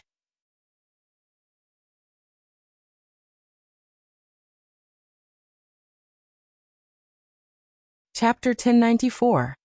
The snow danced in the wind. When the car entered an old villa area in Qingzhou, the villa area was already brightly lit. He Shui put on his coat again, and ran into a villa with Li Mutong in tow. As soon as he entered the door, he said with a trembling smile, "I'm freezing to death." The heater in the villa was on full blast. It was as warm as spring. An elderly couple who looked to be in their 60s were sitting on the sofa watching television. When they saw her daughter and Li Mutong enter, the graceful and kind old woman stood up with a smile. However, the first thing she said was not to greet her daughter. "Tong Tong, you're here. Sit and warm up for a while. Dinner will be served soon." Li Mutong smiled and greeted her aunt. She looked at the old man beside the old woman and greeted him uncle. The old man's hair was already a little white, and he looked like he had been through a lot. Although the He family was not big, the old man who founded the plain water trade when he was young was a legendary figure in Qingzhou. In his old age, there were traces of a lifetime of hard work on his face. The old man did not seem to care much about Li Mutong. He just nodded at her casually. All his thoughts were on the baby sitting in his arms. The baby who had just celebrated her first birthday was a girl. She had small hands and feet, and wore pretty little clothes. She kept reaching out her little hands in the old man's arms, as if she wanted to grab the old man's beard. The old man smiled and dodged her. From time to time he would carefully pinch the girl's little face. The little girl seemed to be a little angry. She opened her little mouth and wanted to bite the old man's finger. The old man laughed out loud, and even his eyes narrowed. Li Mutong looked at this scene with a smile. She reached out her hands and said gently, "Tide, come, mommy will carry you." The girl turned her head in the old man's arms. When she saw her mother, she struggled to get down from the old man's arms. The old man laughed and scolded, "Little girl, you only know how to look for your mommy. Did you forget that grandpa fed you delicious food just now?" The girl ignored him. She opened her little hands and called her mommy softly with a tender and cute voice. Li Mutong seemed to melt into this tender voice. She squatted down and opened her hands slightly. The girl climbed down from the old man's knees and walked to Li Mutong with a little stagger. She fell into her arms. "Uncle, auntie, I'm sorry for the trouble." Li Mutong carried her daughter and looked apologetic. "What words?" The old man smiled and waved his hand. "Tong Tong, don't say that. You don't treat us as family. You haven't been coming here often, and your aunt has been talking about little Tide. There were a few times when she couldn't help but want to see it. I was afraid that you would be annoyed, so I kept stopping her." The old man's name was very compatible with Qingzhou City. His name was He Qingzhou. His life of more than 60 years could be considered bumpy and full of ups and downs. In the end, he had relatively good achievements. The old couple was very satisfied with their current life, but what made He Qingzhou most regretful was the problem of the family's heirs. 2 sons and a daughter. His eldest son had a happy family, but he was abroad all year round, so He Qingzhou didn't see him often. The second son's family used to be quite good, but his daughter-in-law passed away early and didn't leave behind any children. As for his daughter, he didn't have high hopes for his son-in-law when he first got married. As expected, they divorced after a few years of marriage. They also didn't have any children. In such a big villa, it was better at night. During the day, when the children went to work, only the old couple and the servants were left in the house. It was cold and indescribably boring. As for Li Mutong, the old couple was very fond of her. This child was generous and quiet, and she had a peace and quiet that stood aloof from worldly affairs. She was also very capable in her work. Now, although her position was only the administrative manager of plain water trading, her salary was actually comparable to that of the company's vice president. If it wasn't for her resistance to promotion, He Shui even wanted to promote her to vice president. At the very least, she couldn't escape from the position of assistant to the president and director of a department. He Qingzhou and his wife loved Li Mutong almost as if she was their own daughter, even though they knew that she didn't get pregnant before. Now that they had Li Mutong, who was not their biological daughter, their love life was also bumpy. The old couple didn't know how to feel. Madam He even hated Tide's bastard father to the core. Whenever she talked about him, she would be filled with anger. However, when she faced Li Mutong, she felt even more pity for her. During the year after Li Mutong's pregnancy and postpartum, although they hired a nanny, Madam He would always run to Li Mutong's place and take care of her meticulously. It was also during this process that Li Mutong seemed to have slowly integrated into the He family. Li Mutong looked at the smiling old lady beside her and chuckled. "Auntie, happy birthday. I've prepared a gift for you. I'll give it to you during dinner." "You child, don't be so polite. The fact that you're here is the best gift." The old lady pulled Li Mutong to her side and smiled. She seemed to have thought of something and lowered her voice. "Silly girl, if you feel wronged in the future, just tell me, okay? I've scolded your second brother harshly. If he says anything else, just tell me and I'll scold him for you. Little Tide is my and your uncle's baby now. We're feeling empty after not seeing her for so long. You can't be so distant." "If that's the case." He Qingzhou nodded and smiled. Yihong is so impatient and doesn't know his limits. "Tong Tong, uncle and auntie will stand up for you. If we don't like him, we don't like him. It's okay if you don't become our daughter-in-law. We're family. If you don't bring little Tide to our house in the future, we'll be angry. You hate Yihong, but you can't be disdainful of us too, right?" "That's not what I mean." Li Mutong shook her head and smiled softly. I don't hate second brother, but I've always seen him as an older brother. I don't have any other thoughts, and I don't want to think about that. The only thing I want now is to raise tide successfully. Okay. He Qingzhou nodded with a smile. They really didn't have any other thoughts. They were very satisfied with Li Mudong, and they liked Li Chaoxi from the bottom of their hearts. If Li Chaoxi could become their daughter-in-law, they would agree with both hands and feet. But they didn't have that fate, so there was no need to force it. The He family of Qingzhou wasn't a rich family, but not every rich family could be so magnanimous. Let's not talk about this. Today is your auntie's birthday, and she made a lot of dishes. Eat more later. We won't drink for a family banquet. He Qingzhou smiled and looked at his daughter. Call your second brother, and ask him why he's not back yet. Only now do you remember me? I thought you've forgotten about your daughter. He Yishui, who had been teasing Li Chaoxi, said unhappily. He took out his phone and dialed He Yihong's number. The call went through quickly, but the other side of the phone only said a few words before the call was hung up. He Yishui frowned slightly and was silent for a while. What's wrong? He Qingzhou asked casually. Second brother said that there's an emergency council meeting in the city. I'm afraid he won't be back until very late today. Yishui said slowly. He Qingzhou's expression changed. He frowned slightly, but he didn't say anything. The atmosphere in the villa suddenly became tense. Li Mutong hugged her daughter and patted her back gently. The child was lying on her shoulder obediently. She seemed to be having a good time in the afternoon. And now she was showing signs of falling asleep. Is it because of me? Second brother. Li Mutong felt that the atmosphere was not right, so she said with a smile. She remembered He Yihong's driver in the parking lot of Plain Water Trade. Everything seemed to be a coincidence. Ignore him.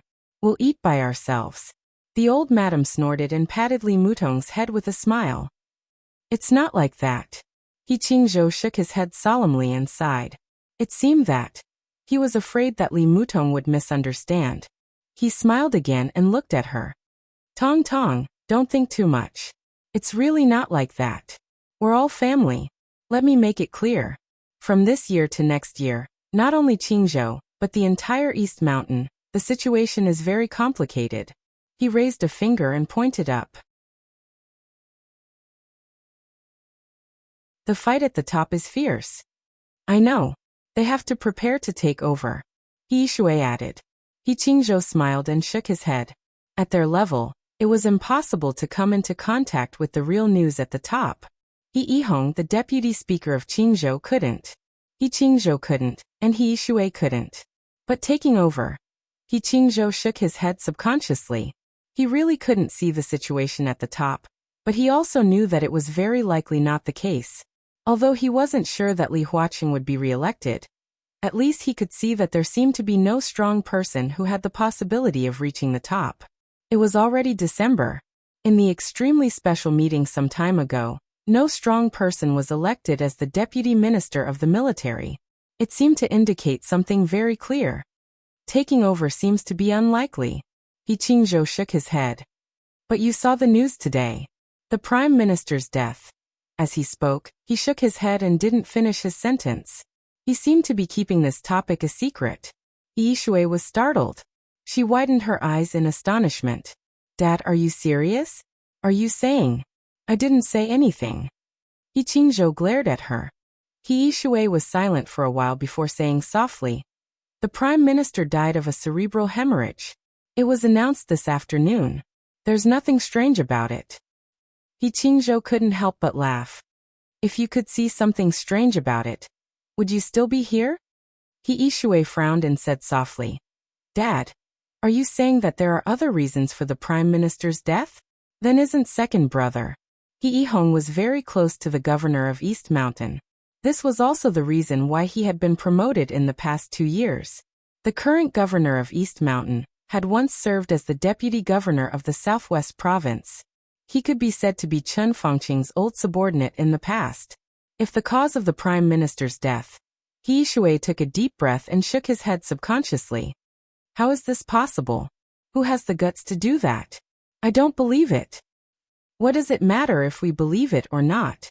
Let's see what happens next. In the past 2 years, There have been a lot of changes in personnel in Zhongzhou State. We can't see through the mystery, but I think the southeast and the central plains have been severely suppressed. Now you know Tiannan, right? Yi Shui nodded subconsciously. I heard that Xianyuan City is very beautiful, but I haven't been there. Li Mutong's body trembled slightly. He subconsciously hugged his daughter and didn't speak. Tiannan, Xianyuan City. He Qingzhou laughed self-deprecatingly. It is said that the young big shot in Tiannan is going to show his strength before the election. It seems that he has always had a bad relationship with the Prime Minister. This time, who can say for sure? Once that person makes a move, it will affect all aspects. Qingzhou seems to be very big, but in his eyes, let alone Qingzhou, the whole East Mountain may be directly taken over by him. This is what it means to make waves with one turn of the hand. Your second brother is in a difficult situation now. The hall fell into silence for a while. Wang Yuetong's eyes were a little absent-minded. After more than 2 years, in this small town where it was impossible to get too much information from the upper class, she heard news about him again. He was the only man she had. He was the biological father of little Tide. She stood stiffly in the warm hall in a daze. For a moment, she seemed to have lost her soul. I have other things to do these 2 days, so I don't have much time to write. Originally, yesterday, today, and tomorrow, the 3 chapters should be a big chapter of more than 10,000 words. I have no choice but to write them separately.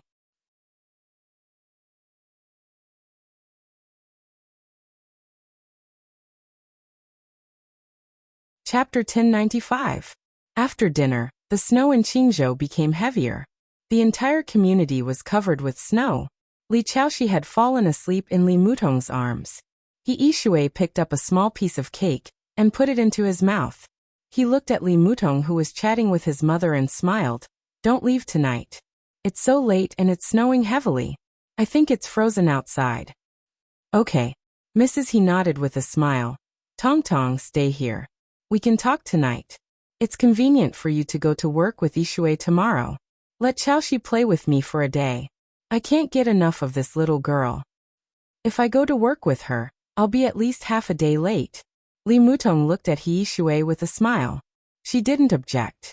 In the past 2 years, she had been really familiar with He Yishui. She had lived here for half a year before and after childbirth. It's my own business. What are you afraid of? Who dares to deduct my salary?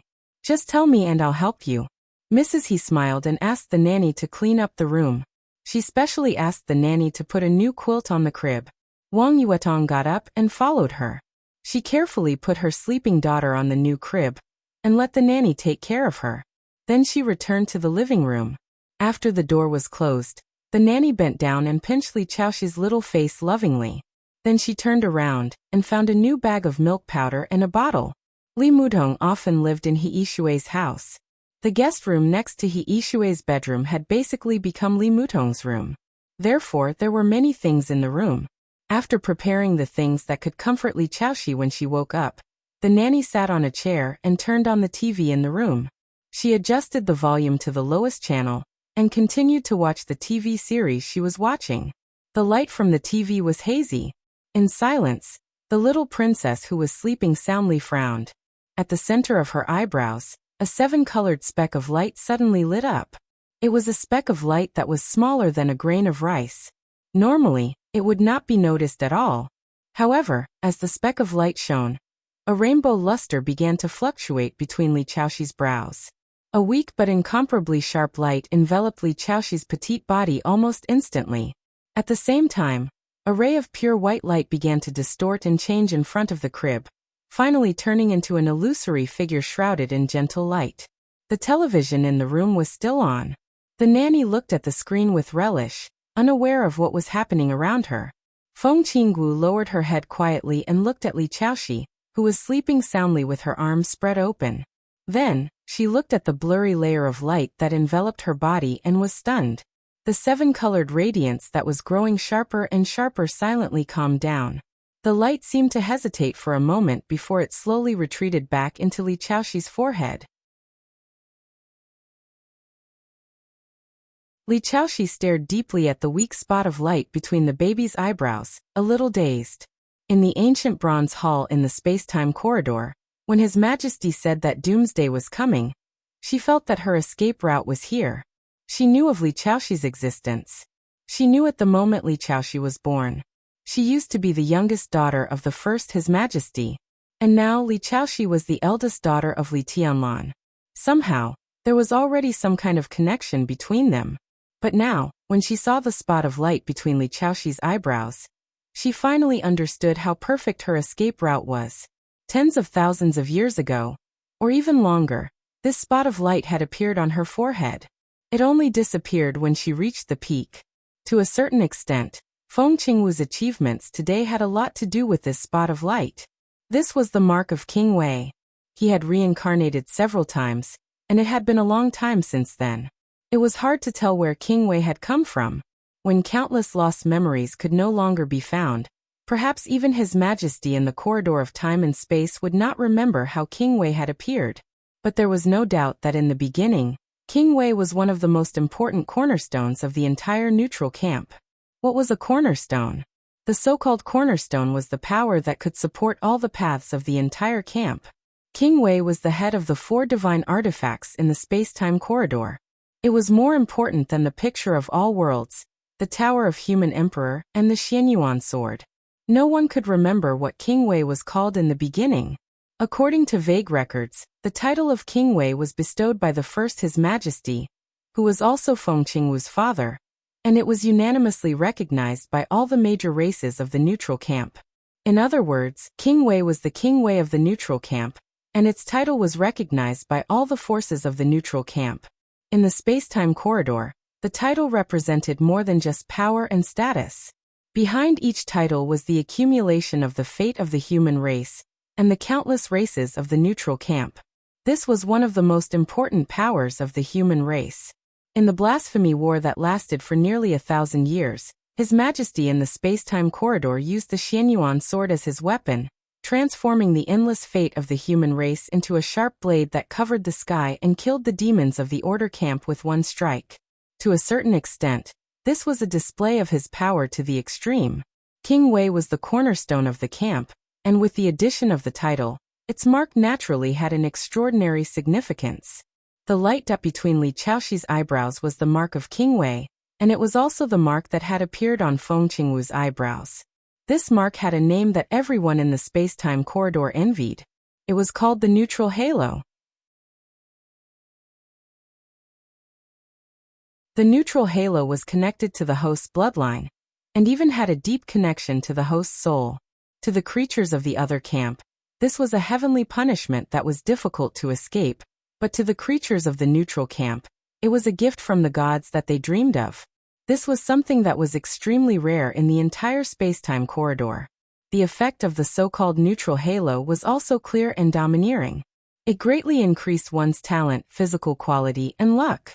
The so-called neutral halo, if translated into a term that everyone in Miracle City could understand, could also be called a halo. The protagonist halo. This was the real protagonist halo. The formation of similar halos required a cornerstone figure in the camp to separate a wisp of his soul with his own providence. But how many cornerstone characters were there in the entire space-time corridor? King Wei was not yet complete. To separate and form a neutral halo, he would have to pay a huge price. It was clear that he favored Li Chaoxi, and even spoiled him. What an enviable little guy. Feng Qingwu tapped Li Chaoxi's eyebrows and smiled. A strand of 7-colored radiance twined around Feng Qingwu's fingertip and fused into her flesh. Feng Qingwu's shadow became more and more illusory, almost completely transparent. Big sister will be staying here for a long time. From now on, it is me, and I will be you. When you reach my level, we can only separate. Little Tide, do you agree? Feng Qingwu froze. She looked at the baby's face and asked softly. Little Tide, who was sleeping soundly, moved her little mouth. She stuck her little finger into her mouth and sucked on it. Big sister, take it as a yes. Feng Qingwu smiled. She glanced at the dot of light between Li Chaoxi's eyebrows and asked softly, what does King Wei think? The dot of light flickered silently. Feng Qinggu could vaguely feel a part of the energy from the dot of light fly out from between Li Chaoxi's eyebrows, pass through the villa, fly into the night sky, and float in the direction of Serenity Province. Feng Qinggu silently felt all this. After a while, she reached out her hand and touched Li Chaoxi's eyebrows. An illusory ray of light that seemed like it would dissipate at any moment blossomed between her fingers, slowly landing on the tiny dot of light. The dot of light began to shine, and the rainbow light slowly wrapped around the illusory light. Feng Qinggu pursed her lips and smiled, then said softly, "I can't stay here yet. I'll reserve a place first. That way, even if I die in the final war, I can still return here and embark on the path of return." She bowed slightly to the dot of light and said softly, "Thank you, Uncle Qingwei." The rainbow light flashed on Li Chaoxi's forehead, illuminating her small body. Feng Qinggu touched Li Chaoxi's little hand again and smiled. "Thank you too, little sister, or little sister." Li Chaoxi turned over. Under the dim light, as he turned over, a shadow appeared on the wall. But it was not Li Chaoxi's shadow. Instead, it was a slender, hazy, and dreamy figure. That was Feng Qinggu's shadow. Feng Qinggu, who left her shadow on Li Chaoxi, looked through the snow outside the window and looked at the night sky. Her gaze seemed to have traversed an unimaginable distance in an instant, and she saw the battlefield once again. Just like what His Majesty had said, the human race no longer had a big picture. In the countless galaxies and galaxies that could be clearly seen, wars were erupting everywhere. Billions of interstellar fleets roared and roared. Battlefields covered the starry sky, the planets, the heavens, and the earth. It was not in a certain region. It was in the entire galaxy. The Black Ocean swept through hundreds of battlefields, bringing with it a monstrous sword light that charged forward on countless battlefields that were measured in units of light years. That dot of golden blood burned in the void, emitting a light that could shatter the starry sky, tearing apart battlefields one after another. Everything had come to an end. It was not only because of Li Tianlan's awakening. It was also because they had developed to the extreme. If they could not break through this bottleneck, what awaited them was an inevitable end. Feng Qinggu lowered her head, no longer looking at the battlefields that covered the starry sky. Because everything was meaningless. She would not make a move. Just like how the human emperor of the human emperor palace would not make a move. It was really meaningless. Silence was only a choice. Fighting was also a choice. The so-called hope of victory had long been smashed into despair in the illusory reality. Therefore, whether it was persisting in fighting or remaining silent, it had become a choice. This was the only power they had. It was also the power that everyone had always had. At least, they could choose how to die.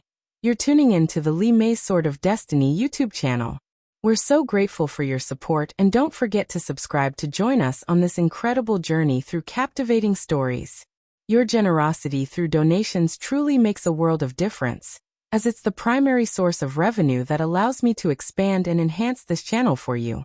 Thank you from the bottom of my heart for being a part of this adventure.